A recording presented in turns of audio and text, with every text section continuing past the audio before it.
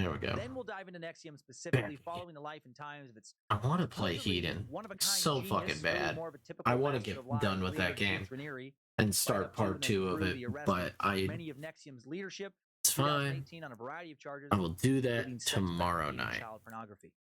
And as I record this, the group still lives on with Keith, leading a few devoted, just can't let go followers from prison. I find it especially interesting how fresh all of this is. Most of the cults we've covered here existed long enough ago for us to possibly feel like, wow, can't believe we meat sacks used to fall for that. Thank God we're smarter than that now. Don't get to do that today. People are still falling for this shit right now. Odds are there are other cults operating at this very moment that we will soon, be talking about here on Time Suck, covering in future episodes. Cults yet to be brought down. What's especially troubling about today's cult is how successful its members were and or are. People who fell for Keith's bullshit, many of them very successful, seemingly very intelligent people. People you wouldn't, or at least I wouldn't, expect to fall into a cult. At least not really, or at least not until you really dive into it. There you go. That makes a little more sense. You're a big-time spiritual seeker. Be careful. You might find that enlightenment you seek, or you might really get taken advantage of. Today's Suck is a good reminder that you always have to keep your guard up. No shortage of con artists out there in the world. Probably never will be. Seemingly successful and confident folks pushing get-rich-quick schemes and hack your brain to solve all your life problems type philosophy still attracts so mad. It's just sexier pitch than a pitch of work really hard for a really long time and maybe you'll get ahead. It just doesn't seem to have quite the same appeal, does it? Yeah. Wants to just put their head down and bust their ass for years and slowly grind forward when someone else is promising you that you can skip all that shit. If you just listen to them and give them some of your money. Give them thousands to quickly earn millions. What are you waiting for? Stop living in fear and go for it. Give me all your fucking money. Personally, I favor a more pragmatic approach. I think your best odds for career success, for example, lie in first assessing where your talents are, and second, looking at the job market, figuring out where your career talents are most suited, figuring out within that slice of the economic pie what you will enjoy doing the most, what will fulfill you the most. Your odds of success always go up if you enjoy what you're doing because then you work that much harder. Then third, give that job everything you have. Don't live above your means. Spend only what you can afford. Make purchases based on need more often than want. That philosophy, again, that's just not that sexy. Good old pragmatism. Rewarding the patient time and time again, but who has time for patience? We live in a give it to me now society. Let me post those status shots on socials today. My philosophy of personal fulfillment is to write down what you want. Pretty simple. What do you want in a relationship? Write it down. There's power in seeing it written in front of you. Where do you want to live? Write that shit down. What makes you feel happy? Write it down.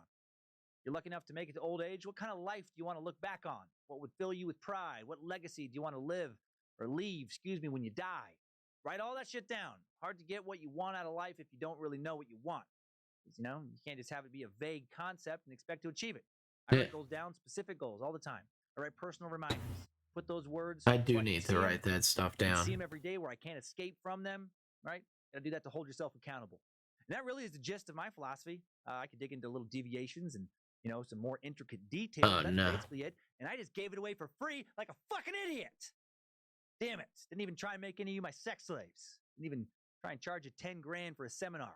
I don't even have one branded lady, let alone a harem. I'm a shit cult leader. Forget everything I just said, Cult of the Curious member. You'll never be happy or successful unless you buy into my secret esoteric knowledge, okay, motherfucker? You're a dirty little ignorant sad worm. You always will be until you buy my secrets. Buy my secrets! Let me fuck some knowledge into you. My secrets are mostly conveyed through fucking. You want to keep struggling? Or do you want to be fucked into success? Hail Nimrod. Only Nimrod has the answers you seek, and only I am his horny prophet. Really wondering what my neighbors in the office complex are thinking right now. I should start coming to work in my cult robe. Really make them nervous. But seriously, real improvement regarding your life circumstances, emotional or financial, generally takes a lot of focused hard work, right, to make meaningful improvements. Always has, always will. And dirty birds like Keith Raniere, they know that. They for sure know that. Cult leaders of the world, they know that there are always going to be people who just hate to face that fact. There's going to be people, wanting a shortcut, and they're always going to be lurking around to take advantage of those people, to manipulate the desire of those who want some guru to give them a magical shortcut. And speaking of taking shortcuts, let's go over what a multi-level marketing scheme is. Yeah. Right? The promise of a shortcut. There is no shortcut. There's only hard work. An MLM, and appreciating Nexium started out as. what you have. According to a 2017 report, the World Federation of Direct Selling found that there were 116 million independent distributors in the world working under various MLM companies. Is that number way higher than you thought it would be? But way higher than I expected. Doesn't matter. That's fine. MLMs That's are fine. multi-level marketing companies or businesses that sell their products through distributors rather than through retail or online stores. Pretty simple structure. In a normal or traditional business model, the product goes from the manufacturer to a wholesale distributor, then to a store, then to the buyer. But in MLMs, the manufacturer sends the merchandise directly to the distributor, usually to one person. Where the multi-level part comes in, based on the fact that the existing workers are paid a percentage of new workers' sales, new workers they bring to the company. The more salespeople you personally recruit to sell underneath you, the more money you make. And you need to recruit people to actually have a chance at making any real money in an MLM, because even if you're able to sell your entire inventory, you only make a very small percentage of what you sell, because the MLM company gets a cut, and every distributor up the ladder from you gets a cut as well. No one's quite sure when these companies started, doing these tactics, like when MLMs first showed up. Avon seems to be the oldest MLM in the world. At the very least, it's the oldest one still in operation today. Have you heard of that infamous makeup company? Founded way back in 1860 or 1886. Every time, wrong layer. The second oldest MLM. I doubt you can guess that one. You really gotta know your MLM history to get this one. Most sources point to Walker's, a weird California vitamin company founded in 1932. Walker's, like Avon, still around. Unlike Avon, not doing real well. They're doing billions in annual worldwide sales. They sell organic sea products. Basically, they sell everything from vitamins to dog food to cleaning supplies, all of it made in some way, shape, or form from seaweed. Doesn't seem to be real popular. I'm amazed they're still around at all. Hard to build. It's probably going to be a quiet stream. There's probably not going to be a lot of people, but that's okay. Super cool. Listen to those little extras. I'm not mad. I've got stuff to do. Forms and uses are complex and diverse. We know them simply as seaweed.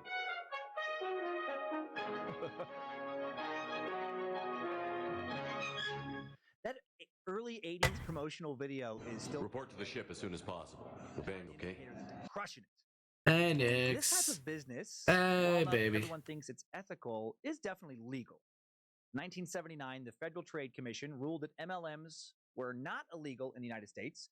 And in April 2006, the FTC ruled that as long as an MLM company provides appropriate information to prospective participants so they can make an informed decision about whether or not to buy in, it's kosher. Of course, companies don't always do this. And how much information is quote-unquote appropriate, that's pretty subjective. Yeah. Probably the most famous legal American-based MLM company currently is Amway. A company that primarily sells health, beauty, and home care products. Hope you do well, baby. Well, I already know the answer to that, but I performed a number of stand-up comedy shows in Grand Rapids over the years, and I have made a lot of jokes about Amway, and they have never gone over well, like at all. It creates a lot of tension in the room. People in an MLM seem to be very sensitive to being teased about it. Always gotten the vibe that folks around, Grand Rapids are real touchy about Amway being labeled as a multi-level marketing scheme, probably because that's exactly what the fuck it is. It's not a pyramid scheme, but it is an MLM. How does Amway work? They make home, beauty, and nutritional products, stuff like bleach, dish soap, meal replacement bars, smoothies, lotion, toothpaste, whips, throwing knives, satanic altar candles, cock rings, pipe bombs, robot spider monkeys, and more. I might have made up those last few, but the rest were legit. And they sell a lot of this shit. They do almost $10 billion a year in sales. Some years they have done $10 billion in sales worldwide. They're huge. And each Amway product is assigned a certain point total. And the more product you sell, or those you recruited to sell underneath you sell, the more points you earn. And the more points you earn, the more money you make. Simple, right? Not really. I would have to study their fucking point system for at least 2-3 days. I'm in bed tomorrow. It's Sunday at inventory. I shouldn't even be awake. No! My boy! Those people are my boy! Also factoring in a certain percentage of each sale you make that changes. Why must they do this to my boy? Why must they hurt him so? Many pages of diagrams and equations. are required to explain it all in their own company literature. I downloaded some PDFs, I watched some of their tutorial videos, and it still feels very confusing. But I'm sure the right charismatic Amway seller could break it down, and if I wasn't so skeptical, have me convinced that not only is it easy to understand, it's also impossible not to make so much money. What are you doing not making all that Amway money? I don't know. My boy. It just all feels really, less than honest to me. Just less than honest. Like, why not just buy shit from a store? Buy it directly. It's a more pure transaction to me. But if it works for you, fine. I mean, their products do look good. And if you don't feel taken advantage of, maybe you're not being taken advantage of. Just not for me. I remember being approached about Amway by the brother of a girl I was dating right after high school. And my immediate reaction then was, I don't want to be the guy hassling everyone I know to buy fucking soap and vitamins. Still feel that way. Avon and Amway and Walker's weird seaweed shit vitamins. There's 3 of so many MLMs worldwide. So many companies offering new recruits the opportunity to start their own business under a parent company. And these MLMs almost always make lofty promises about how much people can earn just right away, just a few months. Start making millions now. Don't miss out on a once-in-a-lifetime wealth-building opportunity. But it's also ruined good business. Your own business for a small percentage of the profits, and in turn, I love you, need though. to empower people to start their businesses. I'm gonna be so fucking tired tomorrow. I've been wanting to stream lately, but no energy. Oh man. MLM companies tend to really I know push a that. perceived sense of autonomy. It's no energy. You're not No energy. You're starting your own small business. You're a business owner. Asterisk. But the comic is coming along, and I feel confident about it. Isn't so different. I feel very confident. Like I feel Sonic Drive-In or Taco Bell. confident. Except, here's the big difference with me. If you own a Taco Bell, you're not badgering your grandma to also own a Taco Bell. You're not telling her that she should also open a Taco Bell and then convince her friends to open more Taco Bells underneath her Taco Bell. You're not starting a pyramid of Mexican pizzas and Locos Taco Supremes. Tone it. I think you can see why a lot of people find MLMs, at the very least, Just super fucking annoying. You're not just trying to get your customers all the time. Like a normal business owner, you're trying to indoctrinate your customers into selling the same shit that you're selling. And that way, to me, it feels culty. One newer MLM I find especially shady is LuLaRoe, founded in 2012 in Corona, California. They sell women's apparel. Unlike Amway, which does not require you to buy any inventory, you just direct people to Amway's website. Like it's like you have a little derivative slice of their website, so you get your points and all that shit. With LuLaRoe, you have to buy their inventory and then sell it. So a lot more risk with their business model. And when they first hit the scene, you had to buy $6,000 worth of shitty women's clothes to get started. $6,000 bucks. That's a big commitment right off the rip. Enough to really fuck over someone who's only getting into LuLaRoe in the first place because they're low on cash. And then, once you spent that money, you don't get to choose your inventory. You didn't. The company sent you whatever was in stock, and then you were expected just to sell it. LuLaRoe currently has more than a dozen big lawsuits pending against them from disgruntled former consultants. I hope it bankrupts them. Now you only have to spend $495 and you get to pick your products. Products that are notoriously shitty. No, poor baby. Become millionaires selling I stuff. also love You you. can technically become a millionaire by joining an MLM. I also love you and want to spend time with you. An almost limitless financial ceiling. But we will spend time with each other later. It's just really unlikely that you'll be the one to do that. According to the Consumer Awareness Institute, only 1/4 of people who get involved in MLMs manage to actually ever make any money at all. 75% of the people who try this shit, 3 out of 4, will literally never, ever make any money. None at all. Of the 25% who will make money, 14% will make less than $5,000 total. 6% will make between $5,000 and $10,000. Just 3% will make between $10,000 and $24,000. Another 3% will make $25,000 or above. That's a lifetime total. And just 0.05% will ever make $100,000 and above. Just 1 in 2,000. No figures for millionaires are listed, but I'm guessing it's way less than 1 in 2,000. As you can see, you do have a chance.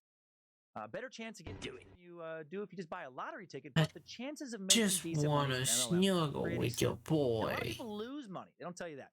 They never recoup their initial investments. 27% of respondents to an AA. We thought one of our friends went into an MLM, but he did not. He is in a actual business. Make a little bit of money off an MLM. They generally have to work so hard for it. A website, magnifymoney.com, surveyed over 1,000 multi-level marketing scheme participants from a variety of MLMs, found that most people, when it was all said and done, were making We less thought than he joined an 70 cents an hour. MLM, and he did not, which is Deducting their good. business costs. And 60% of the participants said they had made less than I want to $500 snuggle. in the I past want to 5 snuggle too. years. Not exactly enticing I numbers when you look at miss. the cold hard facts. So any I company love your says, voice, and I you know, miss you're gonna make you, and I hundreds to just want to be thousands of dollars in just a few around weeks, that's the exception to the rule, not the you. rule. Good to keep that in mind. All right, now we've gone over what a legal MLM looks like. A place where you might make some money if you work really hard, and even then, you probably won't make much. Now let's go over what an illegal MLM looks like. The infamous pyramid scheme. I'm sure you've heard that term. Yes. A multi-level marketing company becomes an illegal pyramid scheme when the salespeople encourage you to buy a small we stake can't. We also. ancient pyramids under the pretense that you can turn around, sell that I'll tell you to later. someone else at a It's all pyramid good. profit. You're One good. form. Another form of a pyramid scheme We'll is when talk you're about it sold a later. piece of sandstone brick from one of the pyramids, and you're told to sell that to a museum at an enormous profit. Another especially shady pyramid scheme will claim to sell you a timeshare apartment located inside of one of Egypt's pyramids, and then your job is to find other people who will go stay in your timeshare for a profit, and then when those people realize they've been conned, when they go to Egypt, get there, and get arrested for trying to break into a pyramid apartment, the pyramid comes crashing down, and that is where the name pyramid scheme comes from. It's all about Egypt's pyramids. And last thing, I really hope at least one person bought that bullshit, then pushed pause on this episode, and is currently trying to convince someone that pyramid schemes have everything to do with actual Egyptian pyramids. That's fucking crazy talk.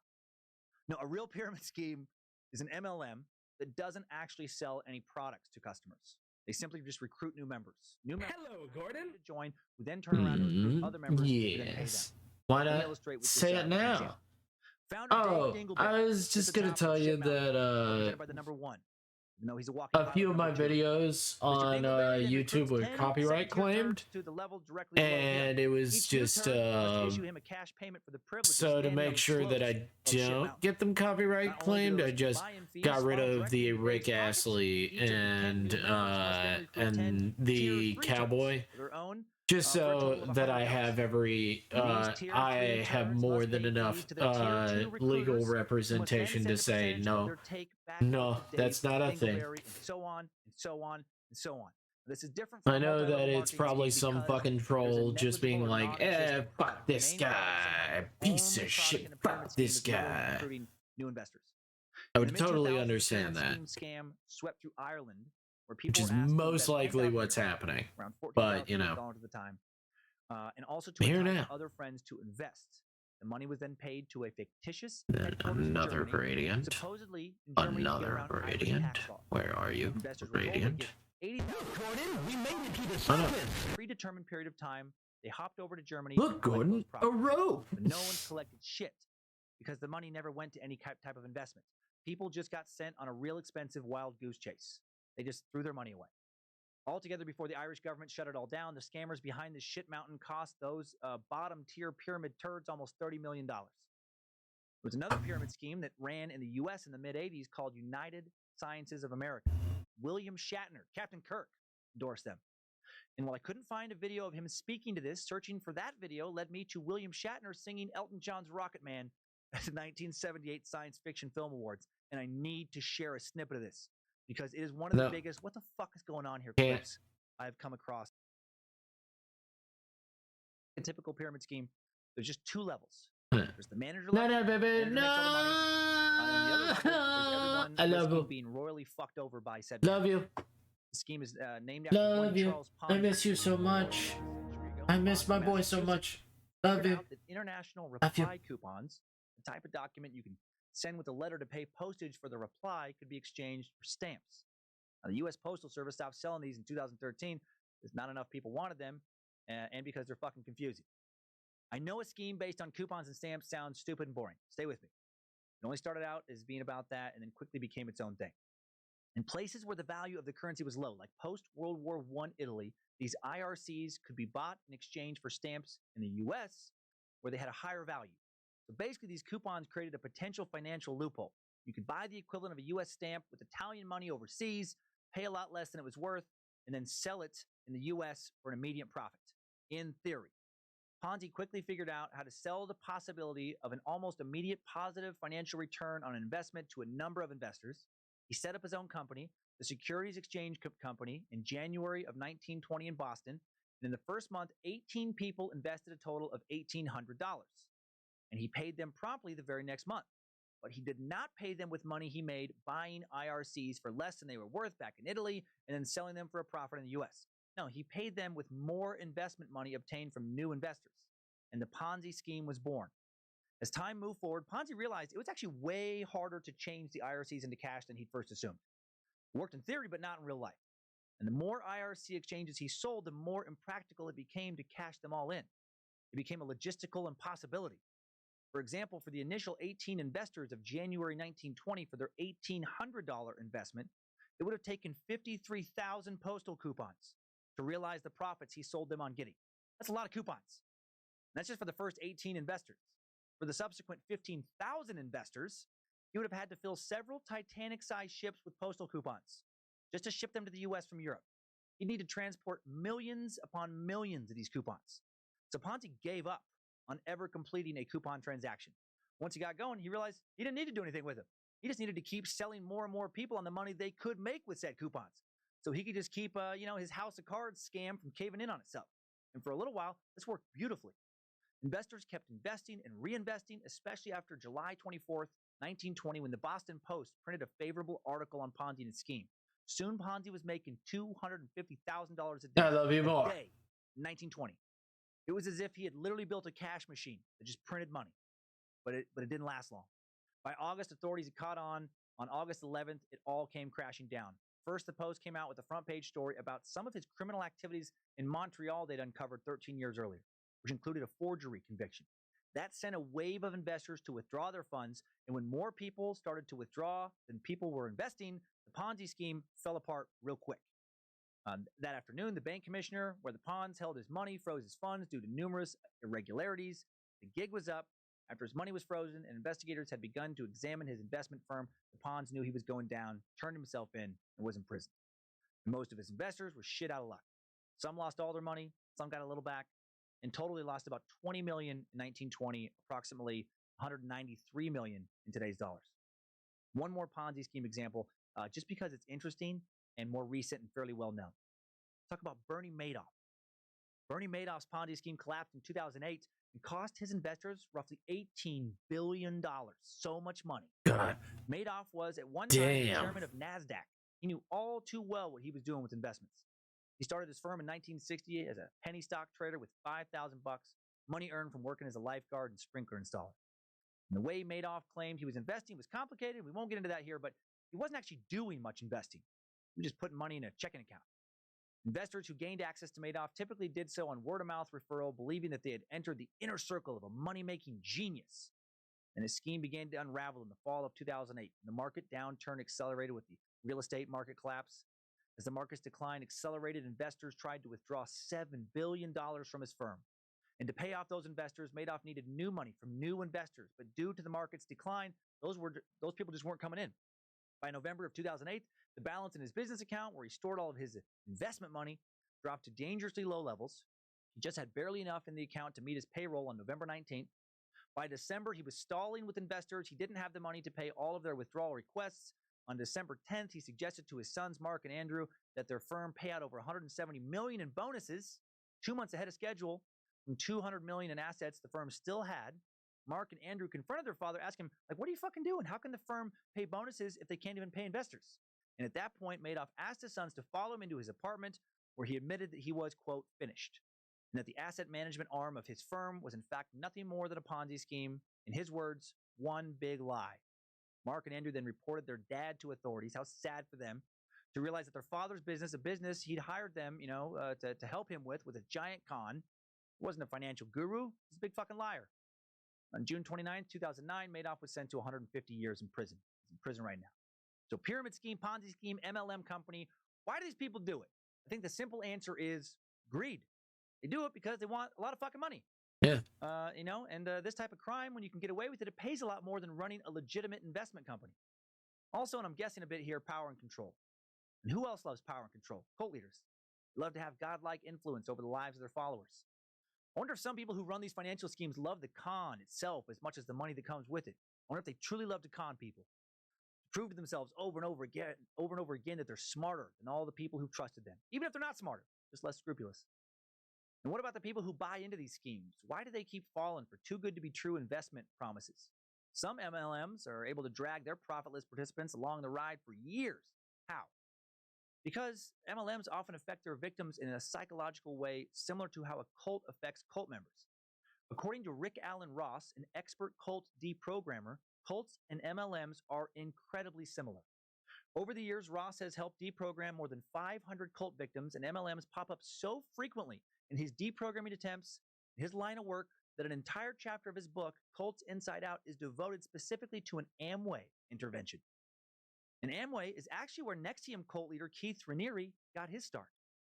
According to Ross, most destructive cults and MLMs share 3 defining characteristics.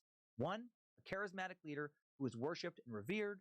2, a culture of coercive persuasion or thought reform, in which all members of the group are taught to think alike and isolate themselves from anyone who questions their devotion. 3, sexual, economic, or other forms of exploitation of group members by leaders. Obviously, with MLMs, the exploitation, usually economic, not sexual.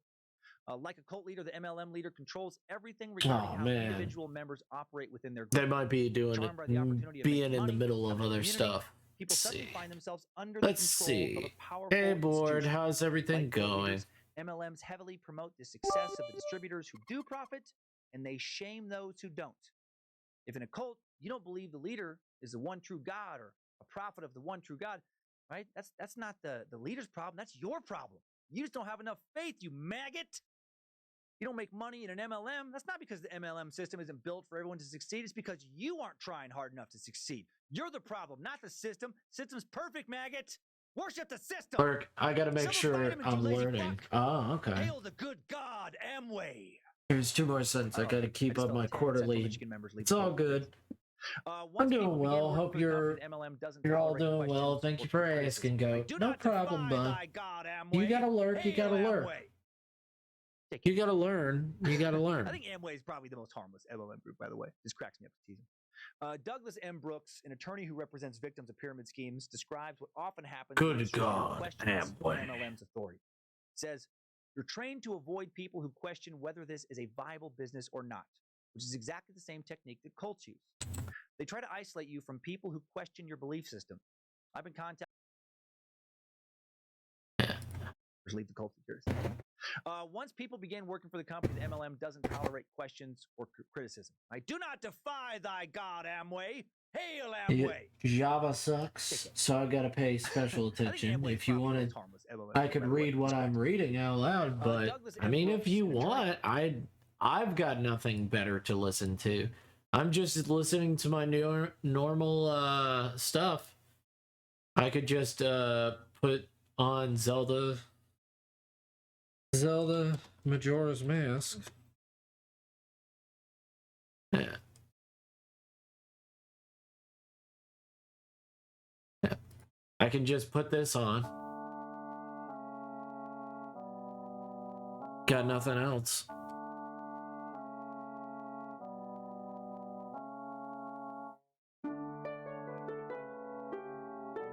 Your stream, not mine. I just live here. No, you don't. You don't live here.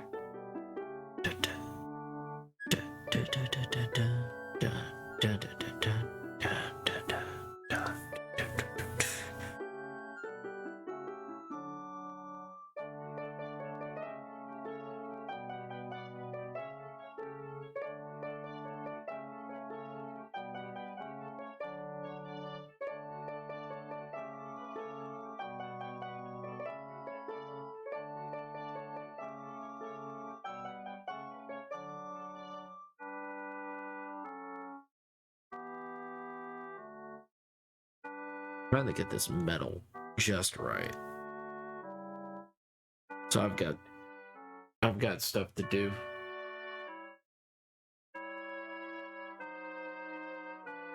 Because it's supposed to give off a metal look, metallic look. Let me look. Let me go. Dark towards the light, and then very bright, and then mid-tones, or a little thin line of dark. and then dark on the opposite side with a very thin line of refracting light. Metal's actually kind of fun.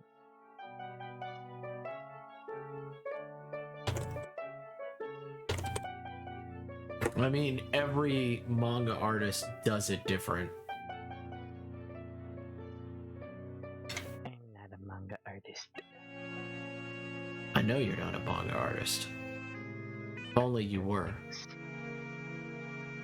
If only you were a manga artist. Manga dicks. Manga man. I'm looking at the Full Metal Alchemist, on how he does metal. So he does a gray. But this is but that's for like metal. That's for like iron metal. And I'm looking for like a silverish metal. Silver's, Because you've seen how he's supposed to look, right? kind of elven. Yeah. Like that It's kind mithril kind of look. it looks like kind of like mithril adamantine kind of colors, like that bluish greenish kind of color with like silver, depending on what your monitor is set to, which mine is shit, so it depends on if I've got it leaning forward or backwards. Mm-hmm. So it looks like silverish gold, like white gold maybe. Yeah. White gold's uranium treated gold, if I remember correctly. Or is it something else? Well, we'll just have to see. Anyway, you were gonna do your thing. No, here now I'm trying to remember because I know. Yeah, silver's got a bit of a darker shading to it usually. Here, I'll actually have a rock chunk I'll send you on Discord. I like silver because it's got a nice deep color. I quite like tungsten as well. The tint on it's very pleasant in my opinion.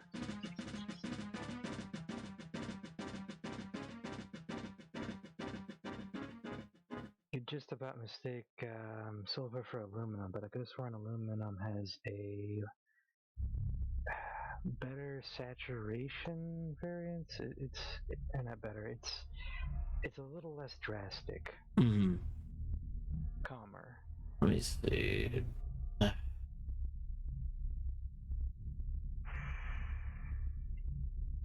Not that the picture I pulled up shows that. It's under a much brighter light. Let's see. No, I don't want Silver Spoon. Shut up. I don't want the manga Silver Spoon. I'm just looking up if anybody's got silver. Nope, there's just a character named Silver. So I will just type in drawing silver.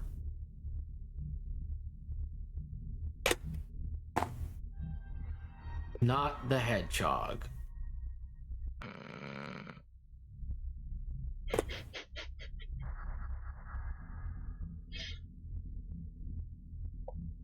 I'm pretty sure I've seen a silver shield in a manga before. Ah. More. It's a little bit better. It's a little bit better. Let me see on the Discord. I mean, this is also a good time. Yeah. It's very two-toned, kind of. So like turning in. Go on. It's got a nice bit of slate and kind of almost. I'm not sure what the green version of slate would be. Slate's more greenish blue, whereas this would be more bluish green. But it's actually got a nice little contrast and complexity to the colors when you get a good look at it. Yeah. No, I agree. It does, but like, this is for. Also, I love that I've made characters that are very difficult to draw. Because the male character, Trent, his hair is fucking everywhere. It's goddamn everywhere. so it's a pain in the ass to draw. And then Elma has so many little bits because her armor is trash. So she's got Scales too. and she's got this. Well, it's easy because I got the scale brush.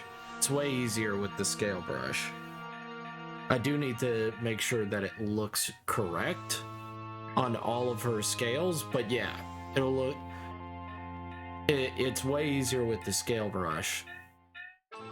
So, like, she's very, like, intricate to draw. And then you have fucking Sensei, who's fucking, I was like, oh, he's very simple. No, that fucking metallic armor right there. No, not simple. I lied to myself. I was only lying to myself. Oh well. But go on, you were going to say. Oh, you're fine.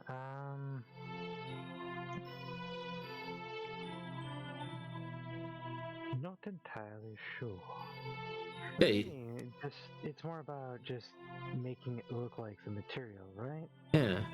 It's just trying to make it look like... What's the difference between manga and any other form of art style as far as how it handles its shading?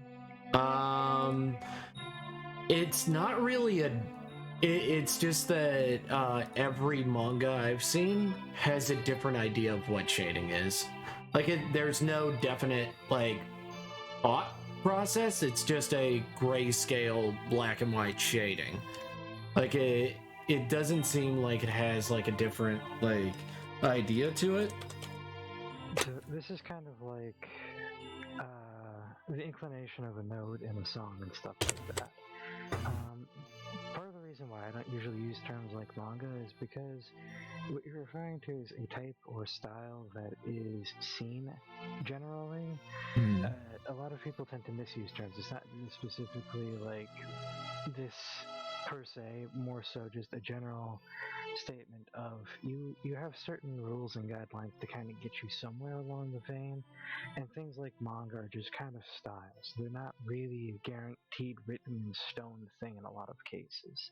So unless if you can clearly define and point out something, it usually just means it's free space where you, the artist, get to put in your personal spin, what attracts people to you. You have your own ways that you see things, and you have to communicate it to the viewer.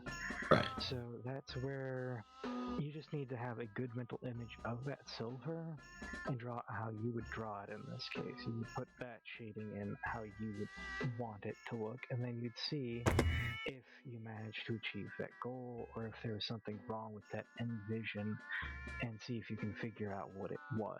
Right. And then over time, that's where you would develop that, because what you're referencing is you want it to look like something, which means you need it to look like it's breathing. But you're also trying to encapsulate it in a cartoony kind of style. So that means you're going to have... This is that illusion part of things again, where you just kind of have things come onto the screen and you just need it to look right. Because I want you to look at it and see immediately, like, metal. Like, that's the biggest thing.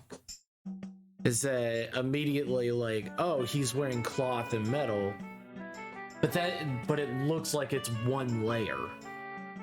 And it's supposed to imply something immediately to more genuine view. Like, if you're paying attention, it kind of tells something about the character. Smooth, brushed, polished? Well, it's supposed to be from the magical sword. So the thought is like it's kind of a soft metal that doesn't look brushed at all. So it's supposed to look metallic, but not look brushed at all. It's supposed to be like built in. sent you 2 pictures on Discord. Hopefully those will help. Okay, I'll give it a look. I'll have a little look-see. I'll have a little look-see. Yeah. Kind of like that. Yeah. I'm gonna grab up this picture of an antique one and send it your way. At least it's a little dirty and scuffed, but it might give you just another kind of reference point. Right. It is a bit 'Cause scuffed. You can actually see the photographer in that one.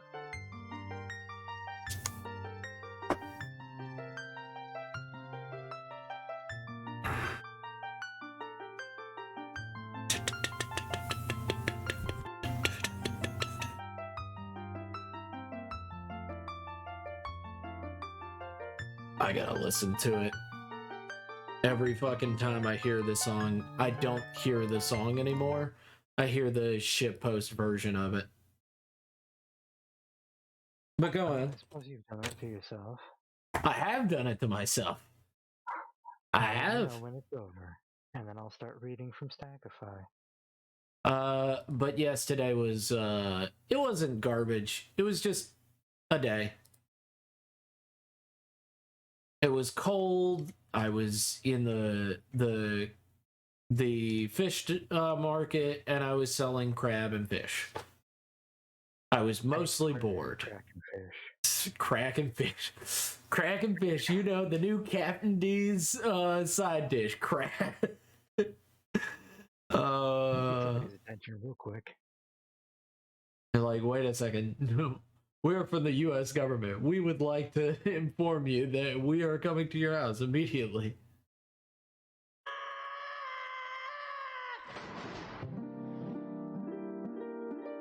Welcome in, Kiwi Haggis.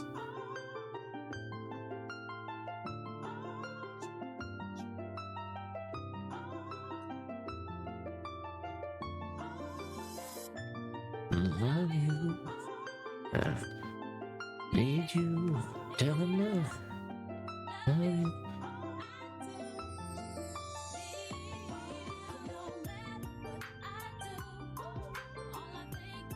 Love you. Even when I'm with my boo.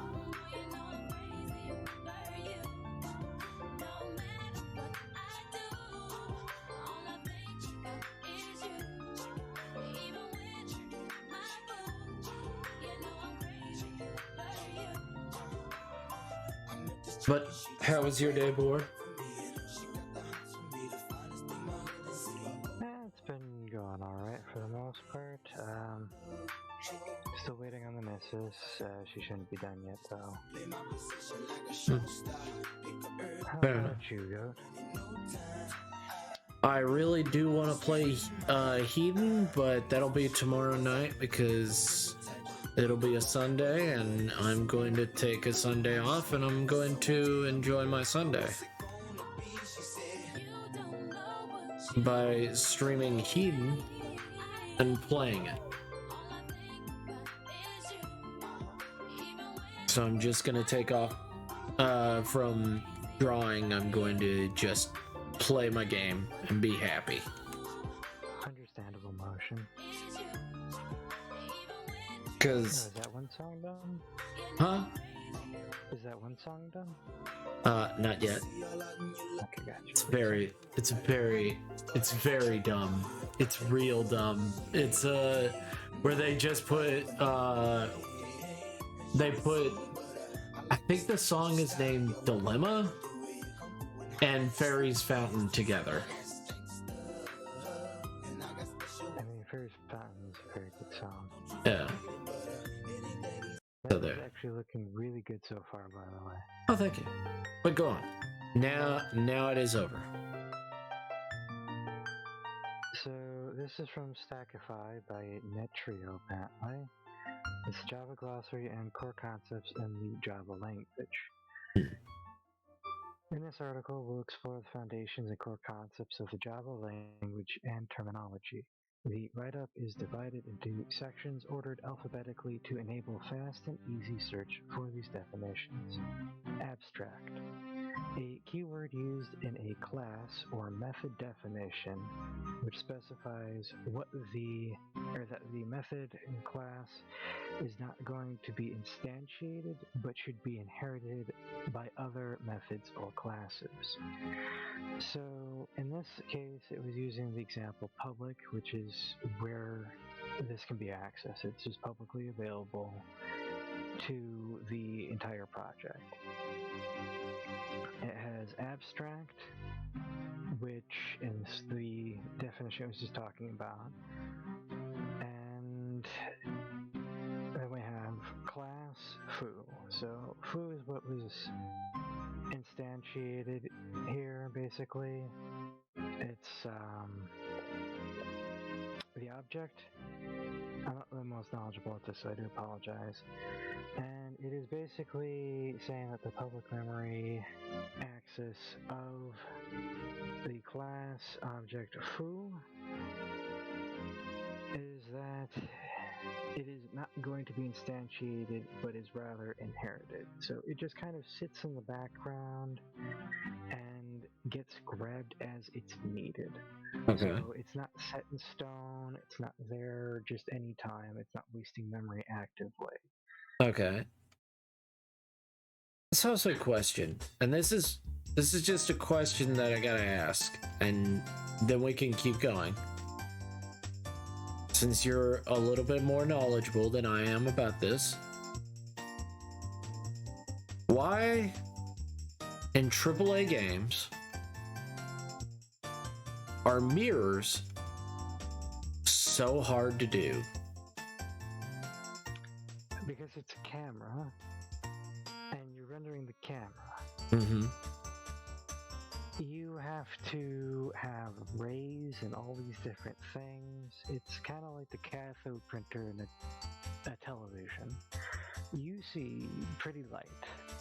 Behind that are a series of cathode rays, generally a configuration of 3, that constantly shoot the screen like a series of guns.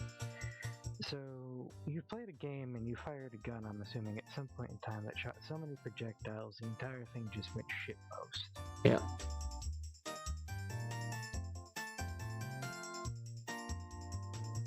Because the game is not optimized for that. You add enough of anything to a game, and it will slow to a crawl and eventually fail to function. No, I completely understand that. But I'm pretty sure that when you're making like mirrors in games, why? And here's just the thing. It's not that AAA developers don't make them.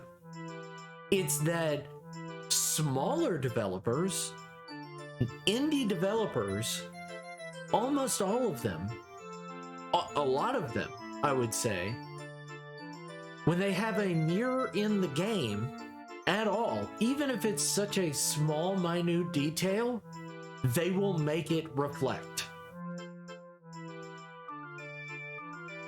There's a couple of factors here. One, AAA tend to use the most recent engine. That doesn't mean it's the most stable engine. Agreed. The next part is copyright. Unfortunately, some coding chunks do get copyrighted, which means that they cannot be recycled actively. It's a contractual thing, which is part of the reason why every version of Windows Paint is different. For example, from what I've been able to read up and see, they're basically acquired by the company for a certain period of time, and sometimes they don't well define these contracts, and it comes to bite them in the ass.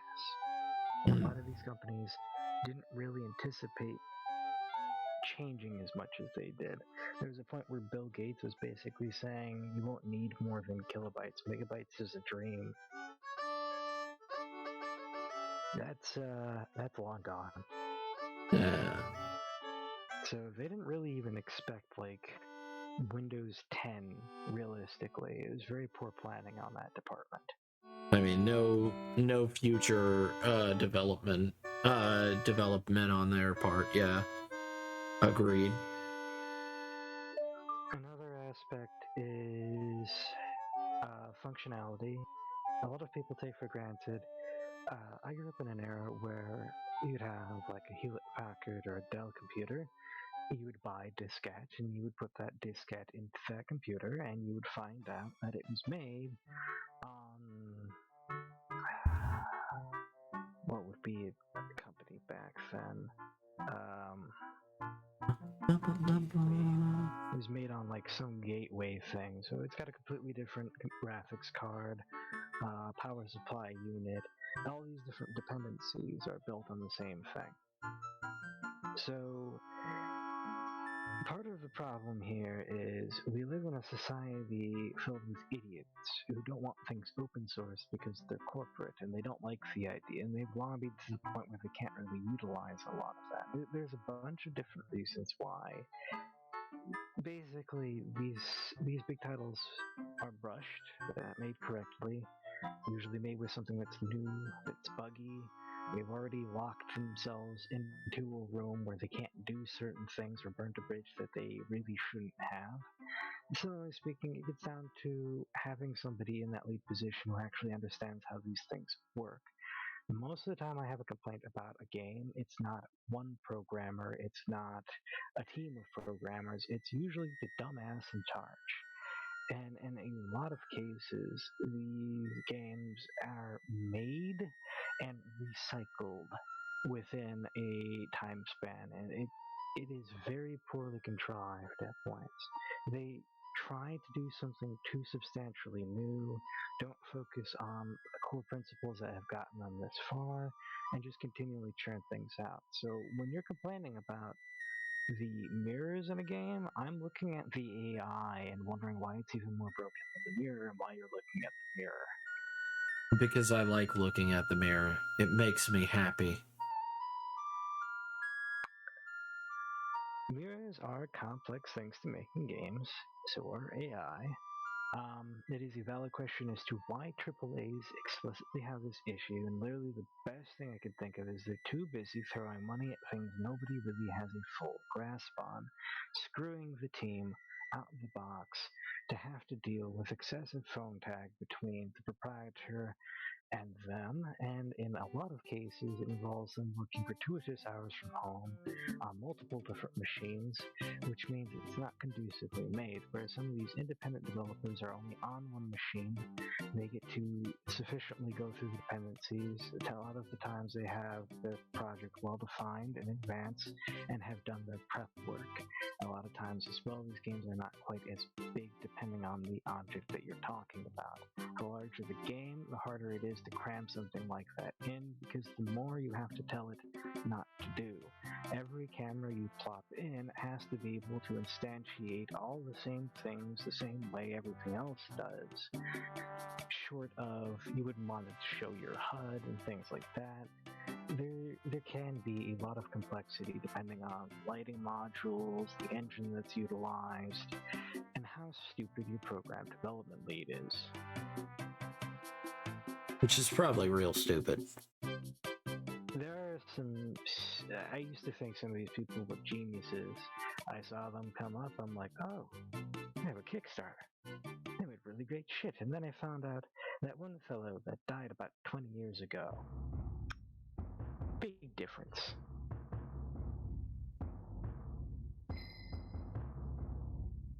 But sorry to sidetrack. It's just something that grinds my gears, because I genuinely think that it may be a small thing, but I like it. I like it when they have working mirrors. That doesn't mean a game is good or not. That just makes me happy. I know that everybody's like the AI, there needs to be some ideas and stuff like that, and the enemies need to be not only interesting, they also need to play interesting, keep the player on its toes, and I'm over here being like, man, this mirror is better reflect or I'm fucking out. I'm a keep that in mind if I make a game for you, that's for sure. No mirrors in the game. It's either gonna be no mirrors in the game, or there's gonna be a mode where everything is a fucking mirror and you're on your own, buddy. Oh my god. I'm ready. I don't think you're ready. I'm ready. I think your processor is gonna be fucking ready. It'll just be Skybox. Oh man. Man, these graphics are so good, it's killing my computer. Actually bursts into flames. Man, I didn't know it could burst. It could catch fire that quickly. Hey, well, Yes, a couple 100 degrees, and you could actually. There was a way with certain processors where you could actually have somebody send specific coding, and it would actually make the thing blow up like a grenade. It Bam. wouldn't be enough to hurt the user, but it would definitely frick your machine up. How are you, Abel? Hope everything's going well.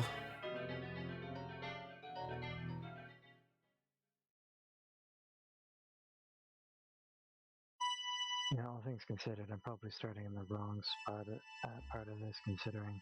Let's try this part. Class. The core type in Java that defines the implementation of a particular kind of object. It defines instance and class variables and methods, as well as specifies the interface it implements and the immediate superclass of the class by default. Object. It sounds super complicated the way they put it, but it basically instantiates an object that you can utilize, which allows you to give attributes to that object in a particular fashion.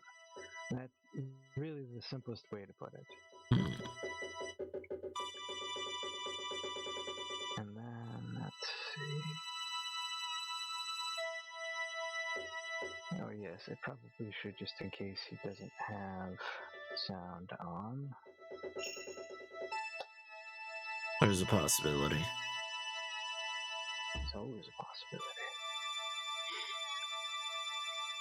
Class method is a synonym of static class. Static class. Static, a class member variable stored and accessed as a single instance for all objects of that class. Hey, Abel. Ooh, it's have sound on. Welcome, welcome. How are you this evening? Short answer, still feel kind of blah, so just popping in to say hi real quick, then going back to lurk mode. Then bounce. Gotcha. Did you test positive, or are you alright? It'll be days before I know. Huh. Fun. Well, best wishes to you. Yeah. So, heck, the other guy I work with still don't have a result for him yet, so. Fun. Yeah, there are no rapid tests available in the area at the moment. Nice. Goody. I'm gonna take that as a sign that it's getting around pretty quick.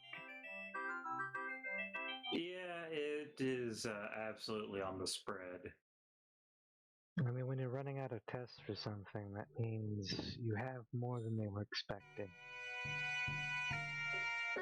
Yeah, that is accurate. Well, best wishes. Thank you. Both of you have fun. Alright. Or just enough fun. Or don't. It's all your choice. Or don't. Power is yours. I could absolutely just go slam my dick in the door if I felt like it. He slammed his dick in the door? I mean, he could if he wants to. It's It it. wouldn't be fun. It wouldn't be fun. It'd be very much not fun. Hold. Now I just have to check. You two don't know the meme, do you? What, man?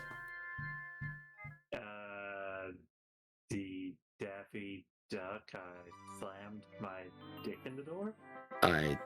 Okay. Cool. I have That's- to double check, but that might be what my brain was going for. That is a possibility. Okay. I guess Daffy Duck slammed his dick in the door. No. He slammed. He slammed. Yeah, I see it now. Jiminy Christmas. No, that wasn't what I was going for. Now I'm blessed. Thanks, Abel. You're welcome. Cursing the world day by day. Double Z. God, that audiobook's not. It's a bore, I would say. It's not horrible, it's just kind of boring. I'm like, no wonder they put it out. Because it's fucking boring. Wow. But yes, Abel, if you need to go to bed, get some rest, man. You're all good. Don't stay up on my account. Because I will stay up all night because I've got things to do. Yes, you will. And I've already had to remind you once that you were past your mark, fortunately for you. And hold on. I have to at least get this. I'm sure there'll be other times in the future. He even seems to be ready to be there for you as well in that department. Yeah. Speaking of sleep. Good morning, Raven. She's probably just lurking. And that is totally fine. Sleep, be with her. Sleep and also getting ready and also being able to handle life. Life is difficult. Life is bullshit. Life is pain. Man, you guys, the ray of sunshine that the world deserves and needs. Praise the sun. Why are you lying to everyone?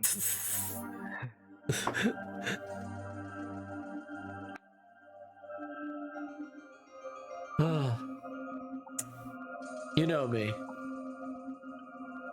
A liar. Known liar. Wow. And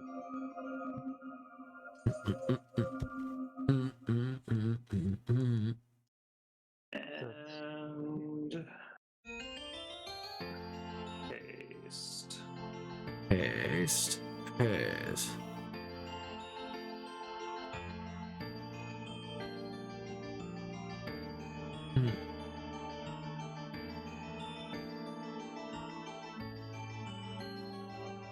And left it in memes for you. Okay. Yep. That's a meme. That is a meme.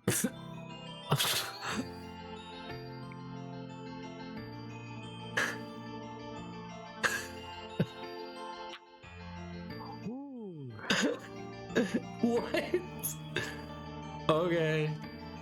I guess I'm not gonna watch the new Space Jam, that's for sure.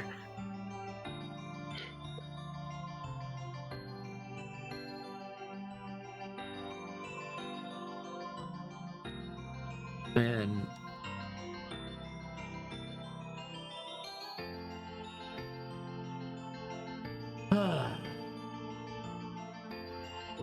I've got this Majora's Mask music playing in the background, so lovely. I noticed I had a slight bit of traumatic PTSD going as a result. It's understandable. It's beautiful. It's lovely music. So let's see. And you know it. An instance of a particular class, also the core concept of the OOP. Have confidence. OOP. No confidence. With that.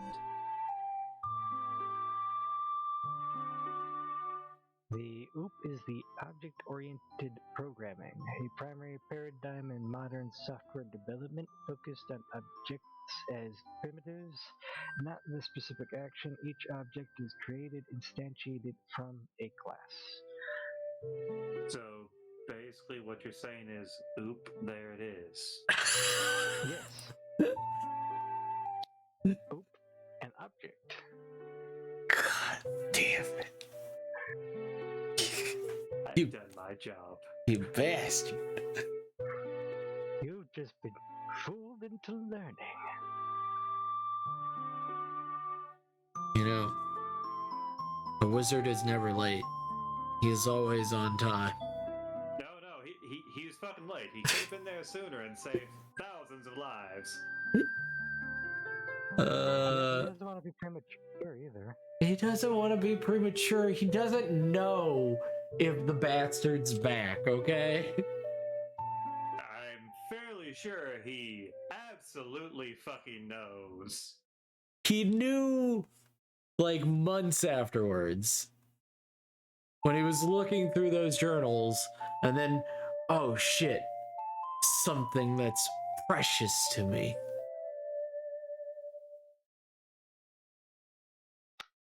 Alright, Smeagol.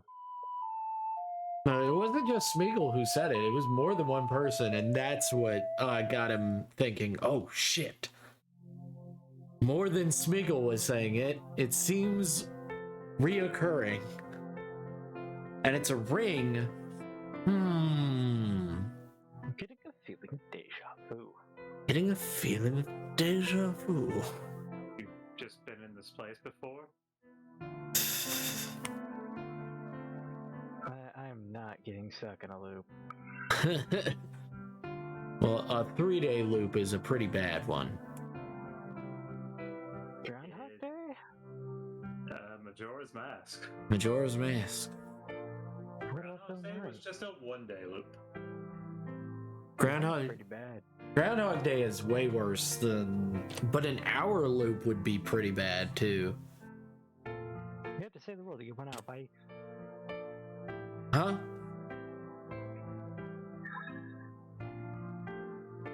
Huh? What? Game over. Do it again. I don't wanna. I don't wanna. Nope. It's like, wait. So I got an hour to save the world, and this hour continually repeats. I'm gonna get a lot of leftover sleep in. Yeah. Oh yeah. What? I can better solve the problem if I'm well rested, instead of being constantly worn out. Oh no, if the hour resets and your body keeps resetting to being tired. You start that hour concussed, you know, wake up until like the 56th minute. Oh my god. Sucks so much. Especially if you were in pain. The entire hour? Yeah. You feel pain when you're unconscious. It's not good. It's like that it's like Galaxy Quest and that 5-minute back to the future thing.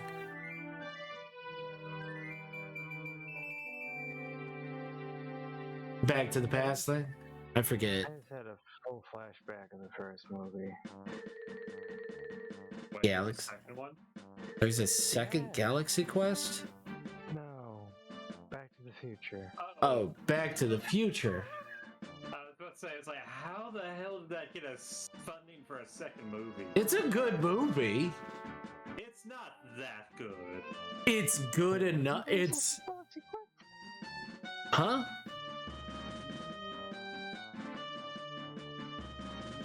I could have sworn I heard something. Oh, Galaxy Quest 2 Sigourney Weaver gives an update. It's never happening. GameSpot.com. I would love that to be it. March 4th, last year, there was an update on Galaxy Quest 2. Work is now underway to revive the franchise as a TV series. Oh, Yeah, I was about to say, I heard about it becoming a TV series, but I hadn't heard shit about it being a second movie. I oh. mean, technically, that could be longer than a movie and watched as one, so the difference is actually relatively minute. They're technically just chopping it up. Honestly, it could potentially be better because a lot of Galaxy Quest, honestly, probably would have been better as just a series to watch. Yeah. I mean, Galaxy Quest was a good enough movie, I feel, like, to get to warrant a sequel. But I don't know. But, like, that's the thing is, like, what would it be talking about? Like, that's the thing is, like, there's a lot it already talked about in the first one. And the whole premise of the movie is to make fun of those old TV shows. And it's like the premise is ridiculous. I mean, we have new old ones now. I mean, there could technically make fun of Firefly. I mean, they could make fun of Firefly. That would actually be pretty good. Or like they could be making fun of actual parodies or Star Wars in that capacity. Or because of the incident of the first movie, they could literally make like, oh yeah, we now realize there's more out there, and we took that like TV show technology and we actually put it into real science and it works. That would be really funny. That would be a good premise. I don't want to be that person, but to some extent, Rowan Atkinson, please, just a bit. He's just one episode. Give him some good lines. He's pretty good. That's why he has several other shows. He did a whole Doctor Who thing about a couch and about farting as a form of communication. It's quite good.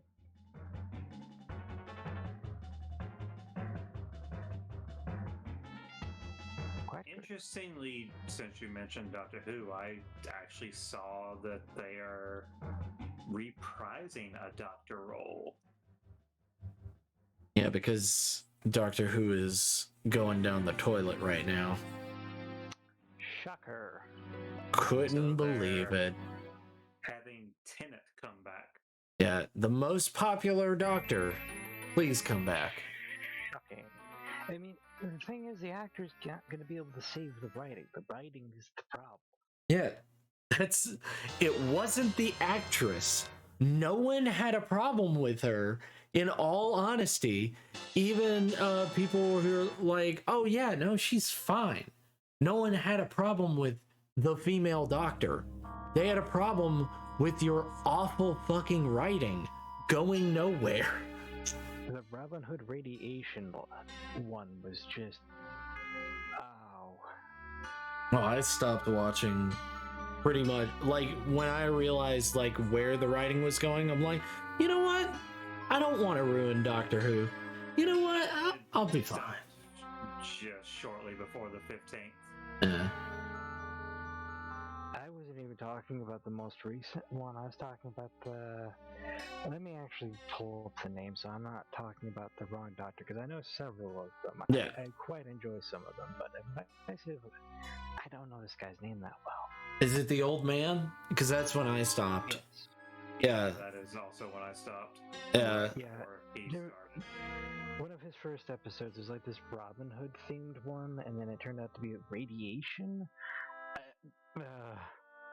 Yeah. I'm glad I did not watch that. I actually thoroughly enjoy Robin Hood. Yeah, I thoroughly enjoy Man in Tights. It was bad. That as well, but You are talking about the movie, right? Yeah, Okay. that's when I stopped too. Yeah, even stopped. Damn, nobody wants to, because that's when I stopped, is that the writing was atrocious. The writing was so atrocious, and it has nothing to do with the female doctor. It has everything to do with your piss poor writing from before the female doctor appeared. Like, that's what happened. Go on. It was very strong up until, I would say, right at the end. There was a little bit of shakiness with the writing. Matt Smith comes in, and it almost immediately starts to just butterboat out of control. It's just fishtailing at points, trying to keep itself relevant when it doesn't need to.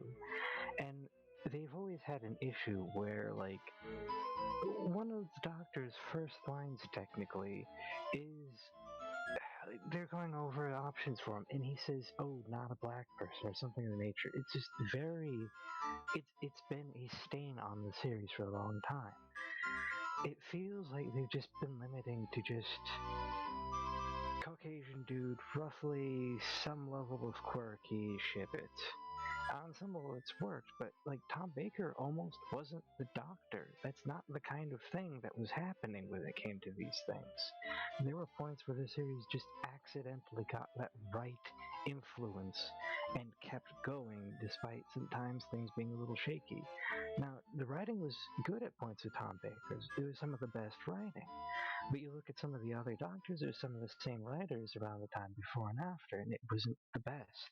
Hello. He really made the role. Would you like a jelly baby? And then you look at the others, and they're really just trying to recreate that. One of them you don't even get a lot of content on. It was like, what, one movie? Yeah. I mean, yeah. I liked Matt Smith. I actually did enjoy Matt Smith. I liked his acting. I like that he was very much. He did not feel at all like the other Doctors. And he's supposed to be younger, and the issue comes in with the plot, in my opinion, on Matt Smith's, and at points they don't write his character 100% the best. The acting and his general essence was very good. I mean, I don't know. I personally don't think that they can save the Doctor. They might. I don't think they can. I don't think they can at all.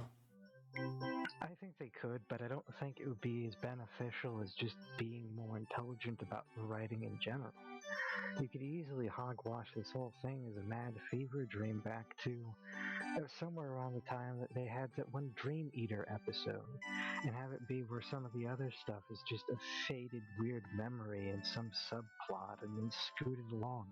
It'd be perfectly canonical for the entire series.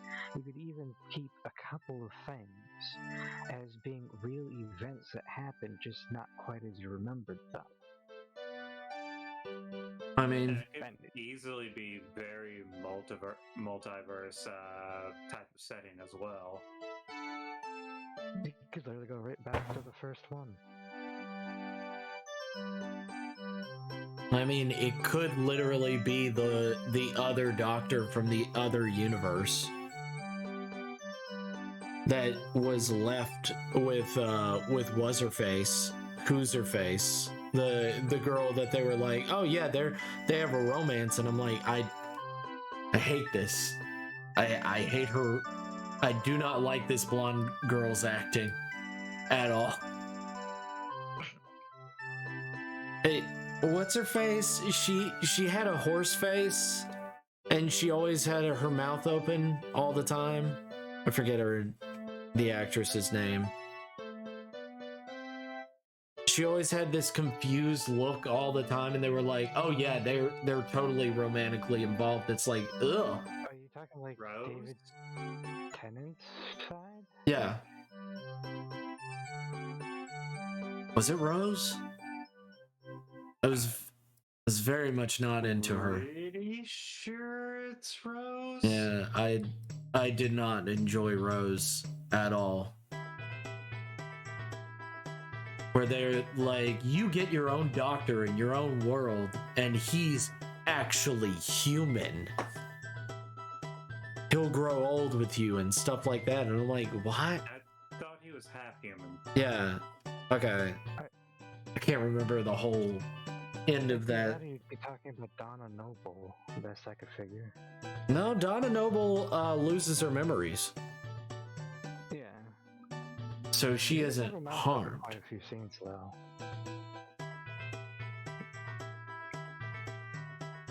She's generally aghast of half the shit that Tennant did.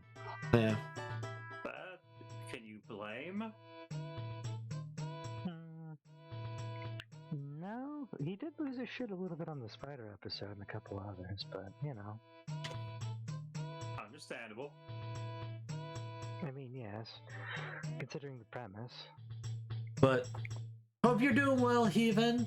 Yes, we're nerding out about Doctor Who and Galaxy fucking Quest. I think Oh no, my goodness. I think that'll really hit his career good. They could also make a joke on like the state of media right now, where instead of actually following where everybody's trying to one-up each other quickly with trends instead of actually making a genuine statement about anything. You know what they could do? What? They could get a black female and have her play the role of the Doctor without saying it's the Doctor at any point in time, and then just stab Doctor Who in the back like, hey, by the way, we're not racist that way. Also, we wrote a story arc. Just completely slap them for the last season or 20 that they've been messing up in the recent stretch. And also stab them for the oops that they've never really rectified. I mean, I don't. It's not Go on. No, go ahead. No. Go on. I've cut you off like once or twice now, at least by accident. You go. Okay. So my biggest thing is that I do not care who is on the stage. I care if they're a good actor or actress, and I want the story to be interesting and their acting to be flawless or close to give a little bit of character to the character. And I don't care. You'd like some character while you're character. So you Yeah. get character while you're character. I do not care what they look like, because you can make a pile of trash. You can make a pile of trash a pretty damn good character if you're writing well. I mean, an actual literal pile of trash being the protagonist and it being better would be just as bad as good symbolically. The point more being something he absolutely would not accept that he's clarified in that kind of method. I'm sure there's something else. Maybe they could have a Dalek, who knows? Dalek protagonist. I would. Yeah, they almost shipped that in the original series. I would be fine with that. That would be funny. That'd be very funny. I'm good, lol. I'm down for that, lol. Never seen Galaxy Quest. Galaxy Quest is one of Tim Allen's best performances. That's a very loose statement. You don't think it's one of his best performances? No, I mean the fact that we're giving Tim Allen best performances. I mean, he's had good performances.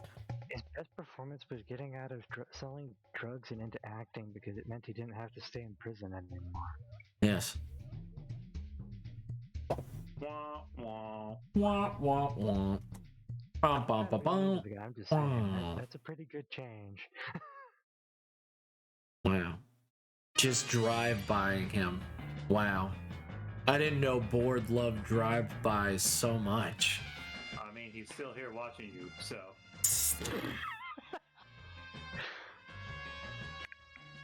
Damn. Hoisted by my own dumbass. Well, your moderators Oh, come in you with the kind of choice. set yourself up on the tea stand there, so. Man. Man, I really... Yeah, I'm not a big Tim Allen fan. No one is. Kevin? No one is a big Tim Allen fan. I only love him for one thing, and it's something he didn't do directly. It's literally the Tim Allen used in every single YouTube video of like, huh? They don't use it genuinely, they use it ironically, like, no way! I couldn't believe that just fucking happened! Wow! You mean opening up a paint tank with pliers is a bad idea? Whoa, it's all... Hey, don't let your dreams be dreams. My ex-husband is, lol. No, if he's into Tim Allen, I'm very sorry. He's not actually into Tim Allen. It's just a front so he can do something else. Well, it's her ex-husband. It's her ex-husband, so we can say whatever we want about him. Yeah, I mean, it wasn't really going to stop me one way or another, but... I mean... I kind of noticed I'm not the only one that tends to start fires for no reason. What? What? Stirring up a fire? What? Don't worry about it. fire. That's a Always good turning. song. Since the world's been burned. Oh, wait. It's been burning since the world's been burning. Whoa. One. That's not how the song goes. And two, whoa. Whoa. Just let it happen. Dun, dun, dun, dun. Add more fire. Dun, dun, dun, dun, dun, dun, dun, dun, dun, dun, dun, dun. Dun, dun, dun, dun, dun, dun, dun, dun. Wow. See, this looks accurate. Int hour equals 8, switch hour, case 8, some code, break, default, some code, break. Sounds like coding. Seems legit. Seems legit.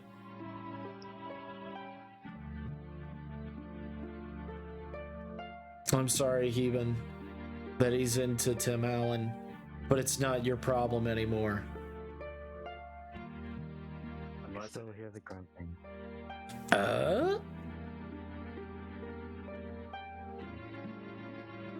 But I can at least say it's his best performance. Is that a good thing, though? I mean, it's good for Tim Allen, you know? He got one good performance in. I mean, Santa Claus is okay. Santa Claus is okay. It's not great, but it's a performance. It's Are you gonna tell me Jungle to Jungle is a masterwork film next? I am going to say it is a film that exists. Don't try to tell me Joey Chase is a good actor. Look, I'm saying that out of all of his performances, go on.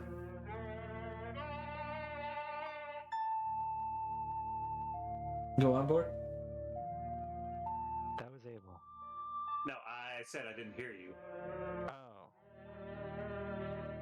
Gonga? Ganga? What? Did I miss something or have a stroke?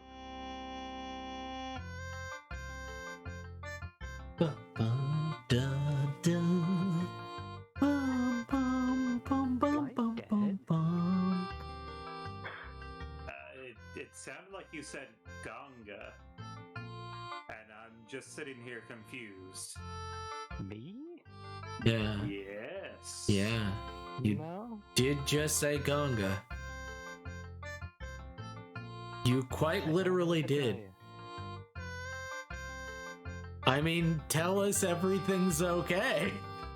Because you just said Gonga. Bored? Are they holding you hostage? One blink means you're okay. No idea what you're talking Two about. blinks means you're in danger. 3 blinks, get help. Are you saying when I say go on, goat? Go. Wait, was that what you were saying?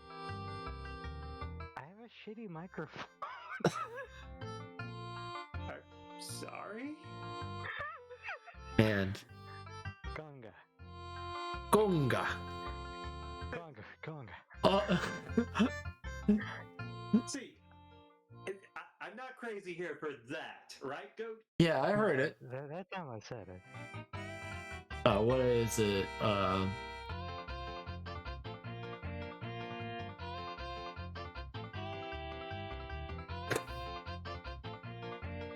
Right, this thing's like halfway across my cheek, and it's terrible.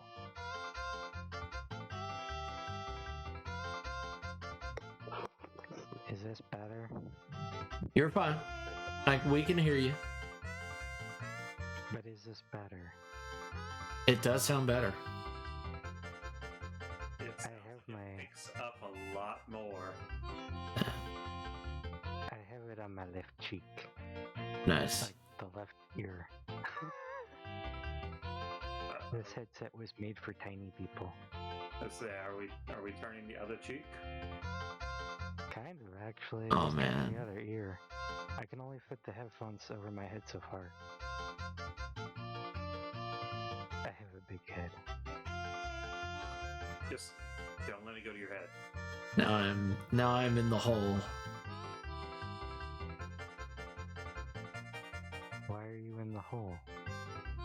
I was looking up Gunga, made me think of Gungan. And I was like, man, Oh no. I miss the Gungans. Why do you miss the Gungans? The Because backstabber? I love Gungans. Who voted for execute order? Was it 66? Was it? 66, yeah. Yeah. Yeah, who voted for that? Yeah. Who voted for it? Jar Jar Binks. George. The true Sith Lord. The true Sith Lord. I still enjoy that as a pet film theory. I think it's great. I love. They actually prove him voting for it in the movie. No, he votes for him to have ultimate power. It's a part of that order. Well, No, the order was actually done separately Yeah. from that. yeah, it was done The separately. itself is literally just putting all the power into one person.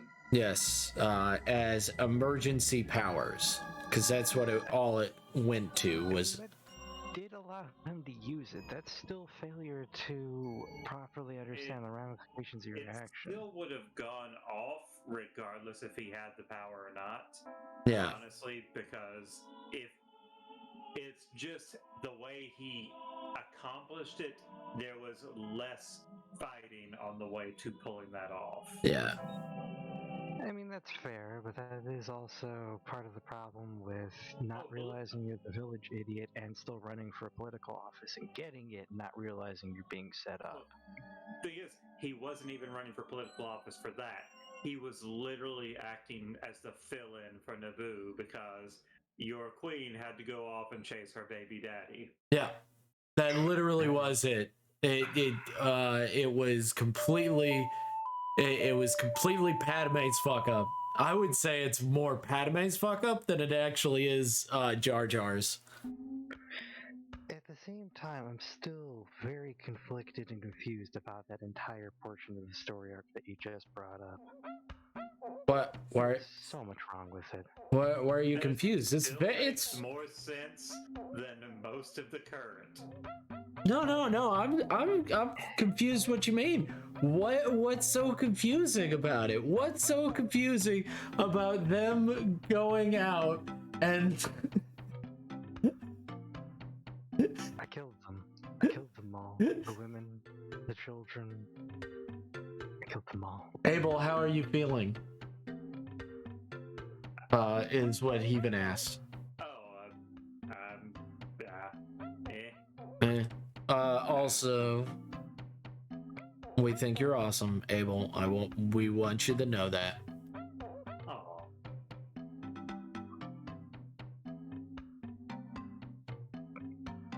What do you guys think? I think a lot of Star Wars is a car accident. Yeah, It's hilarious. but the question is, thank you, Boat Dog. BB-8's dead at the end of it. Well, that happens in a game, so. Thank you, Boat Dog. Oh, dog. Eh, I don't know what that was about. Did you guys not hear that? Hear what? I heard it The lightly. shrill noise. Yeah, I only heard it lightly. I didn't hear it like as bad as you did. It just hit the frequency that hurts. Oh, me? I don't know who. I don't know who just it know was. pain. But question on this: should I make a separate panel, or will this make sense?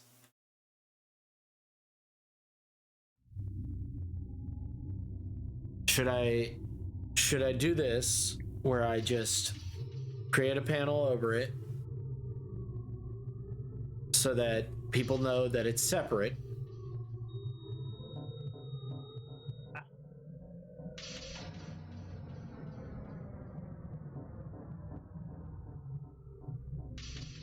Okay, I can still hear it. I don't know who it is, but I can hear it. I think it's literally bored. having to set my headphones to the side. I think it was bored. It's probably something or another. I don't think it's bored himself. I think it just happened. Hey, let me try muting this and see if that helps. Okay.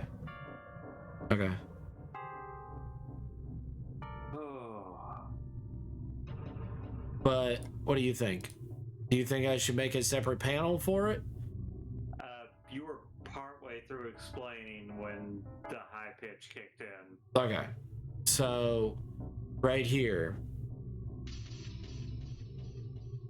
Do you think it'll be fine with no panel? Or do you think I should just add a panel right here to separate it?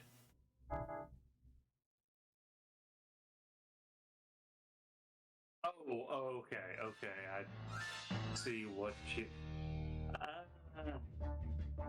Honestly, you might want to add a panel because out of context, that could just be, oh, hey, a dwarf is reaching up and setting that on the table. Okay. All right. Just cut it off then. Fair enough.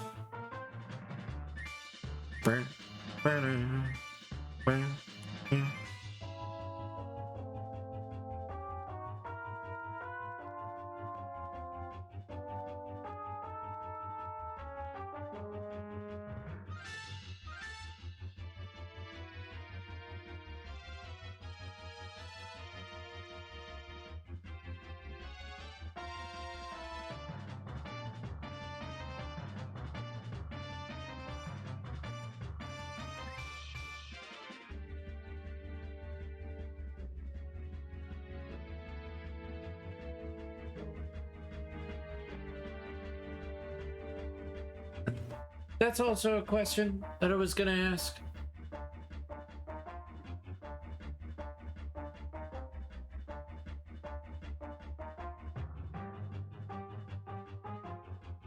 Checking back in. Is the sound back at all? I don't hear it. I can hear you, but I am not in pain.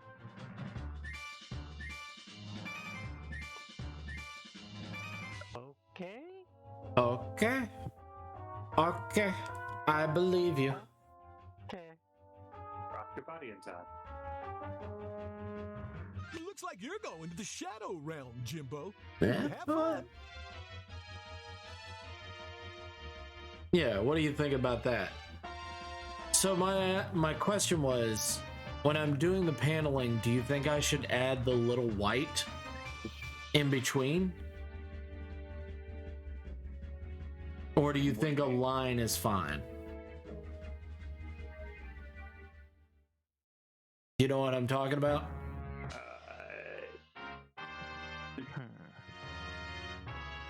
What do you mean the white in between?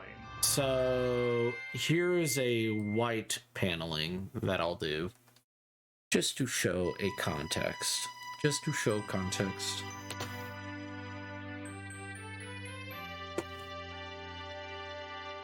Because I've definitely noticed you use a lot of dynamic flow, so that is actually a fairly legitimate question if you should just have your own little panel for that. At least if I'm hearing this and seeing this correctly. So that's a white paneling, is what I'm talking about. Is what everybody else uses. Oh, great. Okay. Okay, I get what you're saying now. Sorry, I thought you were talking about in the panel, and I was like, what do you mean?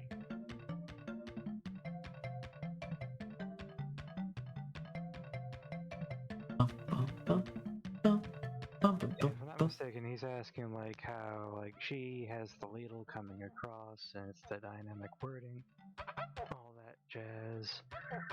Maybe like a little bit dividing it, but as little as possible. And then That's the question, is like, should I use the black line that I am using for paneling, just a black line, and not a big old white thing? I would say for in between in the middle, use the black lines, but to separate between the upper and lower, use the white.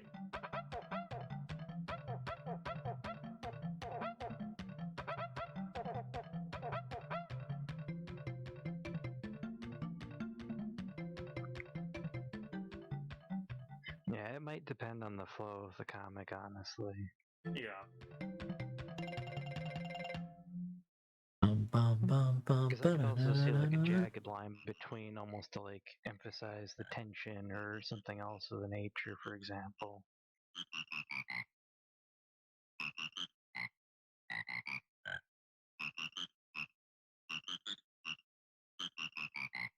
I could even see like having the zigzags of the smack actually encircling that entire thing.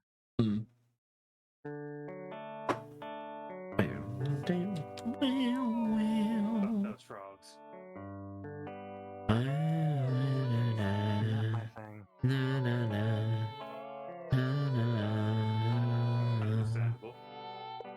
I just really didn't like that segment of having to get them to do that shit. What? No way, you didn't enjoy that segment that is really annoying and not fun at all? Yeah, oh. No way. Wow. Wow. Hey, go. Yeah? Go. Yeah. Fuck you. Oh, okay. I too don't enjoy things I don't enjoy for non-enjoyable reasons. I love it. Just the, you know what? You know what? Fuck you a little bit. Just a tiny bit. Just to let you know that you're still my friend, but also fuck you.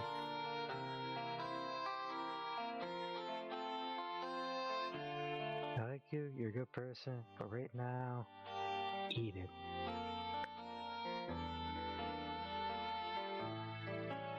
Time to introduce some of that humble pie. I've got your humble bundle right here. Love. Oh, neat. I love the games from that. So I found out that I do own Black Mesa. Ah. Wow. It's the Freeman. Yeah. So I wanted to play that sometime because I was like, I would really like to see, like, personally, the differences between the original and all that. That would be fun. Understandable. Actually picked up Arceus. Oh, cool. It is fun so far. Good. Good. I'm glad that you didn't waste your money and you enjoy it.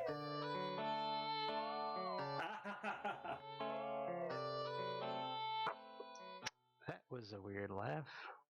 Nope, that wasn't a laugh. That was pain. That was pain. Oh, something happened? Yeah, that was the sound happen again. And I'm not affected by it, but Abel most definitely is. Yeah, I didn't hear anything, so I was very confused. Yeah. We're hearing it. Yeah, I absolutely have sensitive hearing. Yeah, I have sensitive hearing too. I'm just when not it hearing comes it. to pitch. No, I mean, we understand that you can't hear it. I don't think you will be able to hear it. I think it's something that's happening with either your mic or something like that, and it's just, I don't hear it on the stream. Good.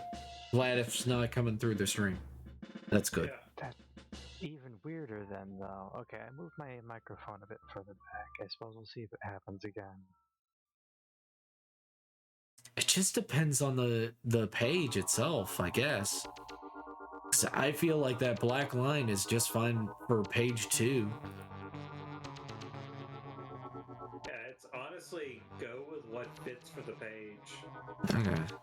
Like this will be fine for that. Like, I don't need a big box for that. I'm just like, I just looked at that one time and I was like, Goat, that doesn't look right. That looks like that arm is coming out of nowhere and just plopping money on the ground. No.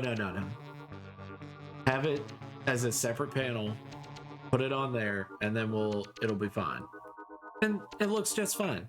Otherwise, it's the meme of I'll have 2 insert X, please.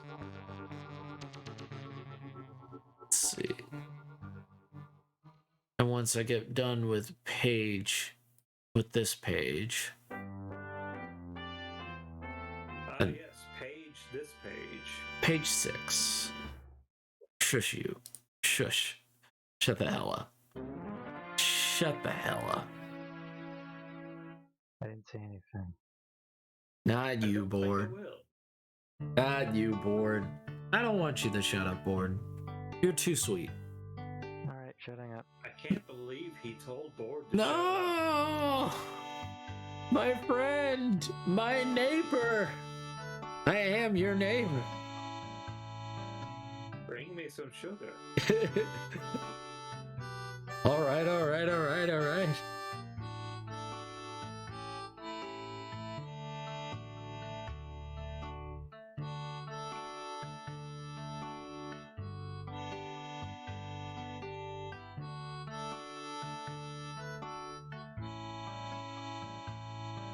But I hope your day at work will be an amazing one, Heathen. Hope it doesn't suck. Spoilers. Whoa. Probably will. Whoa. That's such a negative statement, my friend. Why would you have such a negative statement? Because I also work in the world. Wow. Board, are you hearing this? Ah, see? She's not even working today. She gets to hang out with us for a little while. Can't believe Go was trying to make her go to work on a day off. Wow. Wow.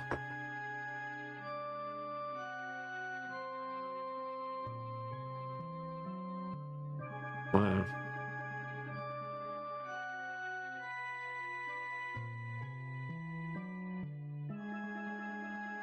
So yes, I do hope your coding is going well, by the way, Board.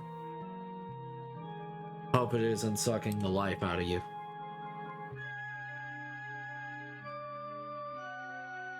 Test? Alright, cool.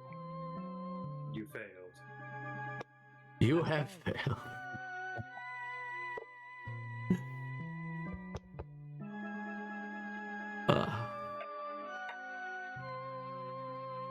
Yeah, it doesn't seem to be the cord or anything.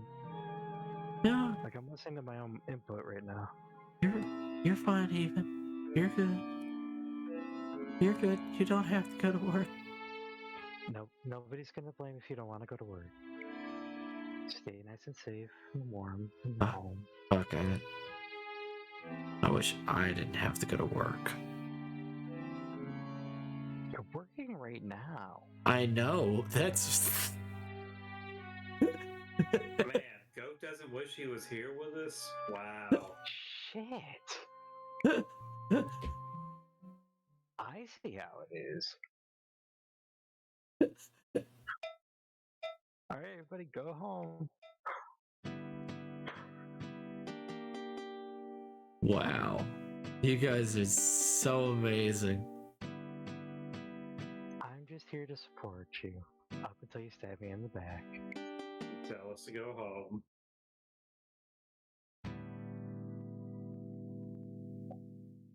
Anyway, I'm just spending this. Can't believe I gotta go home now. I know. How But you evil don't have to am go I? home, but you can't stay here. How evil can I even be? I mean, April's situation would put me constantly going in and out of my window.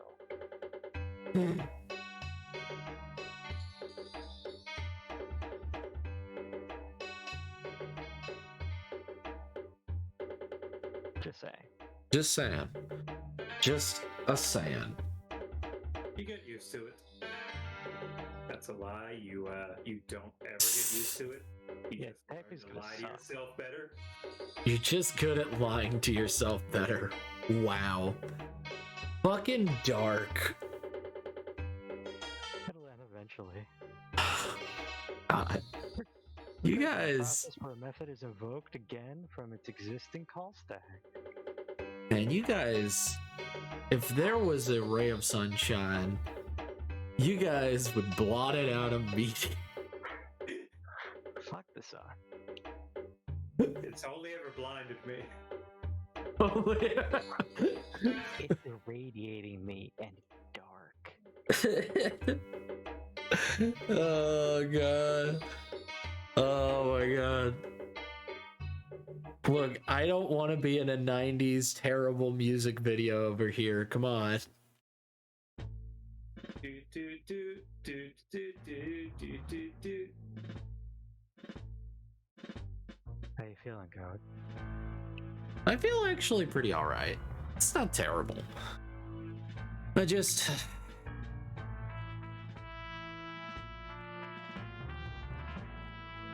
I've been watching other manga creators, or comic book creators, I guess, is what they're called, or webtoon creators.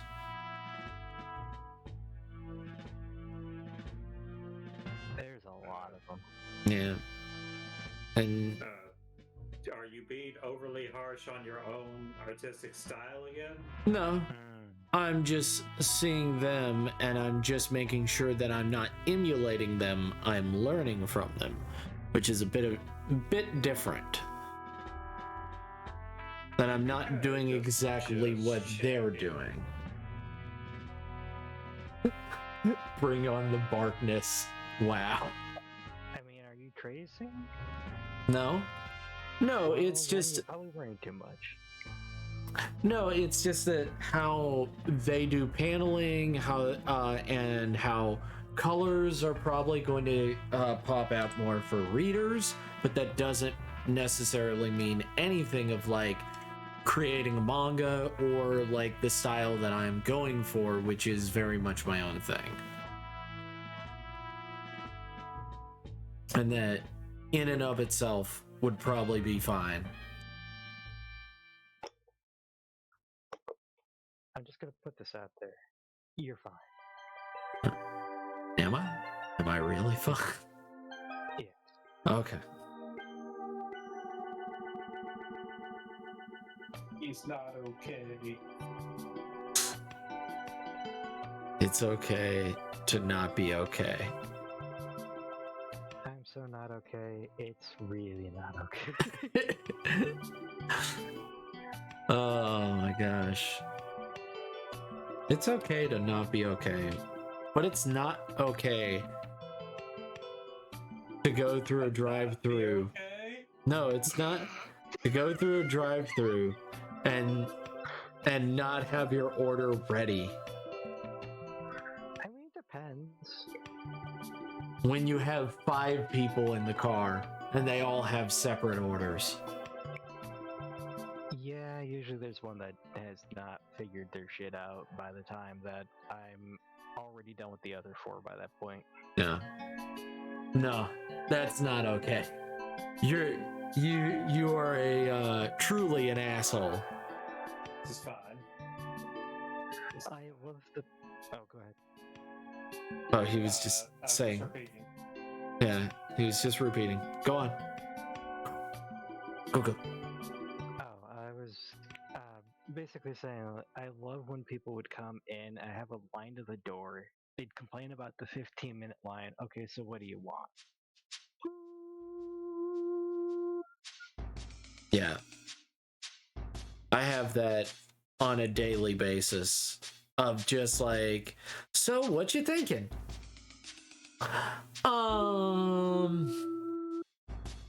You were standing here the whole fucking time and nothing?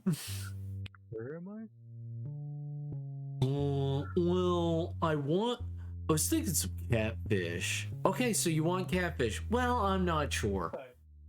Sir, this is a Wendy's. That meme is so good. I work on the Chili's. Hi, welcome to Chili's. We have a Chili's very close to us. I've never been in there. They don't miss much.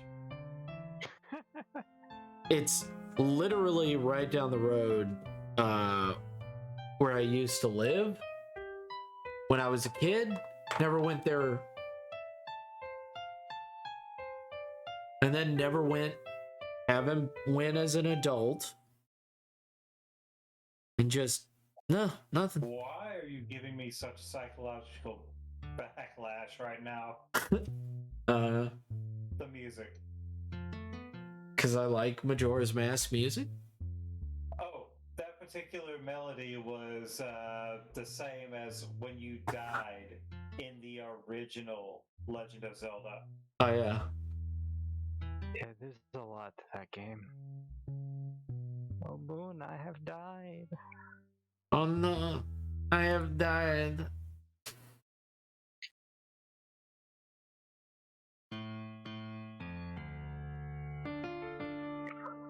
I hate that fucking bird that flies on the southwest part of Termina Field and steals my shit.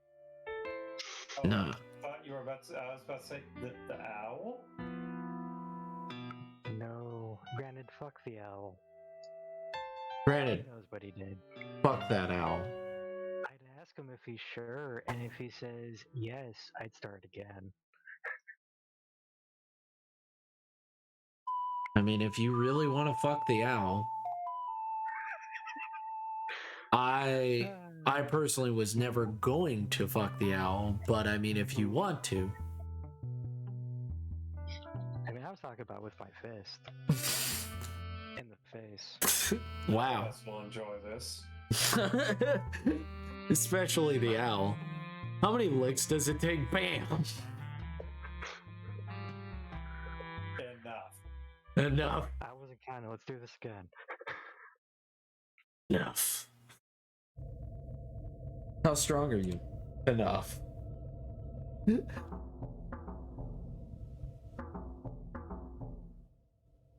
hate that owl.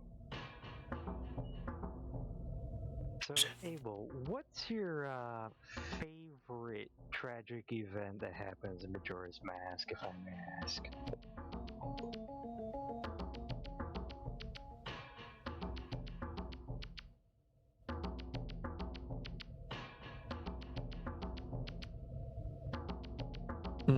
That would don't like tragic events, so this one it's a harder question. yeah, like, what one made you cry the most? My favorite one was finding out that the Swordmaster teacher is still there on the third night. Knowing his doom. That's my favorite one. The one that's it didn't make me cry, but it's the one that's kind of the most depressing in a sense, is the hand. That's right, the letter. Oh. That poor dumbass. That poor idiot. It's like the second or third game that happens in. You know the tragedy? Dampy. That is pretty sad. It's just a tragedy. Dampy is just a tragedy. That they put it back in the fucking game and thought it was interesting. See, I feel Anju has the worst aspect in that story when it comes to getting dicked. I mean, not gonna lie. Which one was Anju? Anju's the innkeeper, the one that you see up front that's always forgetting everything. Yeah, okay. There's a reason why she don't remember shit.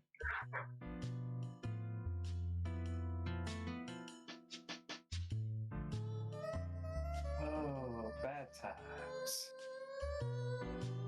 I mean, you look at what's going on to her friend, then her relationship, what cafe's hung up on. You have the fact that her own grandmother doesn't remember her and refers to her as, what is it, her dead son, which is Anju's father? Mm-hmm. And is literally denying eating food and slowly withering away to death because it beats her cooking.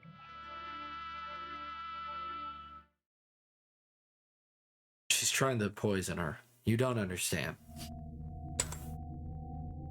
They know that's not what that is. They're just being a dick. Yeah, I know. I know. Honestly, from the thinking more on it perspective, probably Skull Kid. Yeah, that is a pretty bad one. I mean, because just to become a Skull Kid is already, Life wasn't good to begin with. And it wasn't going anywhere better. So why not become a Skull Kid? Everyone is Stalfos. That's how that happens. Everyone's Stalfos.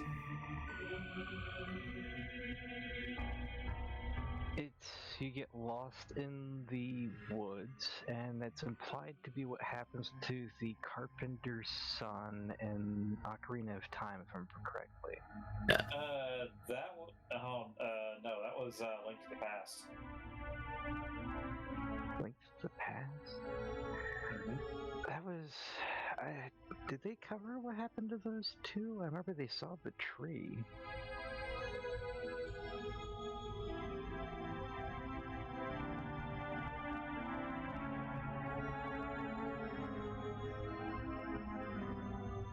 The real tragedy is Itchy Dude. That was genetic. Yeah. There's so many wonderful moments in Zelda games. That dude never stopped itching. I mean, Passed it on to his daughter. he passed it on. It was genetic. Itchy taste?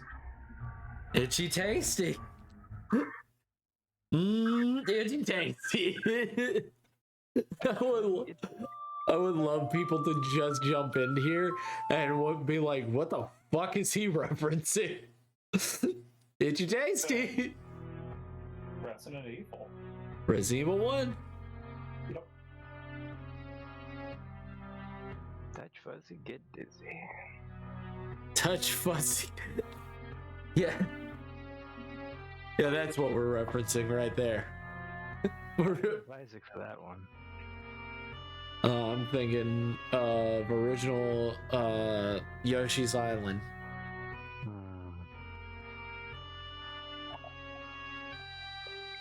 That was that's a lot of buttholes.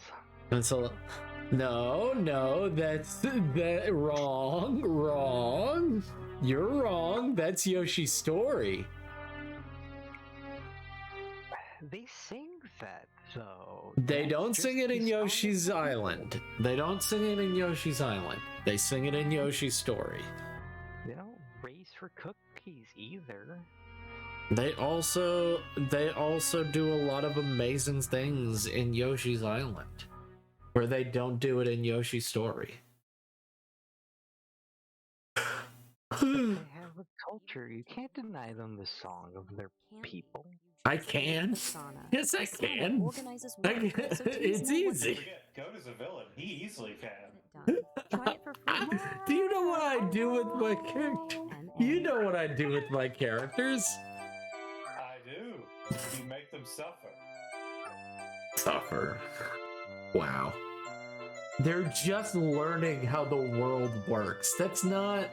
We're the dark ones. I don't know what you're talking about. I'm an optimistic person that's a realist. I'm optimistically realistic. See, that's what I call myself. You realize there's no optimism. There's only the darkness of the 46th millennia. Damn.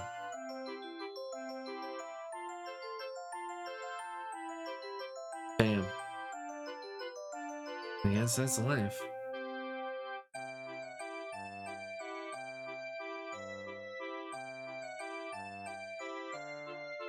Itchy tasty. Touch fuzzy, get dizzy. I'm stuck in a loop. Ah, great. I'm stuck in a loop. Thanks. Stuck in a loop. Thanks. Thanks, Middle Earth. Meanwhile, the one orc just sitting there, kill me. Kill me. I don't want to live in this existence anymore. Life is pain. Life is Why pain. did I come here to die?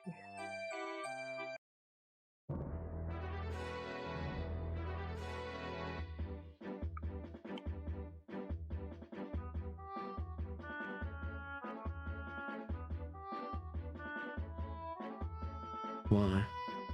Why must you do this to me?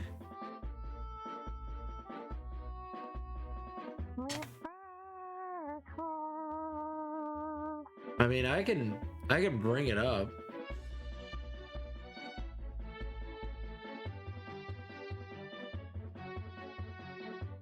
Why did they decide that was the song to use?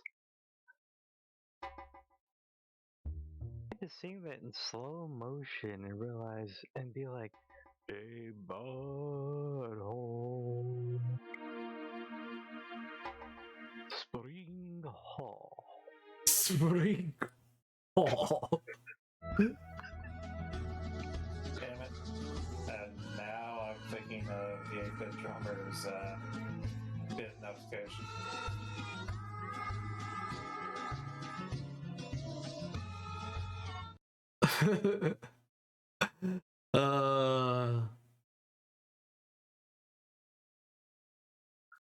Slow down, Yoshi.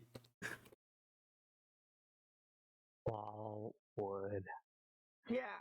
Hooga. Ha-ha. Wow. Hee. Wow. Hee ho how. Hey, Bound. Thank you for the money, Bound.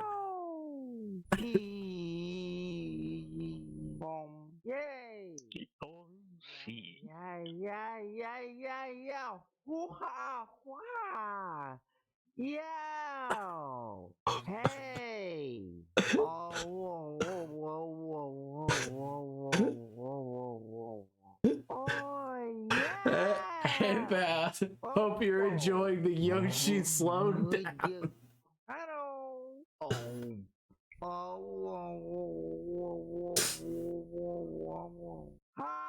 Content, everyone. Whoa. Whoa. Ooh. Miss. Oh.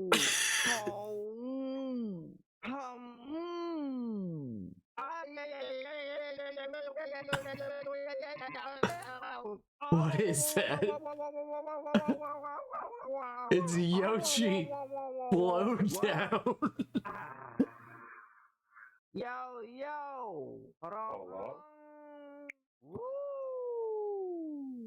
Bound was asking. Hey. Yeah. Whoa. Hey. Boom. Left that one in names for you. Okay. Thank you. Wow. Thank you for the cheer, Bound. Oh, funny. There it is. Oh my god. Oh my god.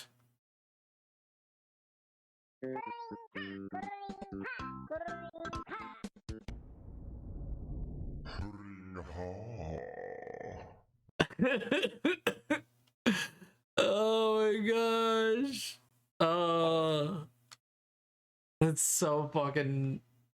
That's so fucking haunting. Oh god. Content, everyone. Content. Spring Hall. Spring Hall. Kulimpa. Kulimpa. Oh man.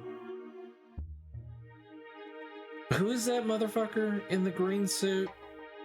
Tingle? Tingle. Oh man, poor Knuckle and all the rest of them. Oh my god.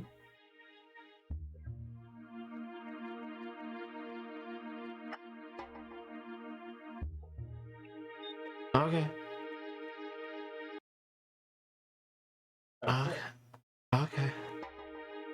Okay. I was just listening off the focus of the green suit. I think I lost a few brain cells there. Even, you're my biggest fan. You're my biggest fan. How could you say that? Easily. True. You're supposed to support me even when I make bad decisions. No. That's not how that works.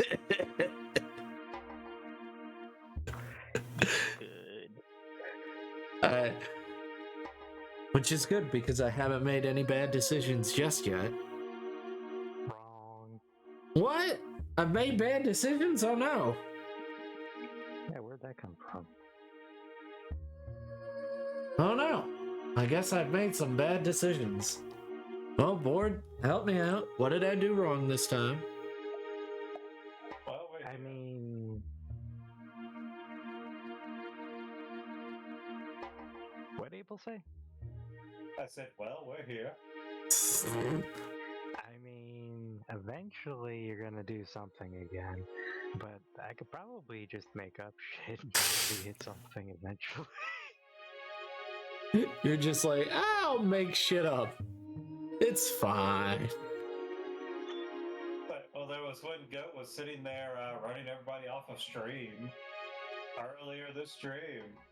I was nuts. I didn't do that. We agree, you were nuts. I couldn't believe you were doing that. That's not true. Here, let me grab a name to enunciate.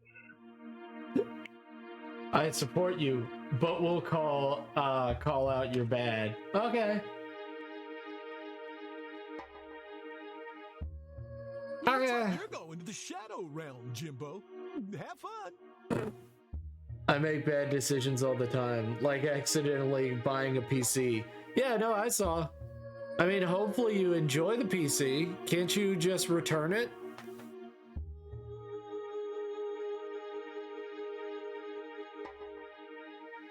I mean, you wanted the PC, right? But didn't you wanted to do it in payment installments? That's right. That's why it was bad. Now I'm remembering. Now I'm remembering today.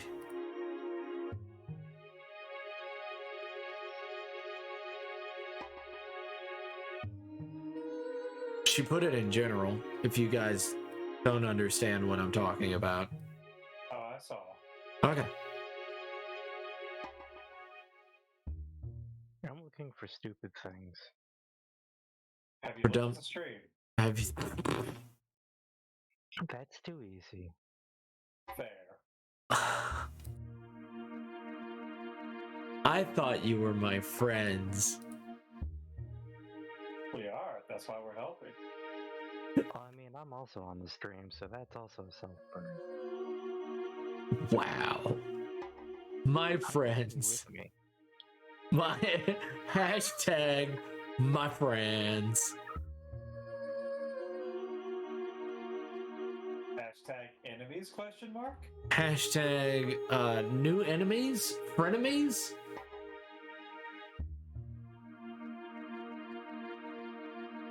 Hashtag I killed my dogs for clout? Why would you do that? Hashtag goat is JoJo? Say Dio.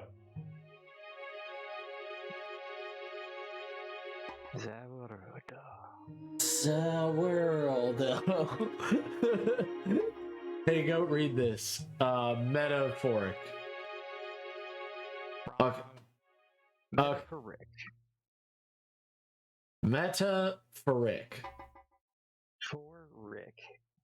It's a bot that's my misspelled username. Oh, okay.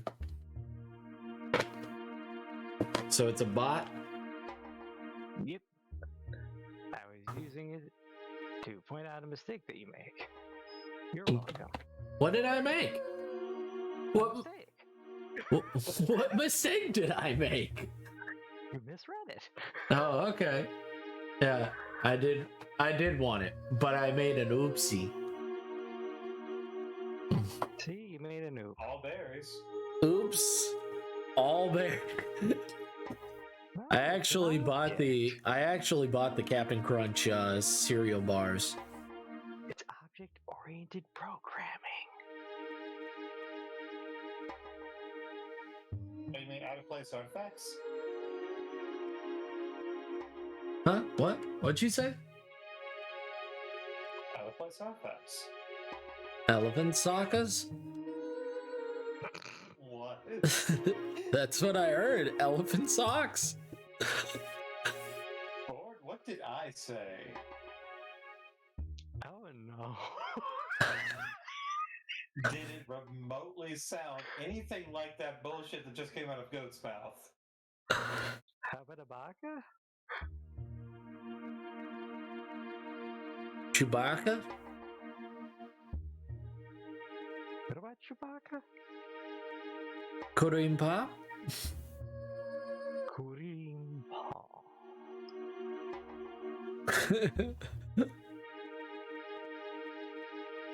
Kurim Pop.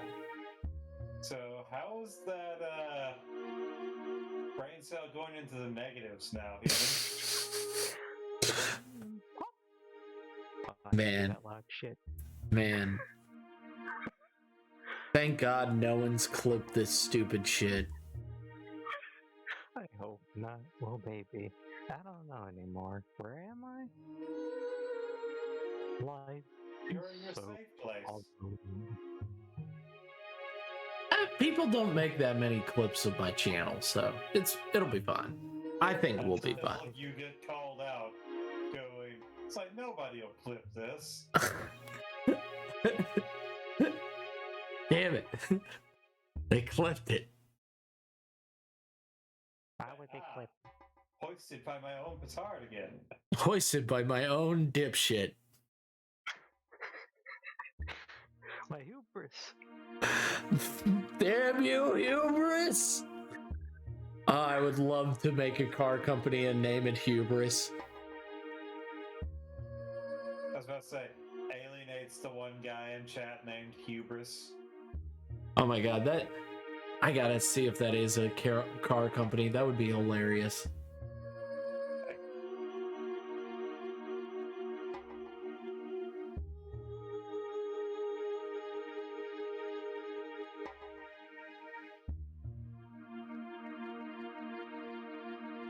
Hubris Hammers brands. Okay.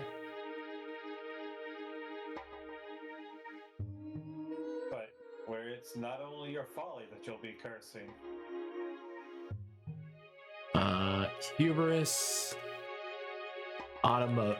Let me see if it's automotive. So I've got oh, Houston, Texas. Hey. Hell yeah.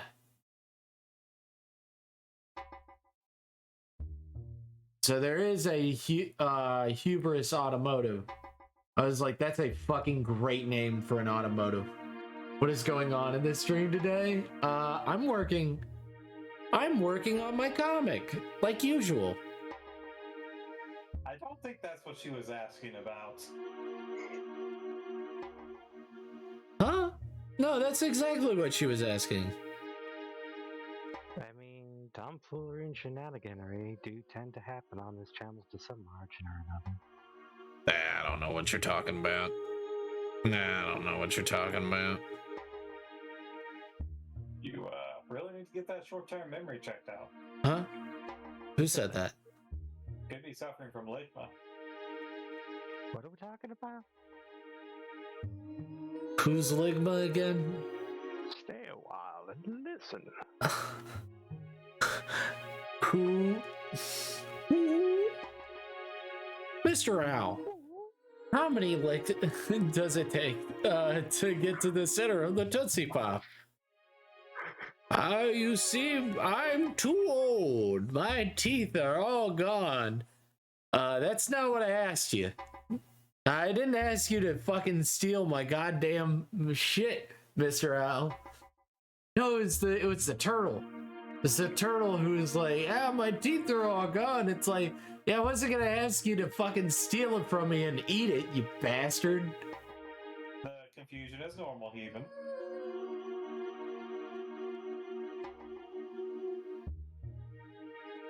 But they never had those commercials for Blow Pop, though. And I think Blow Pop is far superior than Tootsie Pops.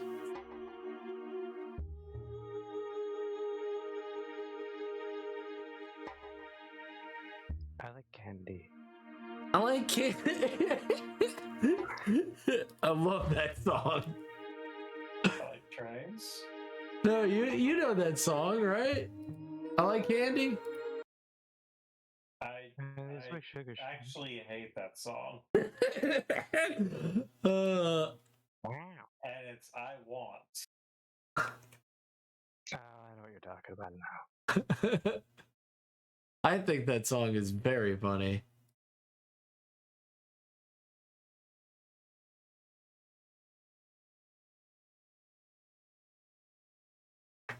I won't play it. I don't want to get in trouble. I don't want to get in trouble. I won't play it. I don't want to lose things. I don't want to lose money for a dumb joke that I I'm the only one who thinks is funny. I mean, you do I that don't want to pretty lose often. money regardless of joke.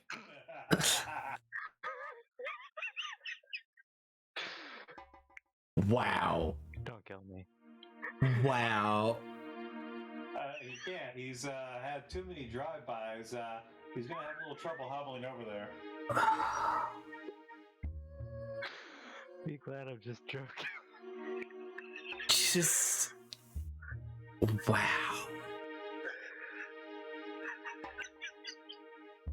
Man. Myself. Even Ooh.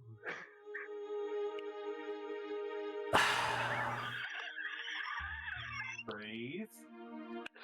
Breathe. It's optional. It's fine. Don't worry about it.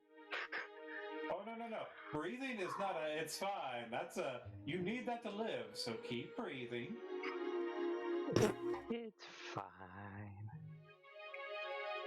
Why are you with bored on this one? I don't get it. I guess on the Aqua Teen Hunger Force thing. What? Oh no, that's what Heaven said. I'm with bored. And I'm trying to figure out what board said that she would be on board with. It's just a joke. You're worrying too much. Don't worry about Oh yeah, candy. I like candy. I do like candy. I like warheads. Warheads are so good. Warheads, sour babies. Oh, what's the other one that I really like? I like the sour blow pops. Mostly sour. I quite enjoyed Mike and Ike's for a while. I still kind of do. I like Twix. Twix is pretty good. And I like both sides of Twix. Because I'm a centrist that way. See, I don't believe in segregation that way. Huh. You should enjoy your Twix however way you want it. I agree, so I don't eat either. Wow. Wow. Wow. I like making candy at points. At points. Kind of a pain. It's very easy to bring yourself. I would assume it is. We didn't get any of that over there. You don't even get Kita Kato? They have some of that over there, but the primary chocolates are different. They don't even have Kita Kato. There's a lot of difference in varying things for countries. Like in America, you can't get a lot of things you can get in other countries. So depending on the situation, we have more restrictions or less, depending on the food product. Oh yeah, that was the thing that I was gonna do with Raven, is that I was gonna make a gift basket for everybody and send it over, and then fucking life happened. Yay! Yeah, life happens a lot. Yeah, where my car Finds a way stops. to fuck us over. And the car stopped working, and now I have to get a new car. Hopefully they'll take the deal. Hopefully. And then I'm gonna go with Geico and just accept it. I don't know if it's the best, or I just heard it's pretty cheap. Honestly, they didn't quote me the best. I've been using Progressive.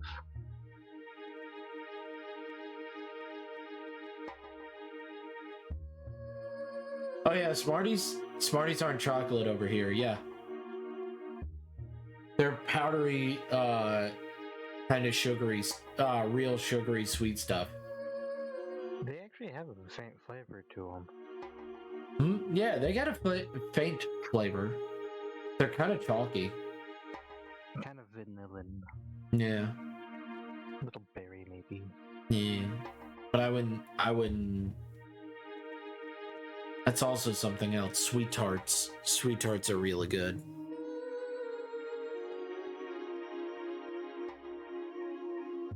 Do you have a favorite? A favorite candy? Yeah. One of my favorite candies is a chocolate biscuit. It is Tim Tams. Tim Tams. I'm interested to try those. Do. They are amazing. I'm gonna be so fat. Let me see. Have I ever had a Tim Tam? Because I can't remember what they look like. Can't remember what they look like. Absolutely brought some over before. Tim Tam.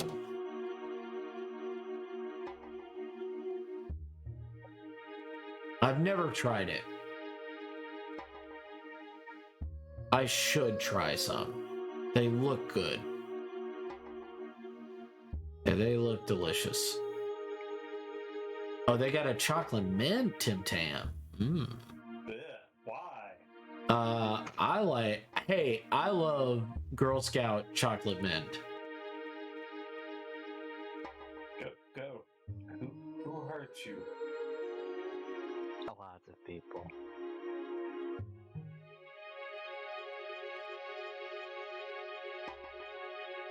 Perhaps the same could be said of all religions.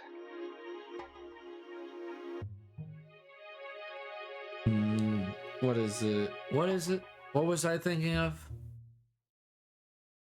I can't remember what I was thinking of. Mint chocolate Tim Tams? No, Girl Scout cookies. When is that coming up?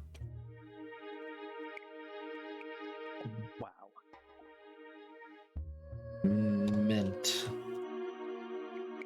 Mint chocolate. Yeah, thin mints. Hell yeah.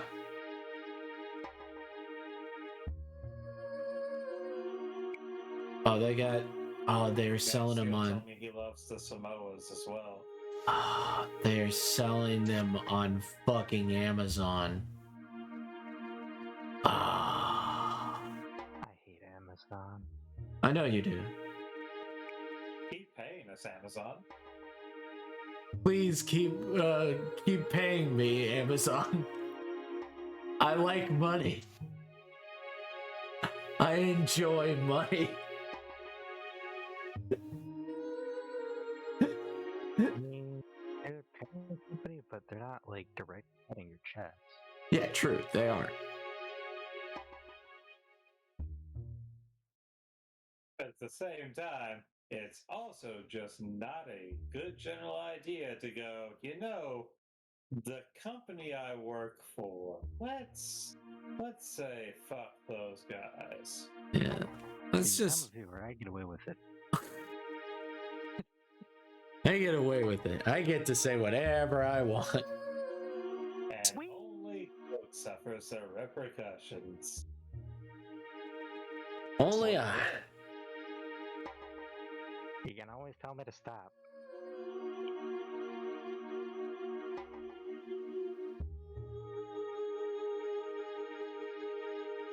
I could. Wait, I can do that? Wait, hold up. Nobody told me I could. Actually ask me things. Yeah. What? Yeah, I was about to say, it's like, this is how people work. What? Yeah, if you ask nicely, I shut. No, what? It's crazy. You can do that? Whoa. Nicely. Whoa. Like, yo, dude, I need you to not. Man, this is blowing my mind right here. Guys, I'm learning so much.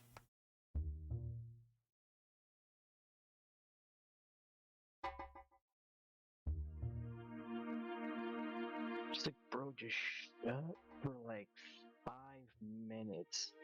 Big brain talk. But that would be rude. I don't think I'll do that. Being rude would be shit. Let's see. Where is all that? Yes, it's Being rude would be punching me.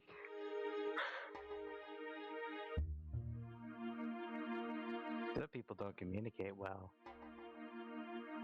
But I don't communicate well. I'm real bad at it. Hey, Coach, you like the names I posted for you? Which ones? The They're in chat. Yeah, clear your browser history. I like that one. Clown Handler is pretty fucking hilarious. I can't read the other one. Male enlargement pills. Oh, that's what it says. It's not what I saw. Words are hard. You right. Wow. Words being difficult? WordsareHard.com. Find your hottest word this summer.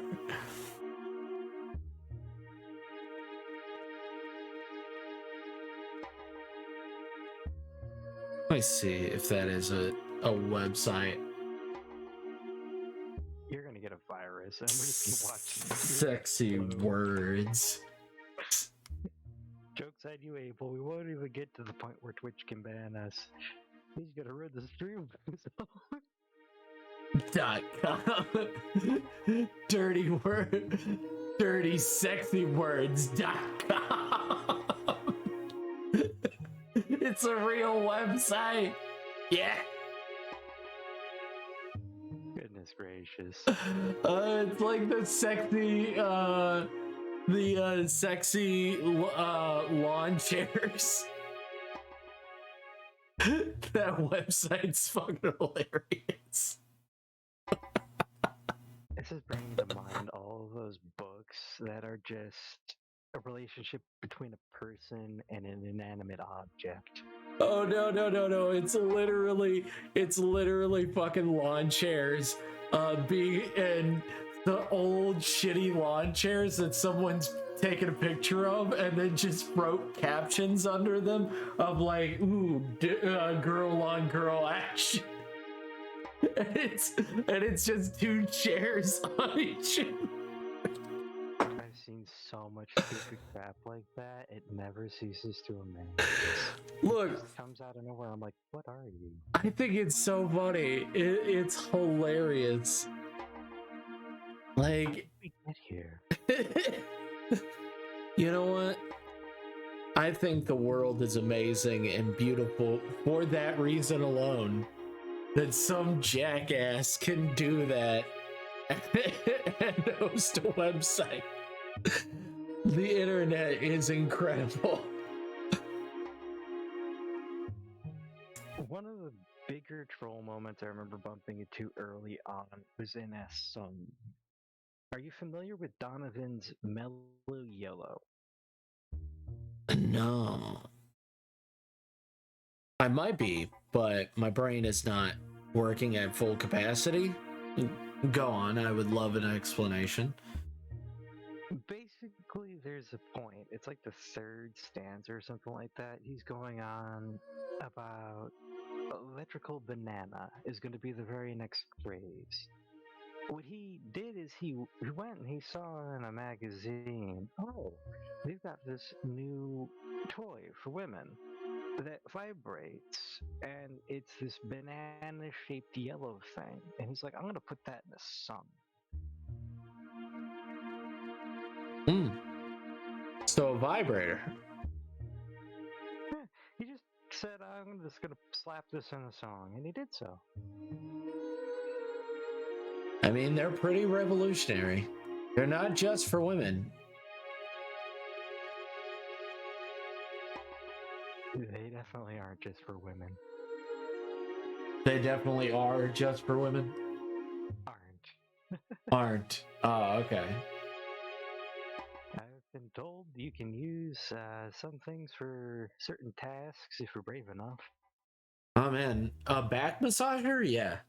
You do need a back massager. Just depends on which end you're using, I guess. Yeah.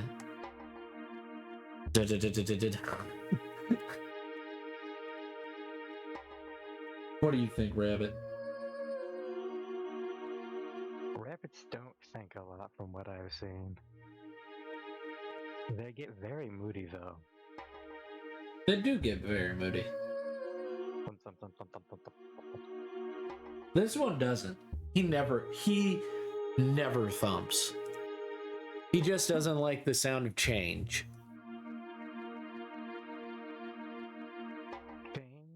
Like, pocket change. I'm yeah, saying that actually. Yeah, he doesn't like that or keys. That's it. Everything else, he's kosher with. Tinny.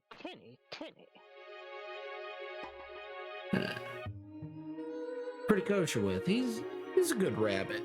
He's a good rabbit. I think he thinks a lot. Definitely Tinny. Woody.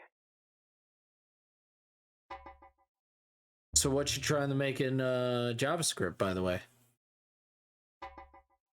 Something I should have been able to do a long time ago, but I've proceeded to be stupid on, which is just the ability to... Okay, you know how 8-ball is, right? Yeah. Sure. So, anyways... I said yeah. I'm just trying to do that without night. Okay. I get you. It's just executing to another thing. Basically just making importer exporter. Okay. Hey, Fluff.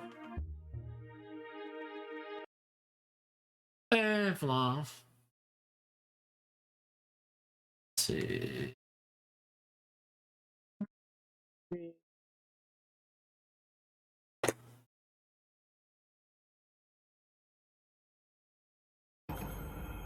Also, I thought Abel was just coming out for a short time. What are you doing, Abel?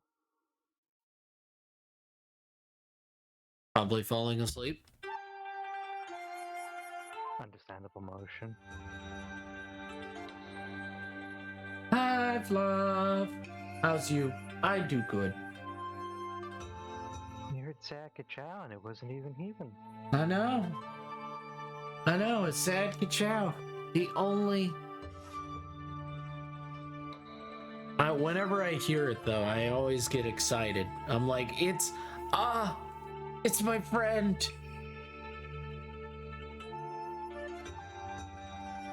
Out of curiosity, have you heard the weird sound recently? Which sound? The drilling or whistling sound.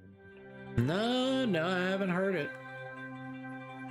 Alright, I turned on the noise suppression powered by Crisp on the Discord thingy, and I turned on the ability for me to hear myself. Oh, okay. Not in that order. Bomb armed.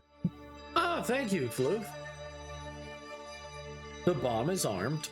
Wait, what? Hold up, wait, what? I don't know if that's a good thing. Probably a love bomb. At Express Oil Change and Tire Engineers, we'll take care of all your vehicle needs, from headlights to taillights and everything in between. You'll drive away with the confidence and peace of mind you want and deserve. Express Oil Change and Tire Engineers. We take care of your car.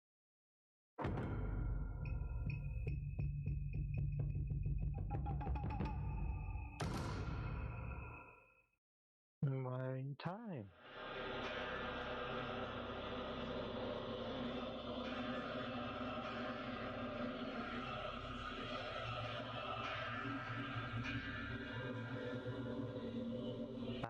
Overslept?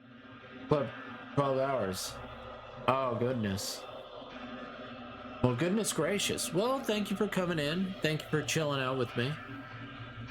Thank you for being amazing. I know it's so easy for you. If anything, you make it look easy, don't. What? How do I make anything look easy? Get that memory issue fixed. How do I make anything easy? How do you make anything easy. I can't imagine. Can't be Leonard, dating. Oh, you know, a multitude of things, really. Oh, okay. Okay. Well, I mean, you do amazing pixel art, so, you know. Look, your Jedi mind tricks won't work on me. Okay. Fair enough.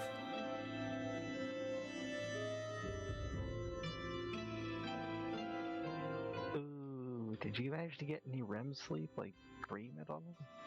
Did you dream? My dreams get weird after I get 6 hours of sleep.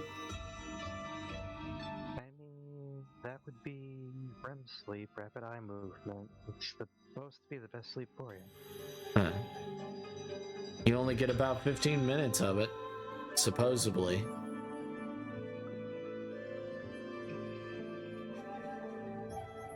Feels like a lot longer than that. Yeah. I know it feels a lot longer, but, you know.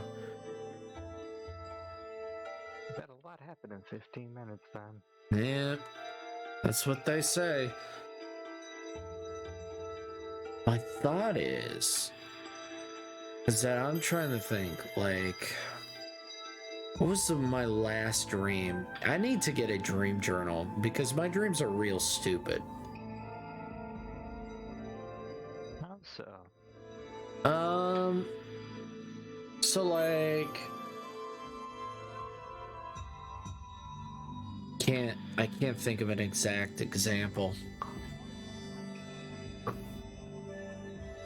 Ooh, so I had a dream about a new video game that came out, and I was playing it, and the new video game was literally in woodblock, and it was a Mario game. Like Kirby Yarn, except Mario wood. Yes. Wood. Yeah.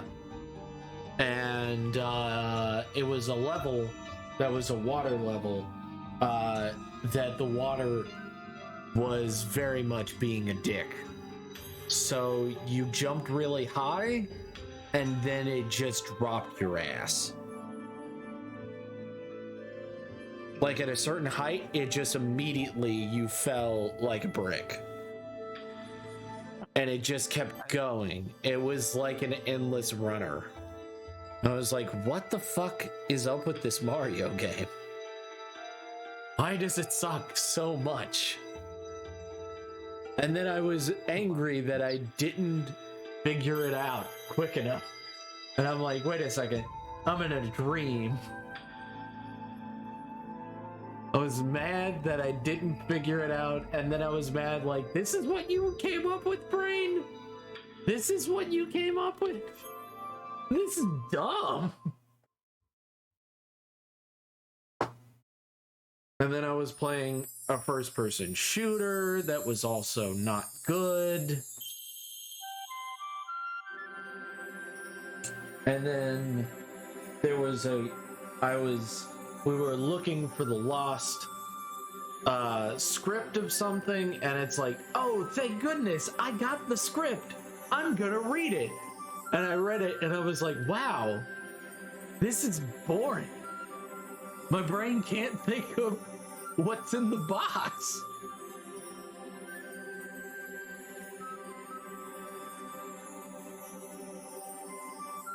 Oh, it's like waking up every 4 hours and going back to sleep. I don't get any dreams. Oh no! No! Fluff, no! Honestly, sometimes intelligence in an area just leads to problems. Just leads to problems. Thinking too hard leads to problems. Let the government do it for you. Just get your government... sad. Get your government issued brain chip so you don't have to think about all your problems. No, it'll probably be like a Twitch thing or some shit, or Amazon. Oh yeah, and Amazon. Oh man, there's an Amazon audiobook that I wanted to look at. Audio thing? I don't know what it is. It's an audio video game or whatever. That's for Starfinder? I don't know. All what it entails. Anyway. At iHerb, we make and sell the best health and wellness products on the market because we know what's inside every bottle matters, like the vitamins you need. Heard it did. Not you. You know that's not what I meant. You asshole. You jackass. You know that's not what I meant. And you still were like, funny.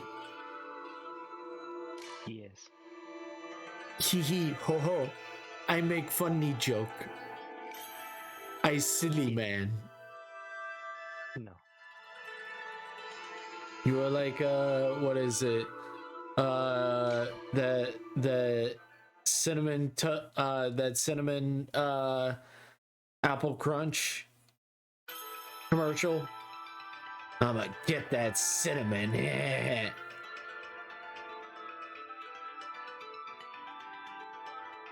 You remember those commercials? Those weird commercials? I think we blocked out a lot of commercials from my childhood.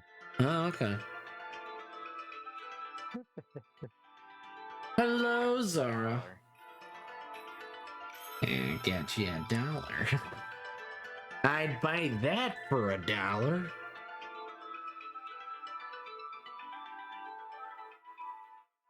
I would love to watch alternate reality TV shows. Because that seems real funny to me. Because that was their idea of what the future would be. Is that this TV show where the guy's big thing is like, I'd buy that for $1. But the virtual tours are real of places.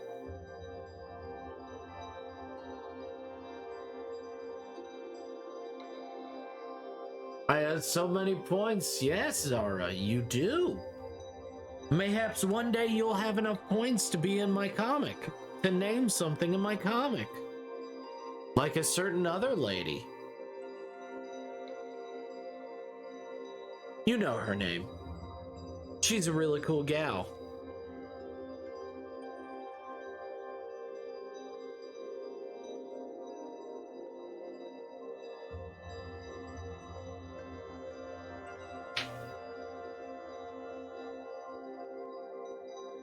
Now, what's her name? Okay.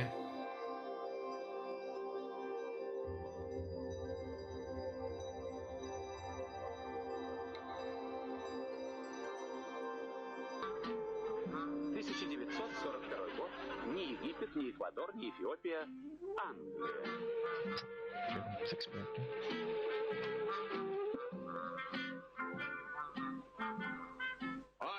Слушайте. Да, папа. I just noticed the description on that one. Somebody's motivated. Someone's motivated?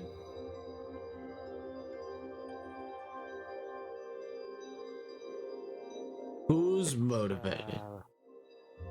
It's a PSA about Israel occupying East Jerusalem and the description of what is Fred Astaire cheek to cheek.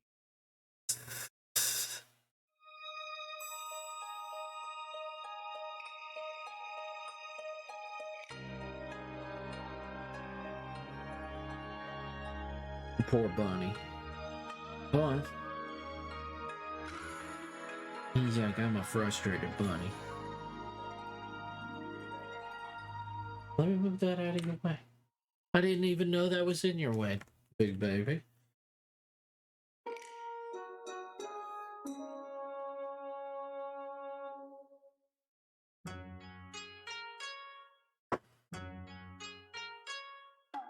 Got a floof next to me all curled up and shrimping. Oh goodness.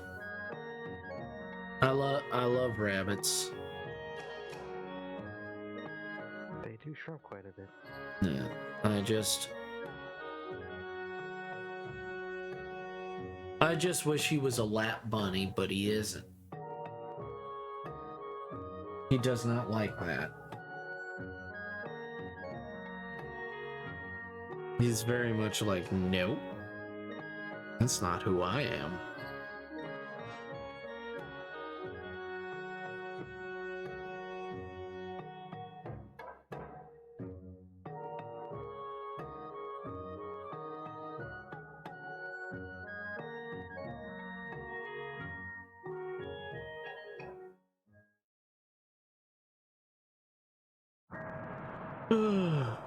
So, Zara, what you been up to, if you're still there?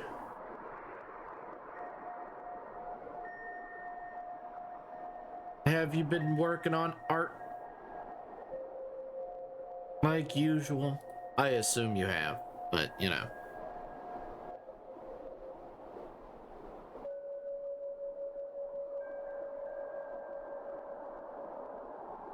Also, Heaven, what you up to today? Since it's your off day? Since it seems the energy is slowly dying down. Just slowly. Just slowly. Not to a stopping point. I'm probably gonna make it another 4-hour stream. I mean, I'm not dead. I'm not sure about April. I'm pretty sure he fell asleep. Products on my site. Just always simple. And the appearance of death. I tell them what I need, and I get it delivered. Your turn. Get started on Fiverr today. I sincerely hope he's not just like passed out face under the desk or some shit. That's gonna be terrible for his band. I mean, he might have fell asleep on his bed. I don't know. That'd be fun. I don't know how he. I know that how he normally holds the computer and stuff like that when he comes over here. As long as he's not injuring himself, sleeping in chat. Sleeping in chat is fine, just not injuries. Yeah, true.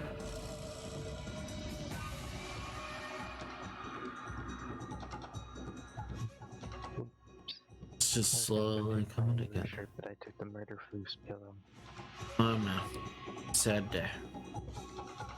Yeah, now I don't have an overshirt.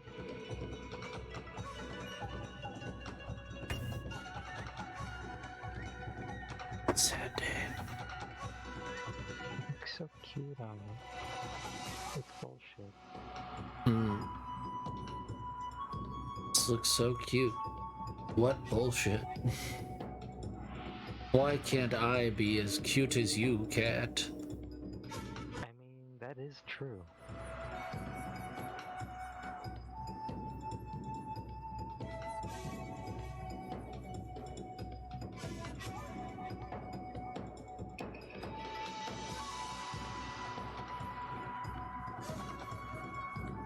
When I asked God, why didn't you make me as cute as Cat?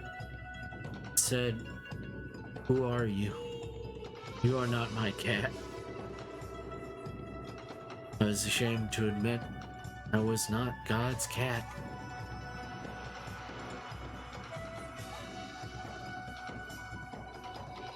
Being a spoiled cat sounds wonderful. Huh? Being a spoiled cat sounds wonderful.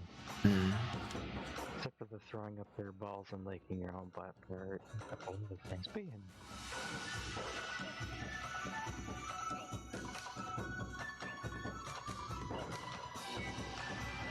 I'm quite fond of toilet paper, all things considered.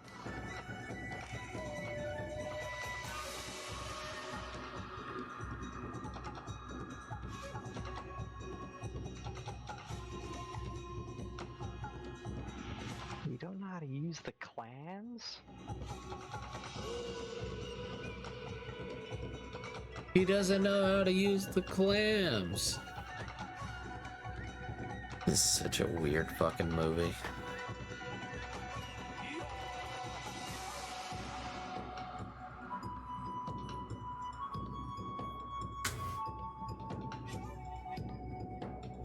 It's such a weird movie.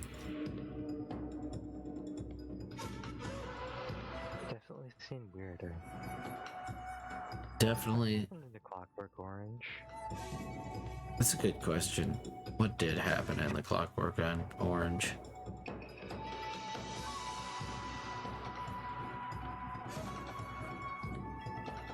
I'm pretty sure that door was big enough to hold both of them. Titanium. I couldn't tell you. I watched about 5 minutes of Clockwork Orange and then turned it off. I don't entirely blame you. I genuinely was like, not my movie. What about Rocky Horror Picture Show? I watched half of it and then I turned it off. Wow.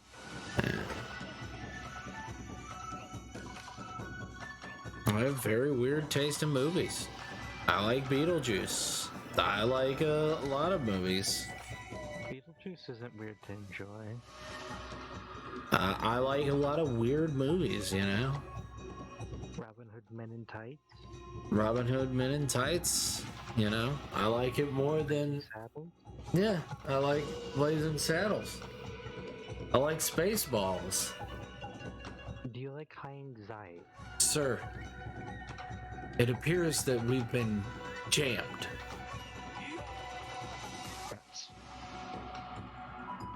Lone Star. I know he says more in there, but still. No, he says... There's only one man who would give me the raspberry. Yep. Clink. Lone Star! And then the camera fucking hits his face. It's so good. Not the ludicrous speed. Wow.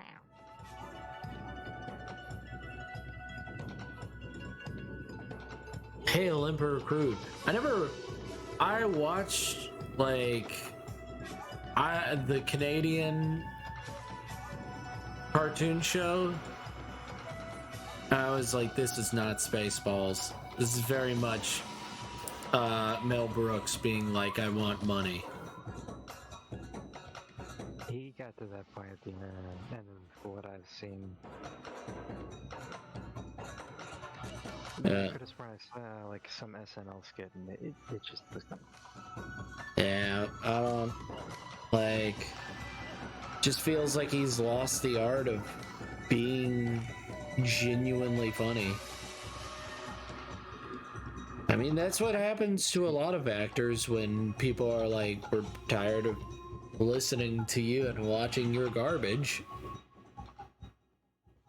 I mean, basically everything's already been done on some scale. Yeah. We'll take care of all your vehicle needs from head. So there is some aspect of he stole the joke. It's like half of the jokes you like got told 5 billion times already. Yeah, it's just said in different ways. Like the joke, my favorite joke, which is, this is like McDonald's. I'm loving it.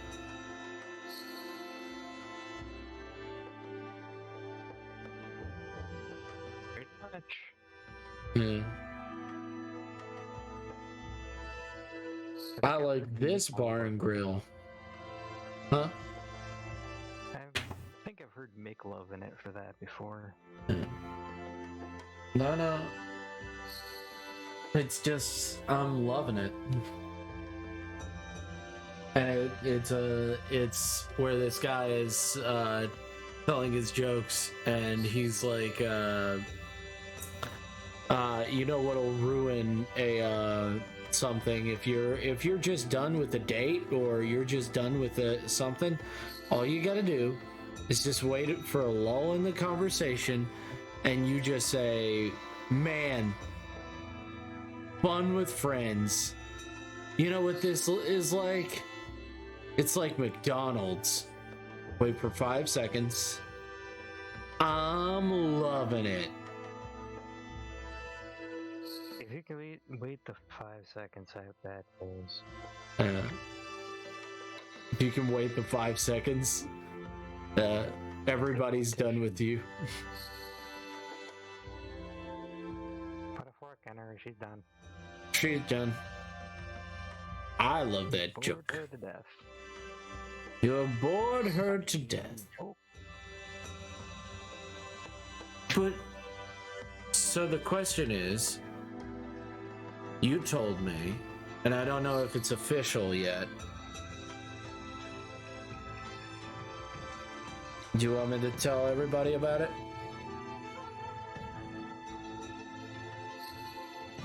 Are you talking about some streaming stuff? Yeah. Earlier? Yeah. That could be like a year or two out, depending on. I can't wait. That's not me. I can't wait. She'll probably be a hoot. I mean, I think she is. Yeah. See, it'll all work out in the end. And then it exploded. And then it exploded.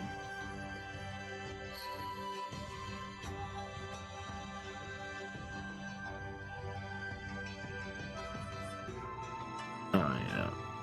This is such a... Yes. Yes. Yes. Yes. Yes.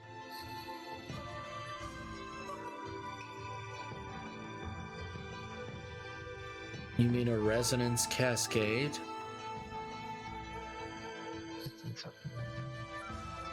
You know.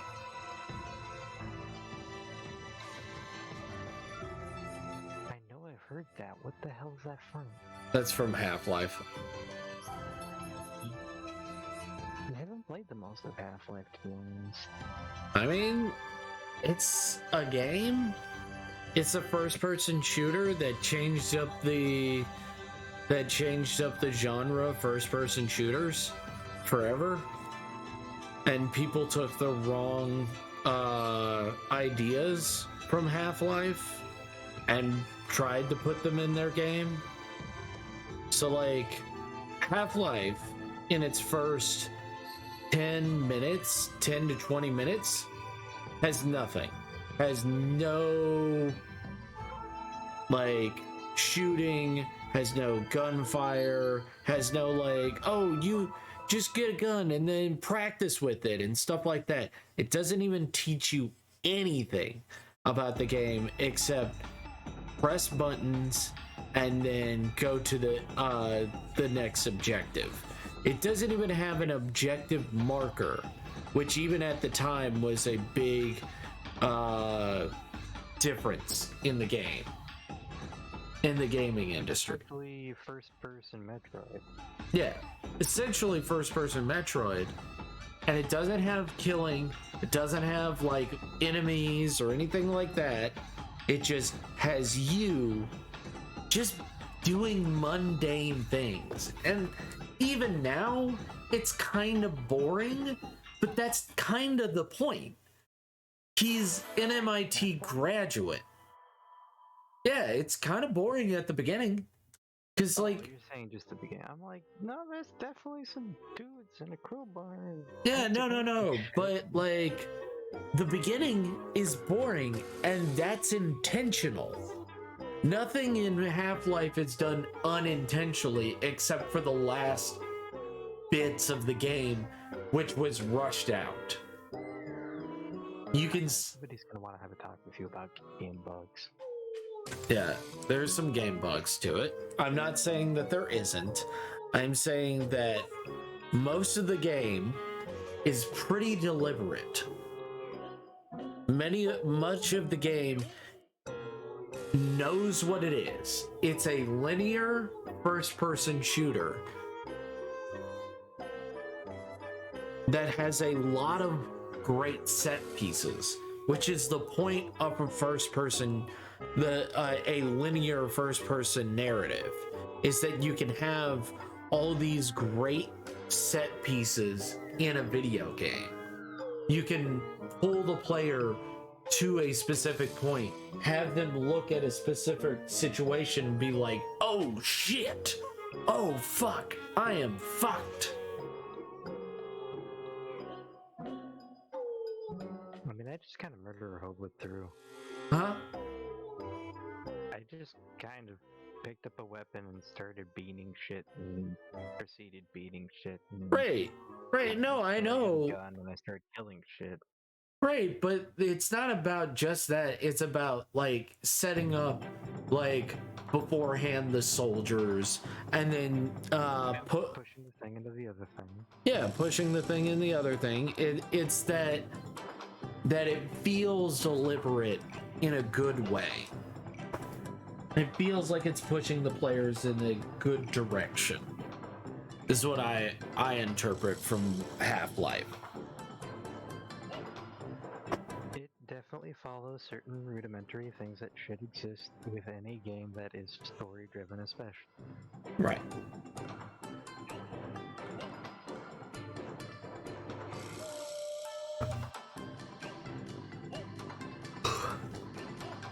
I hate the ceiling things.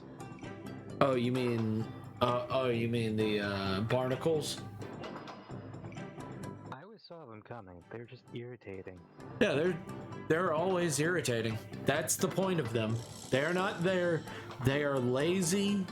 They are intentionally there to be dicks. They're not there to be like, oh, you really had some skill there. They're there because they know you're not paying attention, because you're thinking about, you're doing other stuff, and they're like, eh. But in the original game, they're not really placed in like the best way to fuck you over. They're put in a place where it's annoying, but you can get rid of them very quickly. But in I could always see them coming. Yeah. But in 2, they're placed in ways that are intentionally there to fuck with the player. Huh? You hate them?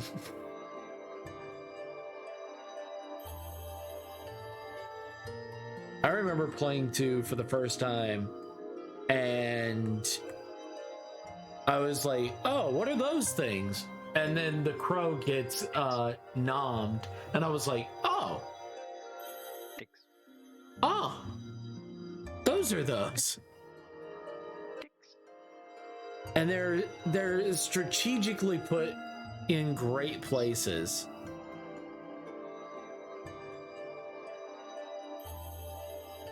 I also kind of love that Steam and Valve put in director's commentary on some of them, and it's pretty good. Of like placing of enemy placements in a first-person shooter narrative. I kind of love it because of like, oh yeah, it's they've got director's cut, and it's pretty. Portal is pretty good. I like that director's cut because they have little sound snippets that you can go over to, and you can actually like press the button and be like, what's this? Oh, okay. What's this? Oh, okay. I remember scrubbing the game fairly thoroughly. I don't remember going through like a director's cut version, but I think I found all the secrets and got all the achievements for it aside. For Half-Life 2? Portal. Portal 2 has the director's cut. I think that's what I'm thinking of. I didn't 100% that one. Nah. Portal 2 is good. 2-player. I think that Portal 2 is ironically, I think it's a lot better than Portal 1. Just because I like a story-driven narrative. I quite like the bit about Cave Johnson. Oh yeah, Cave Johnson. I think that that's very good writing. But no, I genuinely enjoy like Portal 1 is a pretty okay game. I think Portal 2 is good. What's up?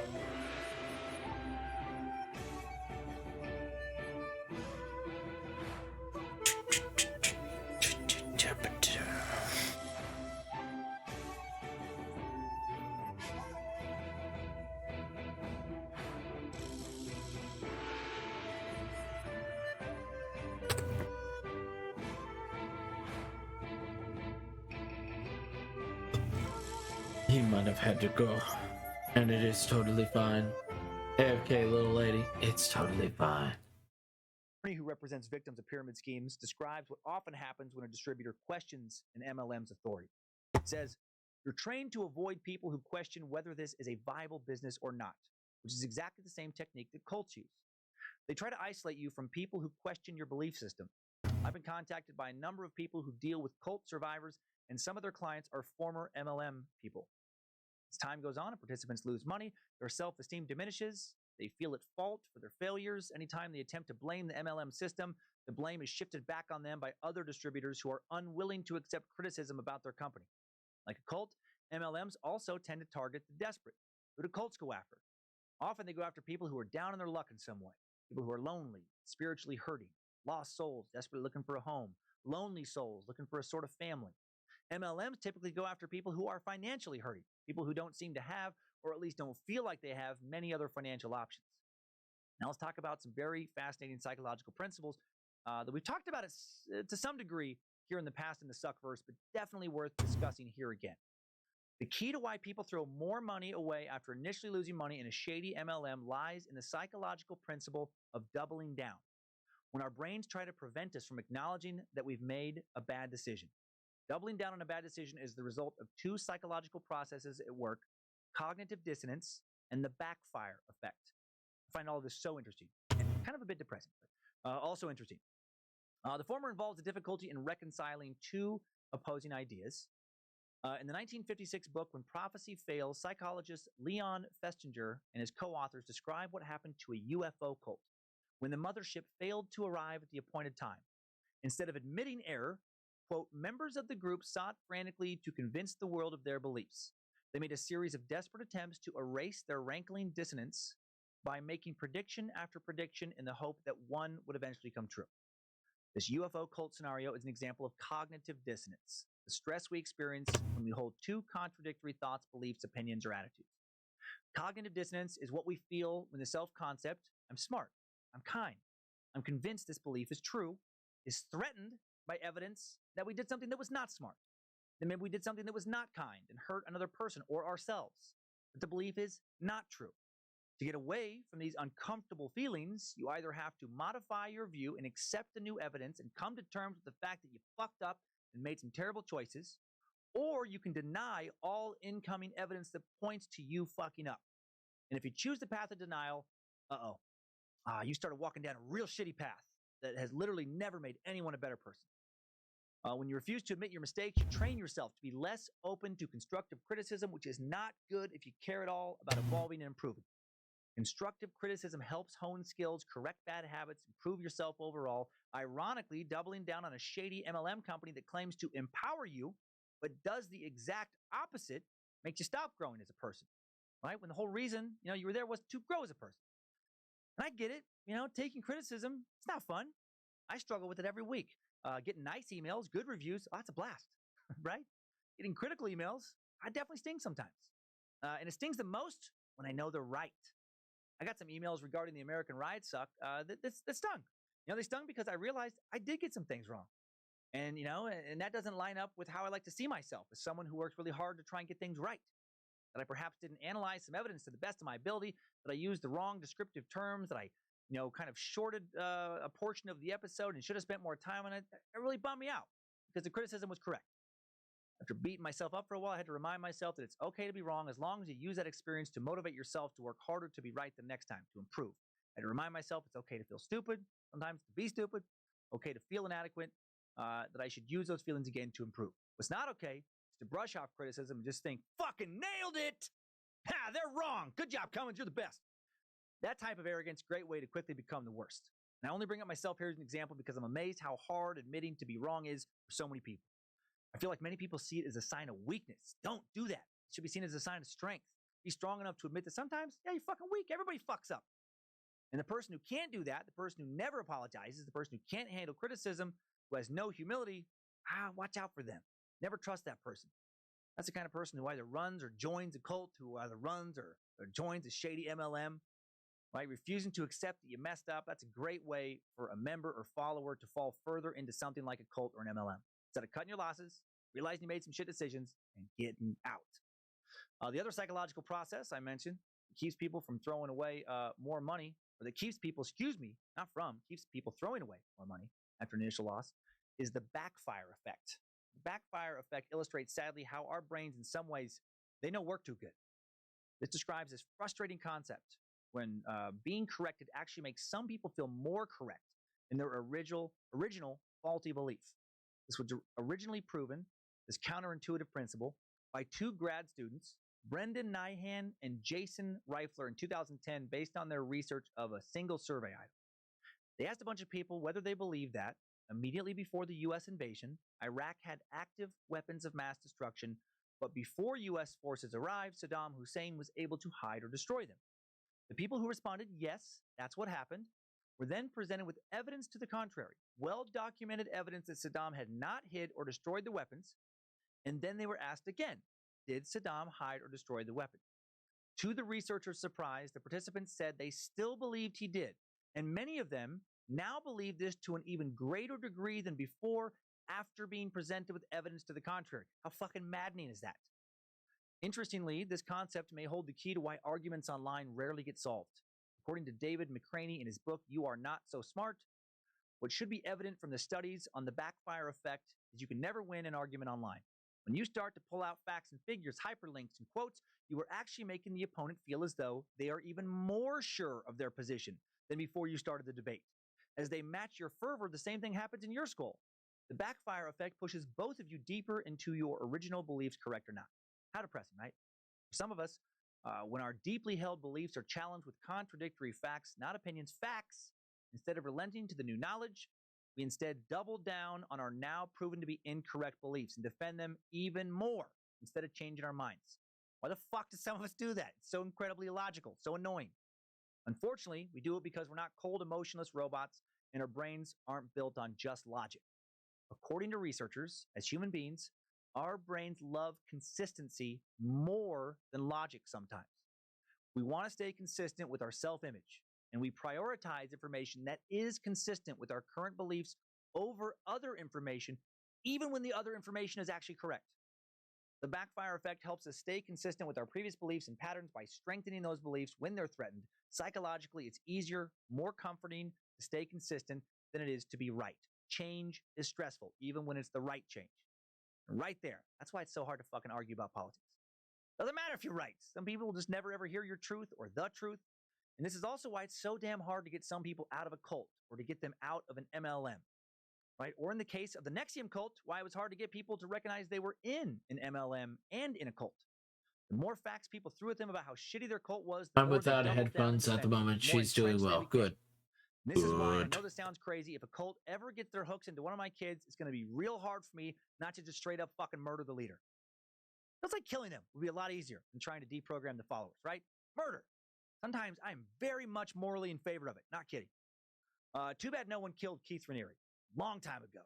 The world would have definitely been better off without that son of a bitch, that pile of shit. All right, let's explore the formation of Keith Raniere's manipulative MLM Also, sex are cult now you in today's sure you're not some 50-year-old pro of this shit and just playing humble so people think you're a newbie and treat you nicer? No, I'm a 30-year-old.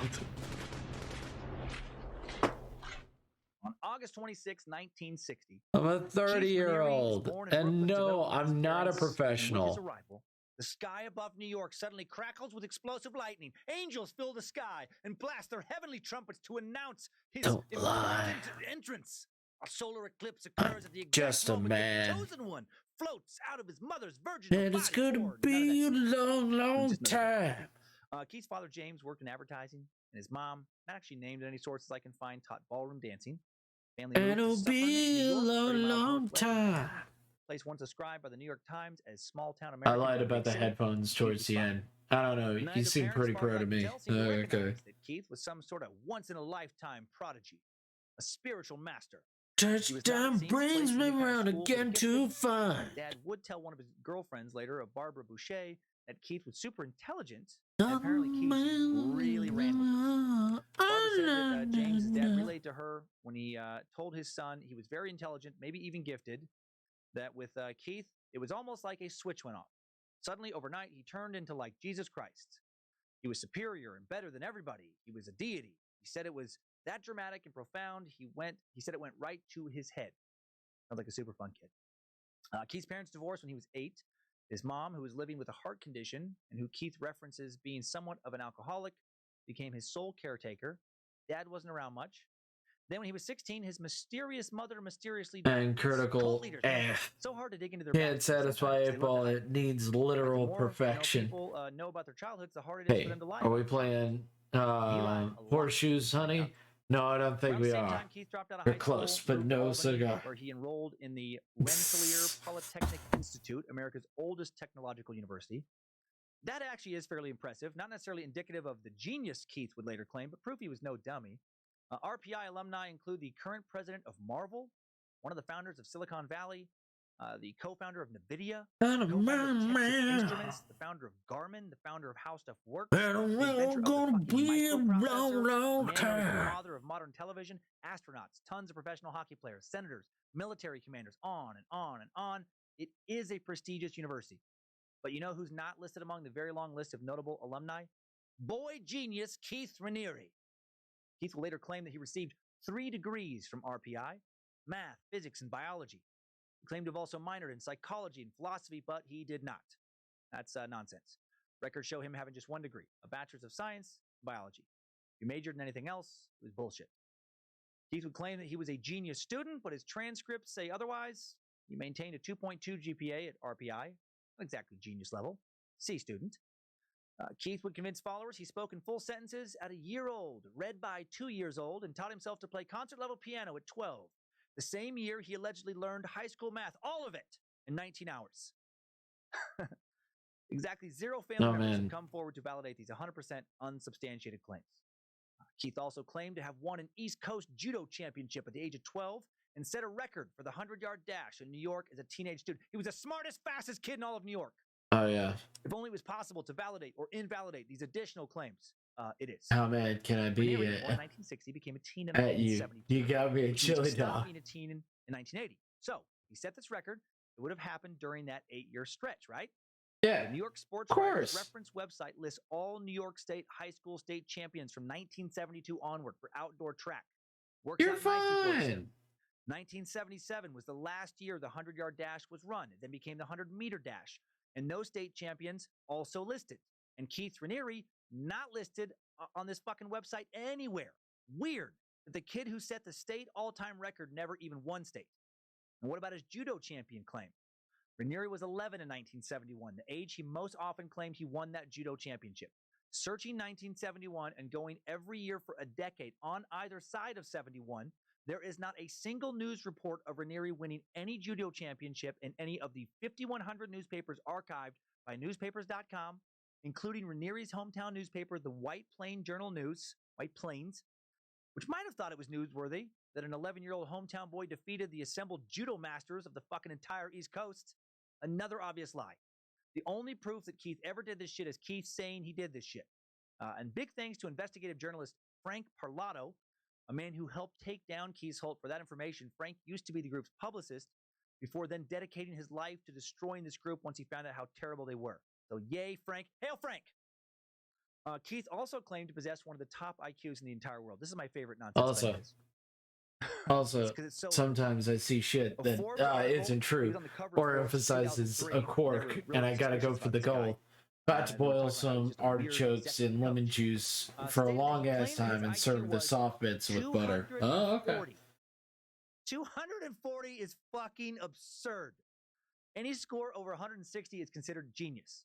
The highest official score ever recorded, Marilyn Vossant, Parade Magazine's Ask Marilyn advice columnist, who logged a score of 228 as a kid, recorded in the Guinness Book of World Records. So how did Keith score over 30 points higher than that?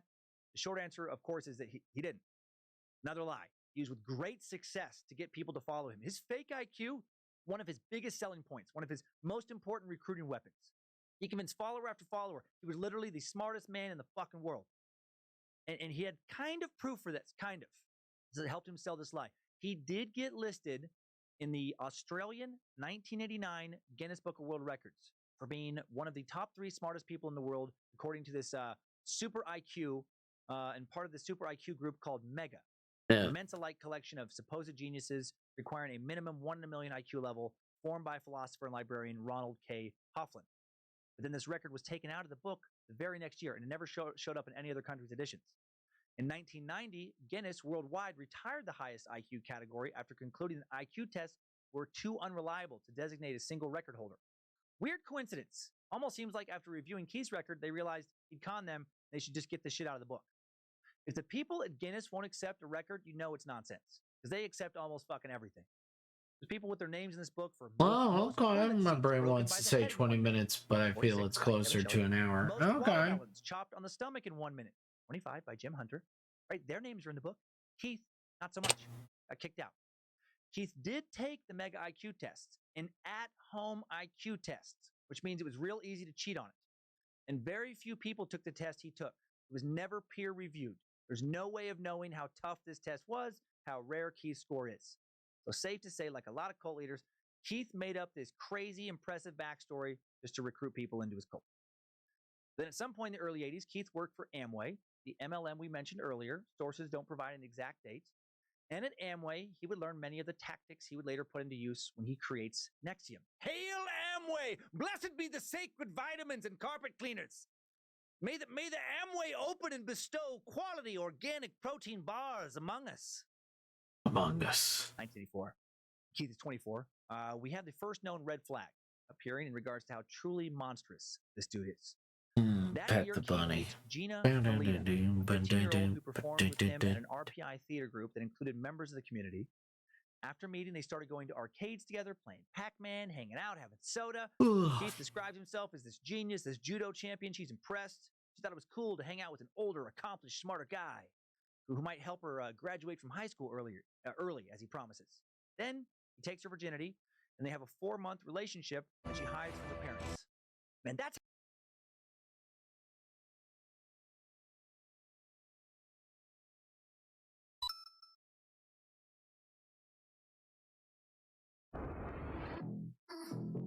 Meet Quill, the future of fitness gaming.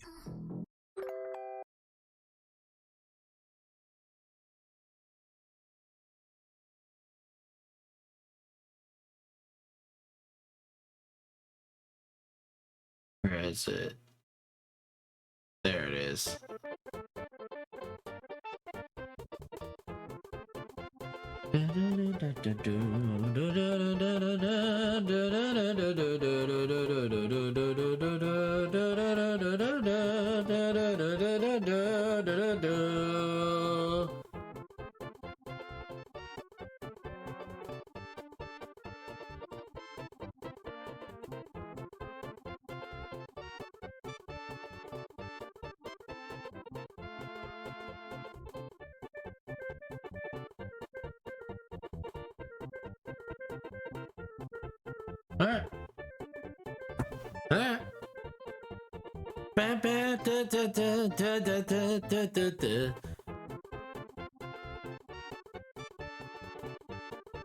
Anyway, the fuck am I doing? That's right. Trying to figure out what I'm fucking doing. God damn it. This is so goddamn hot. I gotta turn on the fan. Oh god. Let's get. Oh no. Ass. Ba-da-da-da-da. Alright. Have a good one. Have a good one. Oh, rabbit hair in my face. Ugh. God damn it. I still pet him. I still pet him. I still pet him. Even with rabbit hair in my face.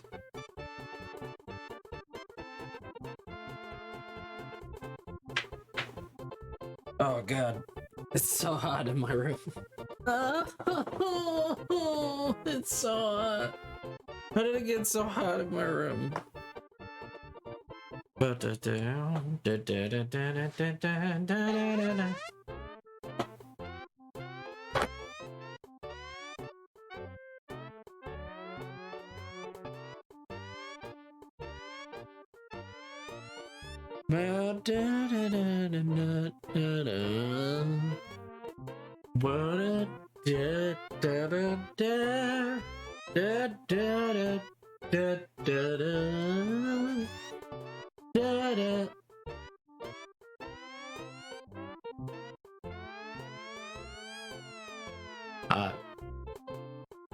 You know,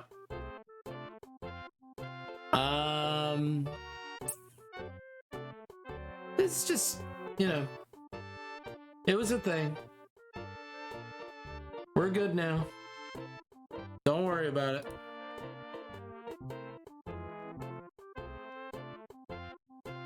God damn it. This is such a weird song. Da, da, da, da, da. I gotta play that on stream sometime. That would be fun. That would be fun. How you know that you're operating on a higher spiritual level. How you know you're a real guru. When you're 24 and you either can't get another adult to fuck you, or worse, you'd prefer not to fuck other adults. Also in 1984, Gina Melita introduces Keith to another 15-year-old girl, Gina Hutchinson. Guessing you probably can tell where this is going to go. Yeah. Gina's older sister Heidi goes to the cops. We know where this is gonna go. Her underage sister after catching Keith sneaking into her little sister's room one night through her bedroom window. Another indication of greatness when you're old enough to be a doctor and are climbing into the bedroom of a 15-year-old at night. Too bad Gina's dad wasn't home. Man, some 24-year-old breaks into my daughter's fucking room. I'm gonna take great pleasure in taking some fucking batting practice swings against her skull. I'm gonna paint the wall with their fucking brains. I hate this guy so much. Have you seen pictures of him, by the way? He is so fucking punchable. And he looks like the dude who would do this. He straight up just looks like a pedo. And that's coming from a dude rocking a real creepy stash at the moment. I hope Keith gets savagely beaten in prison. Keith told Heidi he was an enlightened being, and that Gina was spiritually enlightened being. Physical age. That's a new one. No, I was not molesting a 15-year-old. I was having sex with a 30-year-old. She is older than me spiritually. He tells authorities that Gina is a Buddhist goddess, and that the two of them are meant to be together forever. And then charges are never pressed against him because he convinces Gina's parents that he's going to marry Gina. He does not. Years later, so sad, when Gina is 33, she goes to a Buddhist monastery in Woodstock, New York, and shoots herself in the head, killing herself. Oh, that is very sad. Keith sent her down the path that eventually led to that sad and tragic conclusion. Dude is fucking poison. Around 1988, that is very sad that happened. To a townhouse in a middle-class suburban development in Half Moon, just a few miles from Clifton Park's cluster of chain stores and restaurants in Albany. Years later, when he starts NXIVM, followers will flock to Albany in droves. But before NXIVM, there is Consumers Byline. This is the first MLM Keith founded. He does this in 1990. It sells groceries, other goods at a discount for those who sign up for memberships. Members are responsible for recruiting other members. At its height in the early 90s, Reneri has 250,000 distributors nationwide and 173 direct employees. Local papers in Albany portray Keith as an eccentric, appealing genius, noting that he only slept a few hours a night. He's working so hard. He can juggle, he can ride a unicycle. How did the paper know he was a genius? I just know that he was sleeping a few hours a night. Yes. Also in 1990, Keith, the future benevolent guru, allegedly rapes another kid. The rules. And there you go. As super geniuses go. want to do, he hires a 12-year-old dog walker who was unnamed in the paper that broke the story, the Albany County Times Union. There you go. Keith appears to have hired her to groom her and get close to her, showering her with attention before he takes her virginity. He's fucking 30 years old. She's 12. This guy has followers dancing and supporting him outside the prison where he's being held right now. So fun! Why do they support him still? Cognitive dissonance, backfire effect. Yeah. Doubling down. According to the Times Union, this young woman, this girl, said she had sex with Keith at least 60 times, including in the office for his members-only buying club, Consumers Buyline, where her mom worked. That's how he met her. She later grew so uncomfortable with their relationship, she ran away from home, went to the police in 1993. There wasn't enough evidence, though, to charge him based on her confession, and she was too uncomfortable to wear a wire and get Keith to admit to it. So he gets away with it again. 1991. Keith meets Tony Natalie, an actual grown-ass woman who will become his girlfriend for several years. All right. They met at a Holiday Inn near the Rochester, New York airport. In 91, Keith's multi-level company, Consumers Buyline, rapidly expanding. Let's see. What am I doing? Husband to become new members. Fuck, what am I doing again? Then husband Right. Natalie decides to hear Raniere out despite being burned previously by a different MLM. She'd long been self-conscious about her own education, having dropped out of high school in the 10th grade, not knowing when she dropped out that she was dyslexic. When she heard Keith speak, she was convinced he was the real deal. He was a genius. He said so. And he would make her rich. He also said so. Natalie and her husband bought into Consumers Buyline. They went on to become top sellers in the Rochester area. Traveled to Clifton Park, the Albany suburb where Raniere lived, to visit Keith at the company headquarters. First time they visited, Raniere noticed the smell of cigarettes on Natalie. She later said, asked if she wanted to stop That's smoking. okay. She told him, yeah, she did. That's all right. He proceeded then to lead her to a quiet Keep room. working on the things you gotta work on. Nervous about what made her anxious. You gotta keep working. You gotta keep believing. Telling her to touch them whenever she got the urge to smoke. When she returned, Natalie's husband asked what took them so long. Lost in conversation and in something of a meditative state, she thought it had been about 15 minutes. Nope, he told her. You gotta keep working. 2 hours. Gotta keep believing in yourself. Talk about that later. Within a year, like literally hypnotize her. Within a year, Natalie and her son now moved to Clifton Park after Raniere secures her a job with the skincare company that Consumers Buyline had partnered with. Just trying to get all these done now. Ended and she took up with Keith. Man, how was her husband? He talked her into joining Keith's MLM, and then this dude seduces her away from him. How much does this guy want to kill Keith? I am continually surprised that more cult leaders are not murdered by the family members of their followers. I truly am. Also, this little example shows how smooth Keith can be. How did he steal Natalie away? Well, there's some hypnosis stuff we'll get into later, but also he was a really good listener. In some interviews I watched with former members, they talked about how Keith could make you feel like you were the only person on earth. Right? They talked about how he has this gift, this ability to listen so intensely, to focus on you so intensely. How could he make it seem like your problems were the only problems that mattered in moments when he focused on you? He made you think that he knew how to fix you. I've heard followers of Jim Jones, David Koresh, other cult leaders talk about them in similar ways. He was able to do that because these guys know how to prey on people. They know who to prey on. They know what people need. Attention. Just basic need to feel cared about attention. They know how important that is. It's okay. We hug on it. Yeah. Desperately want someone to really, really listen, to really focus on us, to have someone who really, truly seems to care about our struggles with the human condition. Thank you so much. Some form of that. And thank you very much, man. From our current friends or partners or thank you so much. Cult leaders, they fucking know that. It's like if we were all plants. I do appreciate it, man. Which of us are the driest? Keep up with your work. And then they just give us that water, and it feels so good. We feel just, so loved and understood when really we're just being manipulated. Fucking predators, man. Narcissistic predators. And I'll keep up with mine. Problem manipulating others to put them under their control. Gotta keep on the high road. Attorney General files a lawsuit against Consumers Buyline, accusing it of being a pyramid scheme, because it is. Raniere claims that his company does not require distributors to pay for the opportunity to sell memberships or earn commissions on the sales of the people recruited below them. People who wanted to could pay separately. So like that, in the buying club supposed to make that. The New York Attorney General, and however, is like, nah, fuck that. Clink, clink, clink, clink. So it would be. Is fictional. The state's complaint said, the emphasis in CBI is clearly not on the sale of a product, but on recruiting new organizational rows to boost membership. Indeed, the only product in CBI is the membership. CBI is a classic pyramid scheme. When served with this lawsuit, Raniere admits to no wrongdoing, settles with the state for $40,000, makes changes, tries to walk the company back to being a pyramid scheme to a legal MLM. And then he closes shop in 1997 when he can't do that, and he closes under a mountain of lawsuits. And then he starts another MLM in 97, the National Health Network, which sold vitamins and never really got off the ground. It only lasted 2 years before collapsing in 99. But opening this company, which did include a brick and mortar store, a health store, did lead him to meeting his second in command. More on that person in just a second. Clink, Also in 97, clink, Tony, clink, Natalie, clink. Keith's relationship begins to break down. Natalie would later say in interviews, what he kind of does is he elicits as much information as he can, almost as a friend you're sharing with. Then he takes those things and he manipulates Not a you with problem. them. Far more troubling, Natalie alleges that Raniere raped her numerous times during their relationship. She said that he began to force himself on her against her will, sometimes while her son slept in the What are next you room. nibbling Such a on? sexual Why do you deviant, keep molesting nibbling on kids, raping things? adults.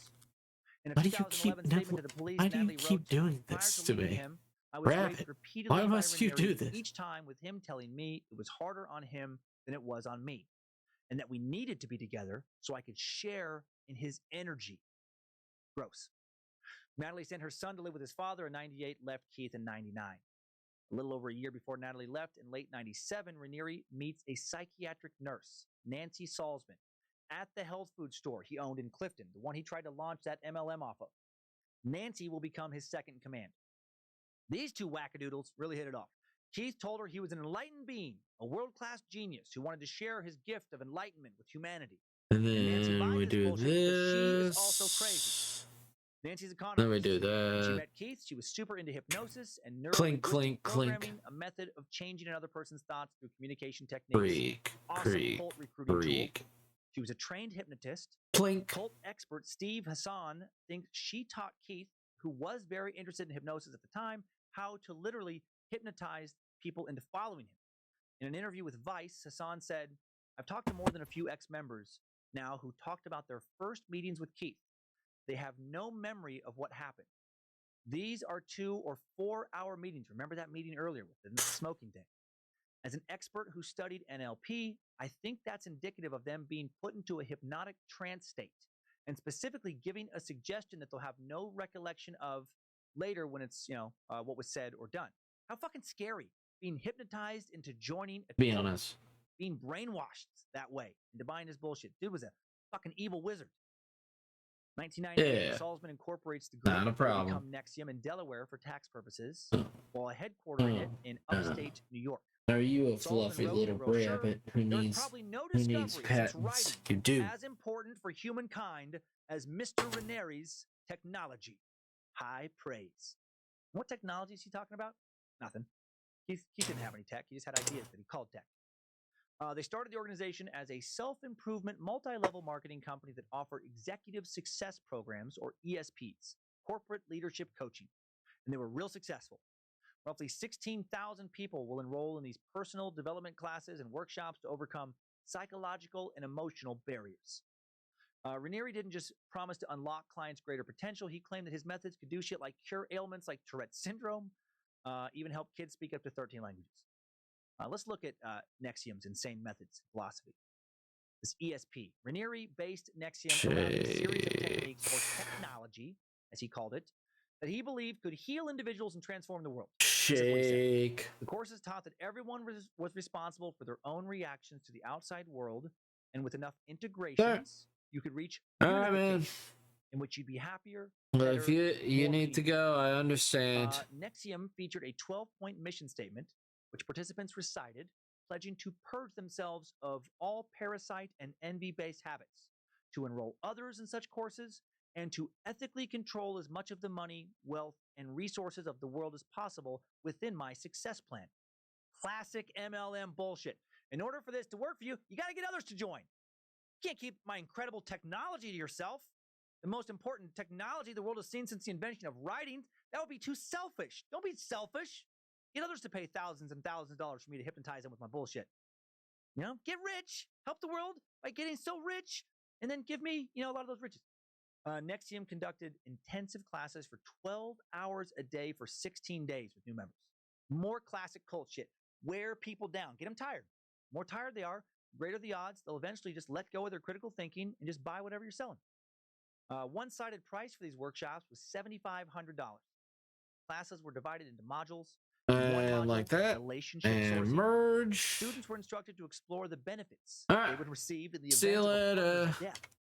That's not shady at all. Hey, find out how much money you'll get if your partner dies, so you can give it to us and take more modules. Another module, Dracula and His Ghouls, fun name, reportedly discussed psychopaths and their followers. How ironic. Other module titles include Best People, Perfect World, and The Heroic Struggle. Nexium also offered the Rainbow Cultural Guard, an attempt to raise super kids by immersing them in a different language each day of the week from infancy. Children spent most of their time away from their parents in this module, thus making them ripe for cult indoctrination. And not, terrifying at all that this is, a module run by a fucking pedophile. Another group, JNES, claimed to be about the empowerment of women with multi-day training courses using core Nexium materials. But we'll see later, it was a breeding ground for a secret sex cult. Old Pervy Keith was cooking up in the background. Photographs of Raniere and Nancy Salzman were displayed during all of these seminars, which always concluded with participants having to show gratitude to the two leaders. Cult, cult, cult. This gratitude portion, so critical, turning from an MLM into a cult. Fine line between demanding gratitude and encouraging worship. And these courses were tiered, kind of like in Scientology. You know how you can pay to level up. You can buy more secret and sacred knowledge.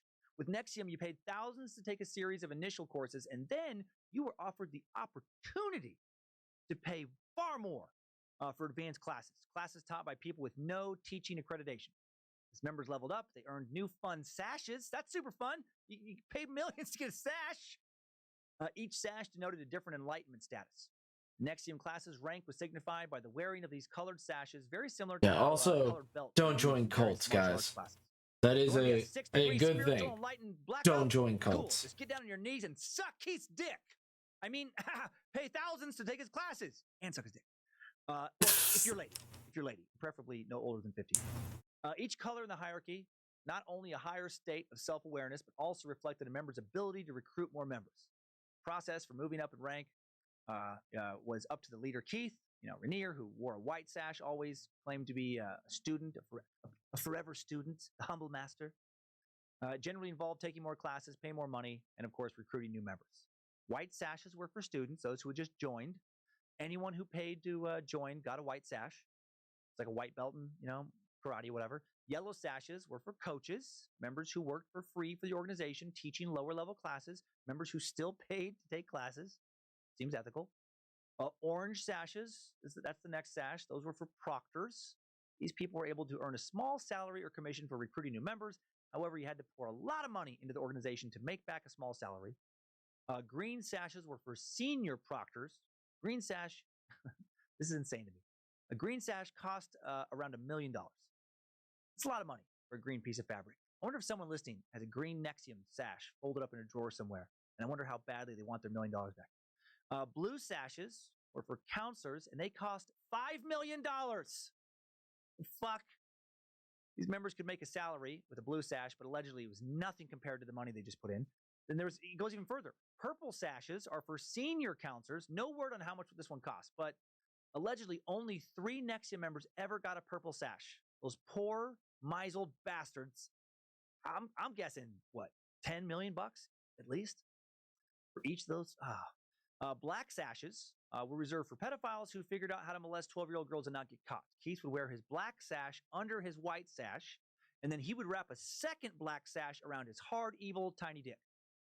Okay, but probably not about the tiny dick speculation. And then there was one more real sash. There was one gold sash, and that was reserved for the prefect. And the prefect was co-founder Nancy, evil wizard hypnotist Salzman. This rigid hierarchy pushed members to revere those with a higher level of sash, to whom they were encouraged to pay tribute in words and deeds to worship the sashes!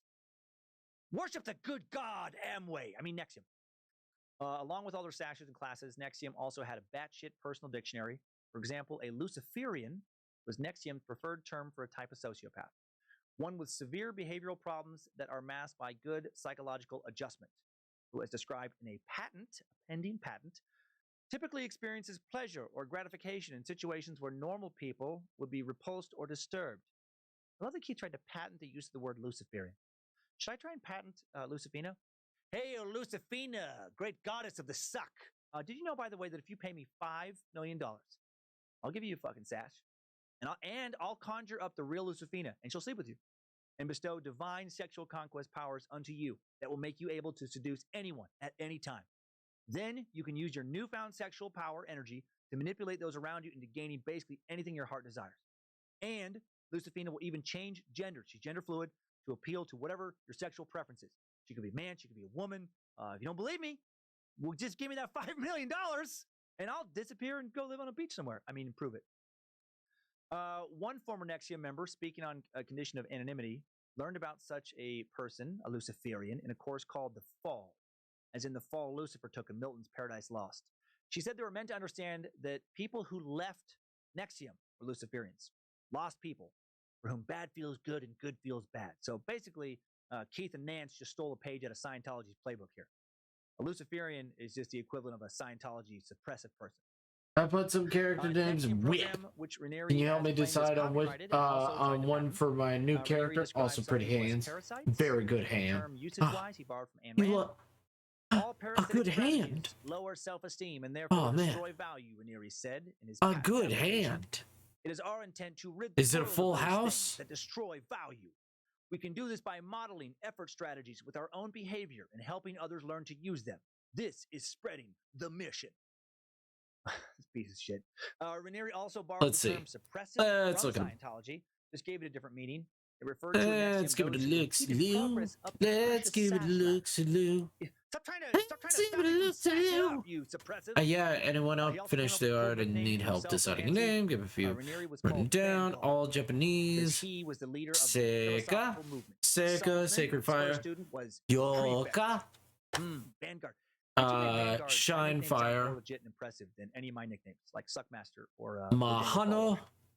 Dance Fire, in other words. Bogus technology also played a huge role in convincing new members that they were doing the right thing by joining NXIVM. He was always talking a lot about his technology and his patents. His patent shit. So Yoka? He never sounds good. Anything. He submitted. Let's have a little look. He never actually made anything. Let's have a little look. Some kind of finite I think Yoka. He submitted a patent for a sleep guidance or Yuka. That was never made. No one gave a shit about. Yuka. He submitted so many patents because it made him look cool, like a genius, right? Genius is patent shit. Mahano. Quote Vanity Fair. Mahano is. Mahano is fine, but I feel Yuka sounds really good. By this they mean you don't have to be a genius. Seka.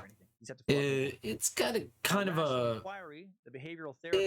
kind of a masculine tone to it, but Yoka has a bit of a nice. He has 147 international patents, including 47 in the US, in a variety of technical fields. This claim is very debatable. 2017 Vanity Fair investigation did find about 40 U.S. patent applications. That's my thoughts. One former member said the patents were always a conversational piece amongst members.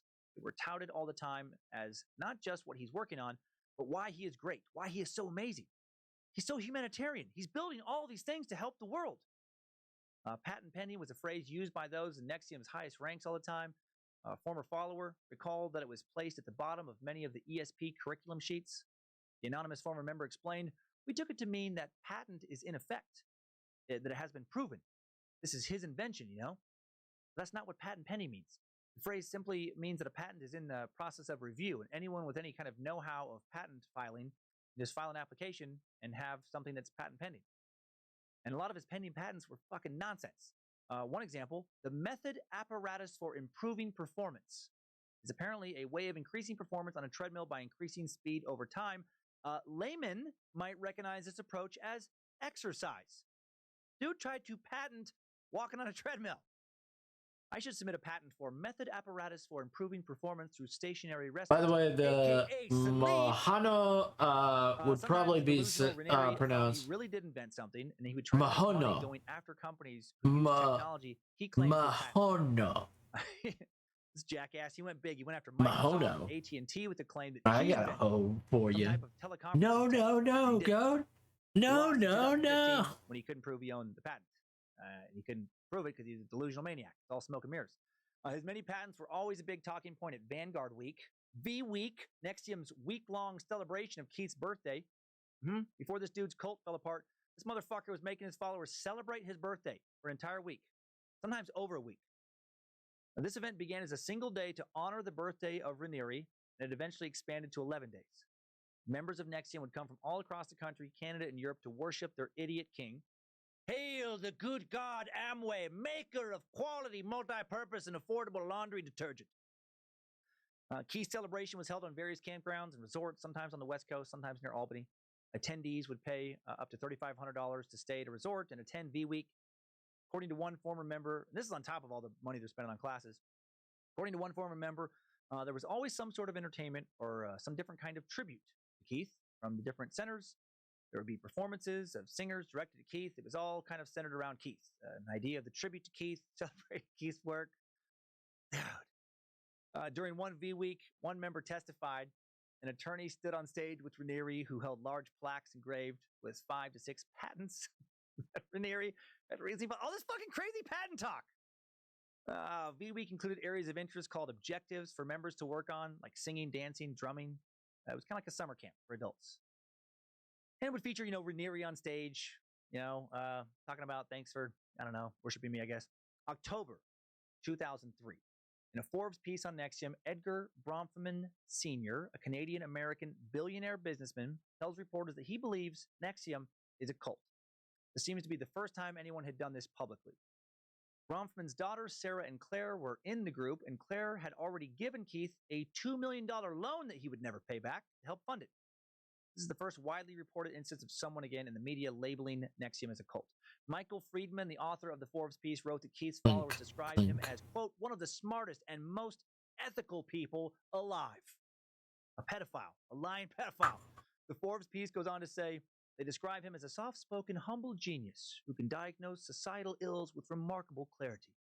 They say his teachings as an inspirational executive coach can empower some of the most successful people in the world to attain ever higher levels of status and money. Why his program can even cure ailments like diabetes and scoliosis. Oh boy. The dude who never went to medical school curing scoliosis now. Probably submitted some kind of nonsensical spine straightening patent. Oh, yeah. Submitted some serious. Oh, yeah, the words are coming together. Table that looked like a medieval rack type contraption, pulling their feet and hands at the same time in opposite directions. Mahono. Wow, that spine is Mahono. straight, baby.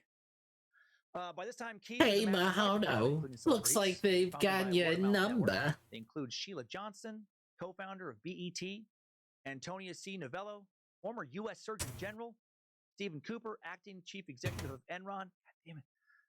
Seagram Fortunes, Edgar Bronfman Sr., who took a course and then bounced out, was like, no, this is a cult. Looks like you got a customer. Fox, daughter of the Mexican president. Dude was straight hypnotizing all these motherfuckers. Intelligent people, successful people, ambitious people, just desperate to become more intelligent and successful, I guess.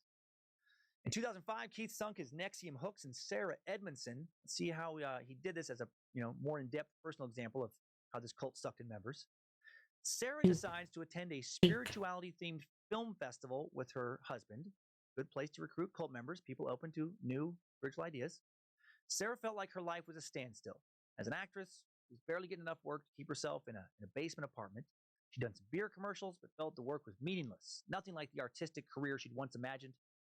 At the film festival, she meets a man named Mark Vincenti, who made a movie called What the Bleep Do We Know? A movie that looks fucking terrible. Super wackadoodle. 34% approval on Rotten Tomatoes. Just to show what kind of films are being played at this festival. Peter Howell from the Toronto Star gave it the following review. The film with the year's most unfortunate title also happens to be a candidate for the year's worst film. Lou Luminick from the New York Post, more succinct, saying, 2 hours of new age hooey. Jack Matthews from the New York Daily News gave my favorite review saying, Quantum Bull Bleep would be a more apt title for the conclusions that this movie draws. Wackadoodle nonsense. The movie describes itself as a film that takes viewers on a journey to unlock the secrets of life. How very ambitious. Here's a snippet from this pile of shits movie trailer. The real trick to life is not to be in the know, but be in the mystery.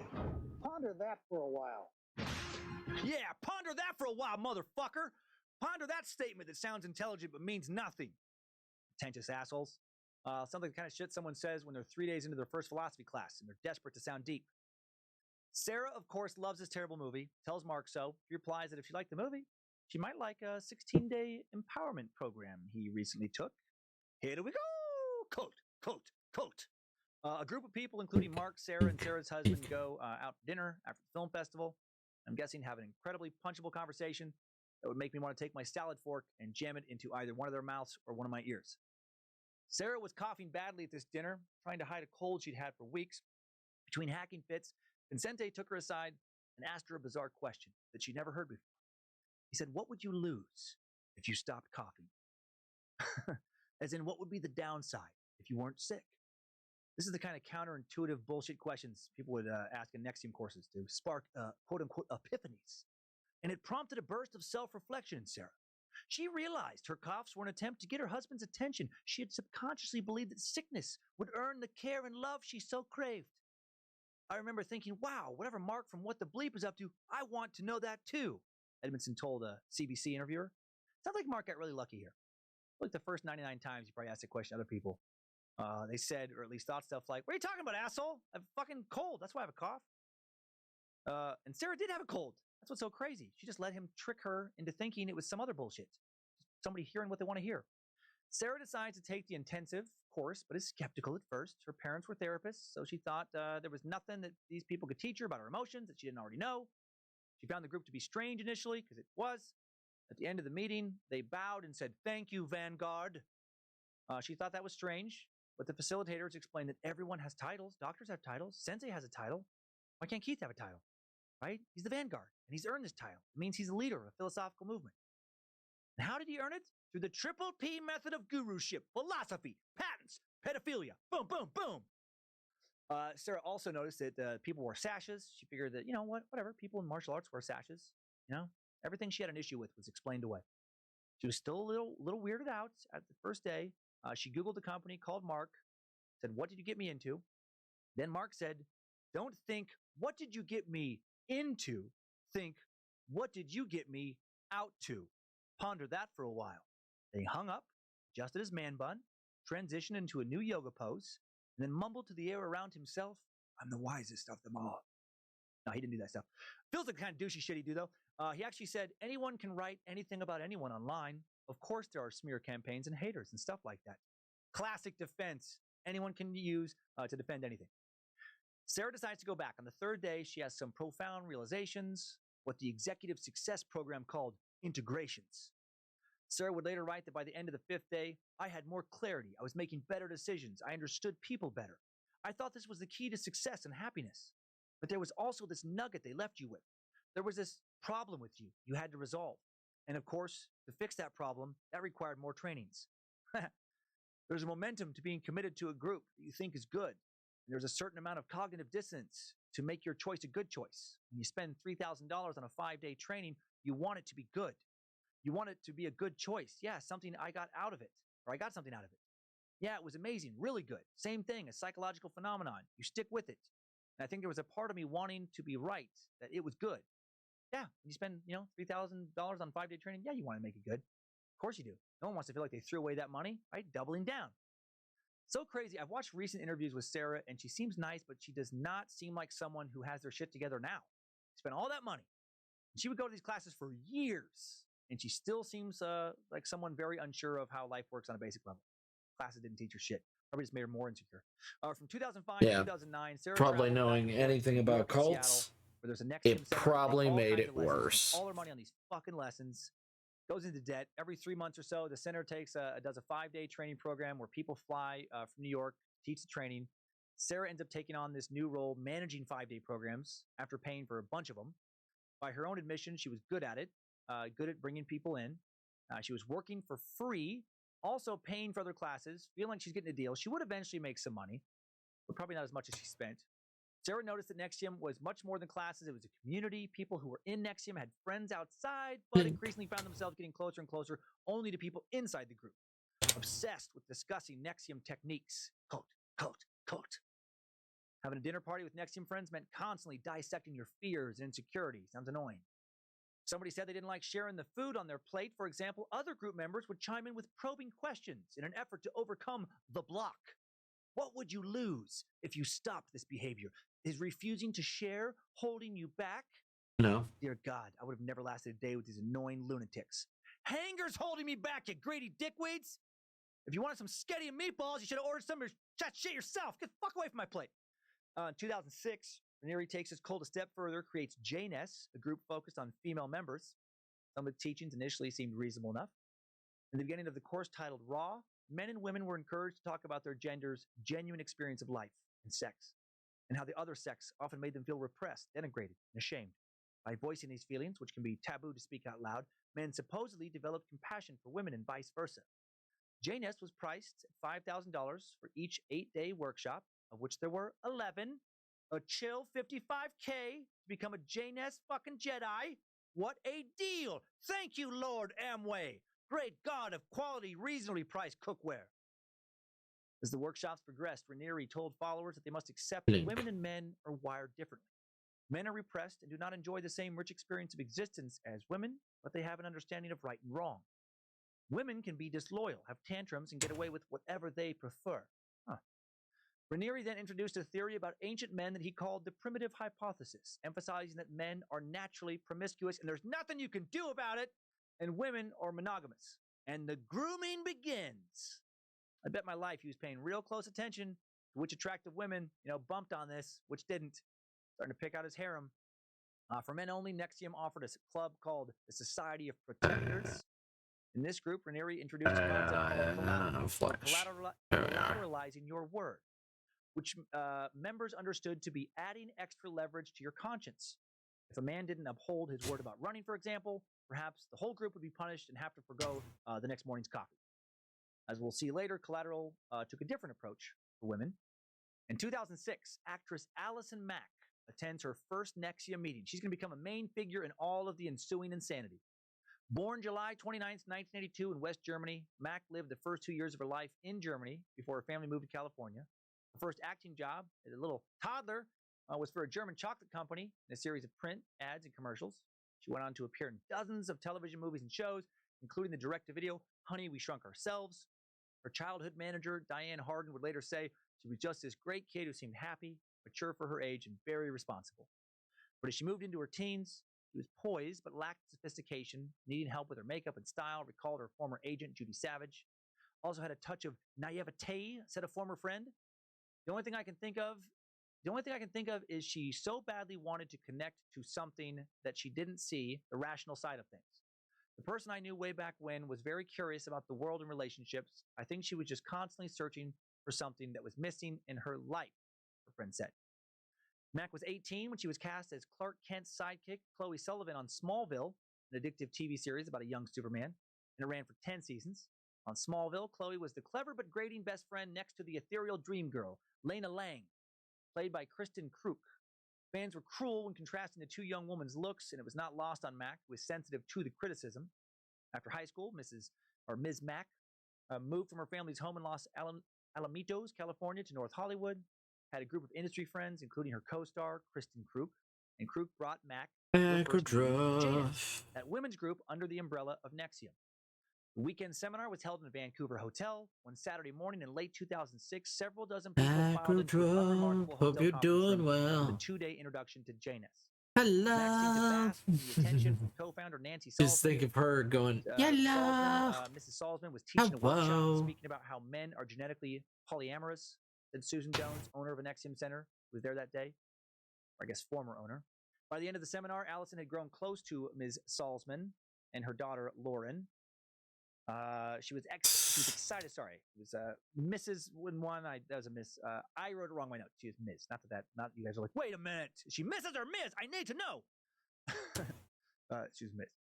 And by the end of the seminar, Allison had grown close to Ms. Salzman and her daughter Lauren. She was excited when Sarah Bronfman, heir to the Seagram's liquor fortune, offered her a ride on her private jet to meet Keith Raniere back in Albany. By the end of the weekend, Mack had a new best friend, Lauren Salzman, and the prospect of meeting with the guru who taught everyone at the seminar. She said yes to Albany, and that decision led to other decisions that have her now home on bond, awaiting a judge to sentence her to probably 30 to 40 years in prison. After that weekend, Mack returned home to her boyfriend, Chad Krochek, who would immediately tell her that she was thrilled, or who could immediately tell, that she was thrilled about something. Krochek and Mack had been living together for about 3 years. Had seen a couple of their actor friends already get involved with NXIVM. Mack told him she wanted to share this powerful experience with him. And even though Krochek was a little uncomfortable, he agreed to go to Albany to meet with the NXIVM inner circle. That was the part that scared me the most, Krochek later said of his girlfriend's sudden shift in perspective. Before we had conversations about it, and we both thought it seemed kind of weird and creepy. I don't necessarily know if she thought it was creepy, but we agreed it seemed messed up. Now Mac was 110% on board, which he still had reservations. Krochek wondered to himself, if the tools were really so powerful and the leaders were such committed humanitarians, why weren't they giving it away for free? Exactly. They were running a sex cult. Mac was invited into Nexium's inner circle very quickly. Krochek tagged along in the beginning, but soon realized he didn't have the money to go further with his coursework. For a while, Mac paid for his courses and tried to pay her back. She eventually spent between $20,000 and $30,000 on his courses. Clink, clink, clink, clink. Every time she steps, clink, clink, clink, clink, clink, clink, clink, clink. She then judged an acapella innovation competition that took Shiver, place from shiver. April 4th to Clink, April 6, clink. 2008. Tinkle, Nexium tink, attempted tink, to attract tink, college-aged recruits with acapella She's got innovations. a lot of metal in Festival there. for college acapella groups. I'm guessing Would Keith was be using this as a way to scope out some young potential future sex slaves. In 2009, Mark pondered that for a while. Vincente and Sarah Edmondson opened a Nexium Center in Vancouver, Canada.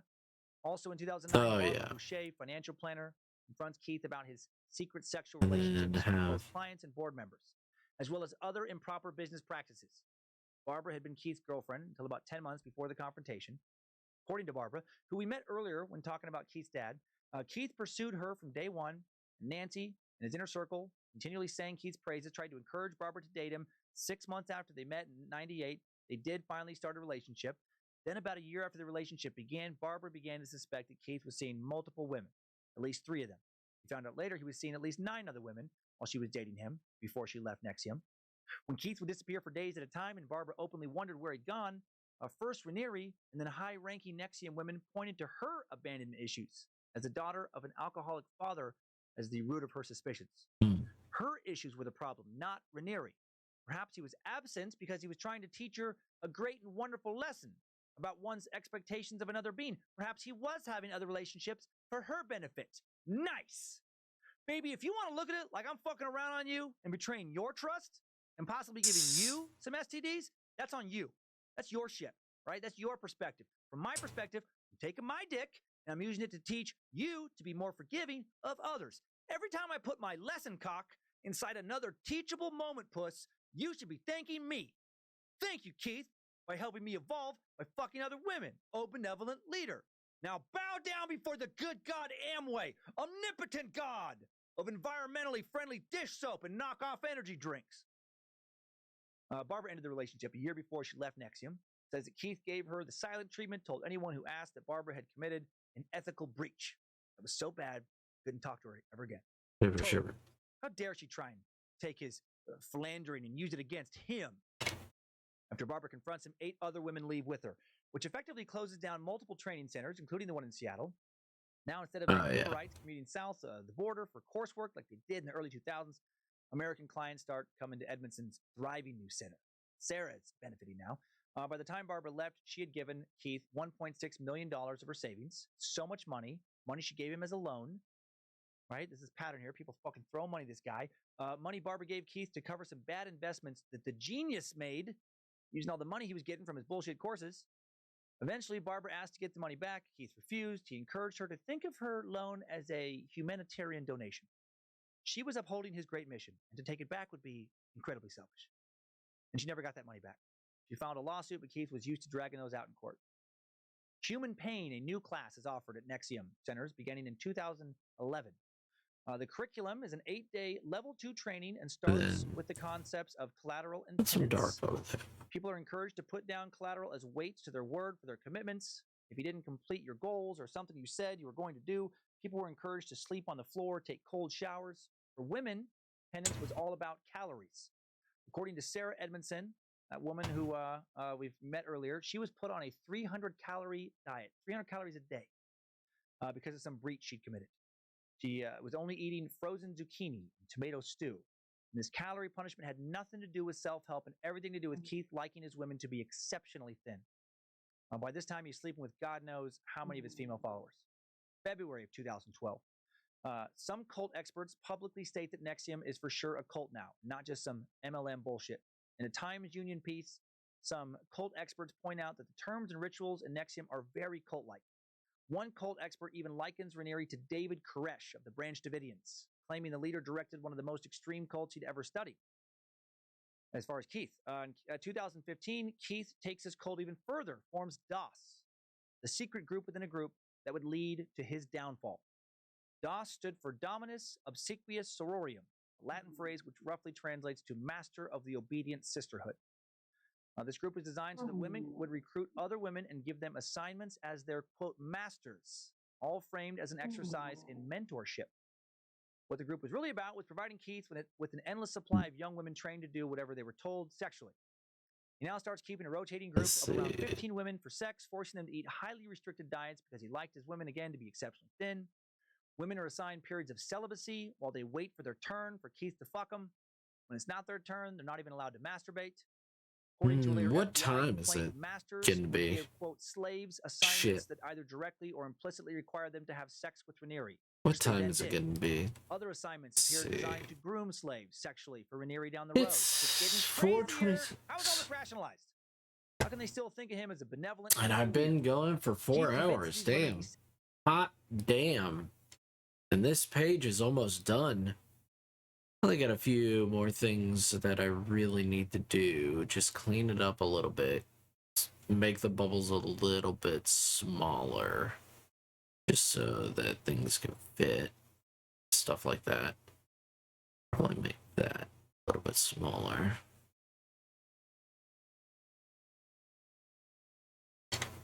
Yeah, make the bubbles a little bit smaller so they aren't.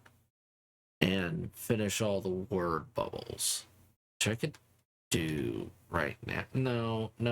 I've been going for 4.5 hours. But I can, though. Just right here. Let's fix this just a little bit.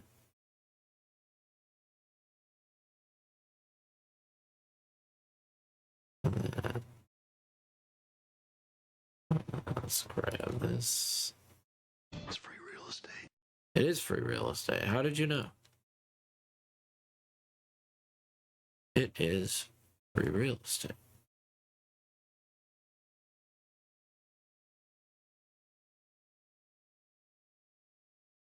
And pull that down. That's pretty reasonable.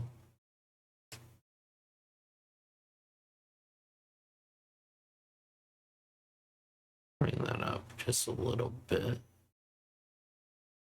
That's not too much.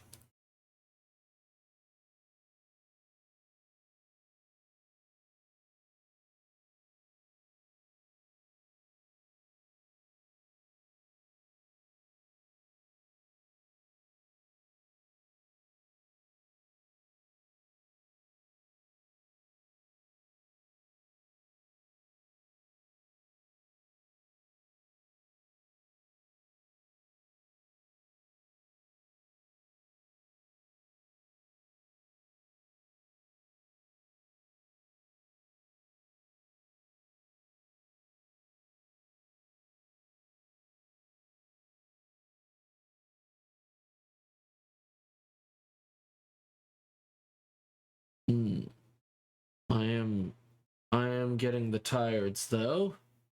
Which you know what that means. It's about to be that time again.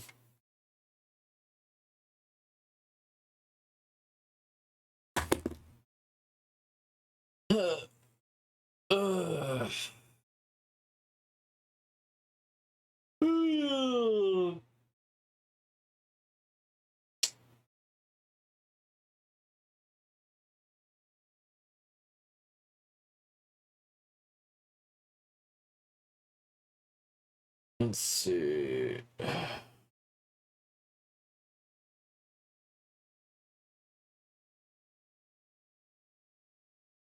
We got Real Cass. We got Bow.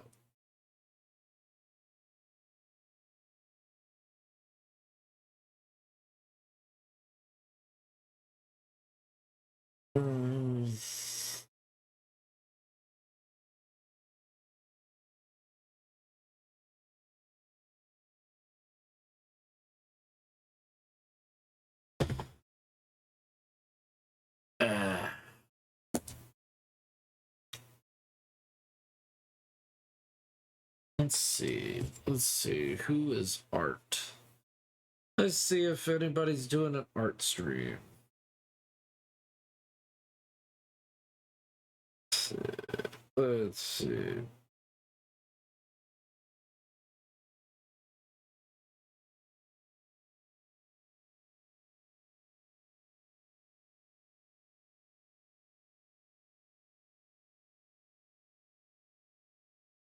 see. Comics.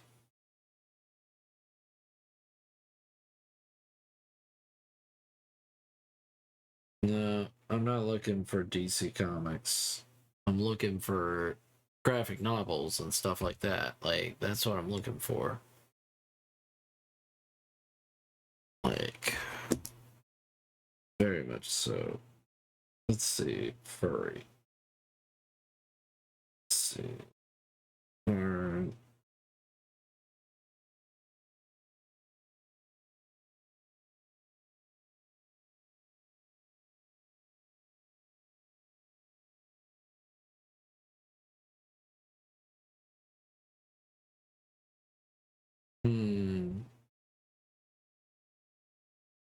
Don't really see anybody working on things that I would. Anybody got any suggestions?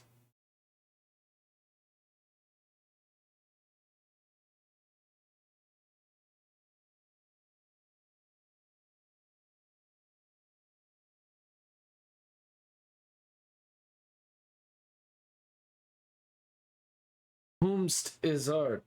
Whomst.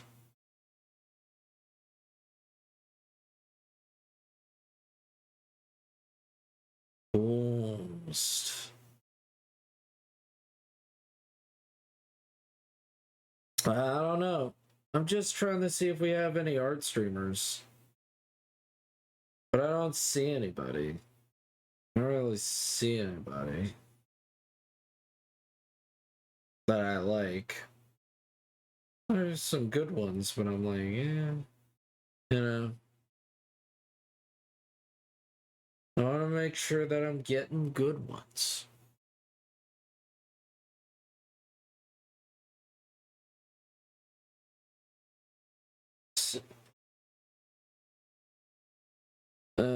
I'm very lazy and tired. I don't really want.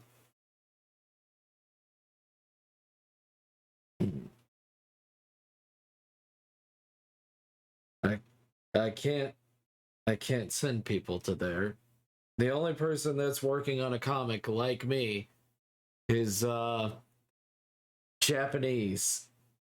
So that's life. Oh well. I guess we will raid. Bound. 3-3. Fair enough. The pain of raiding at night. It is. It's so painful. It's so painful. Zara, it's so painful. But thank you guys for being so amazing. Thank you guys for being so stupendous. I know you guys are amazing. And I know that you guys are stupendous.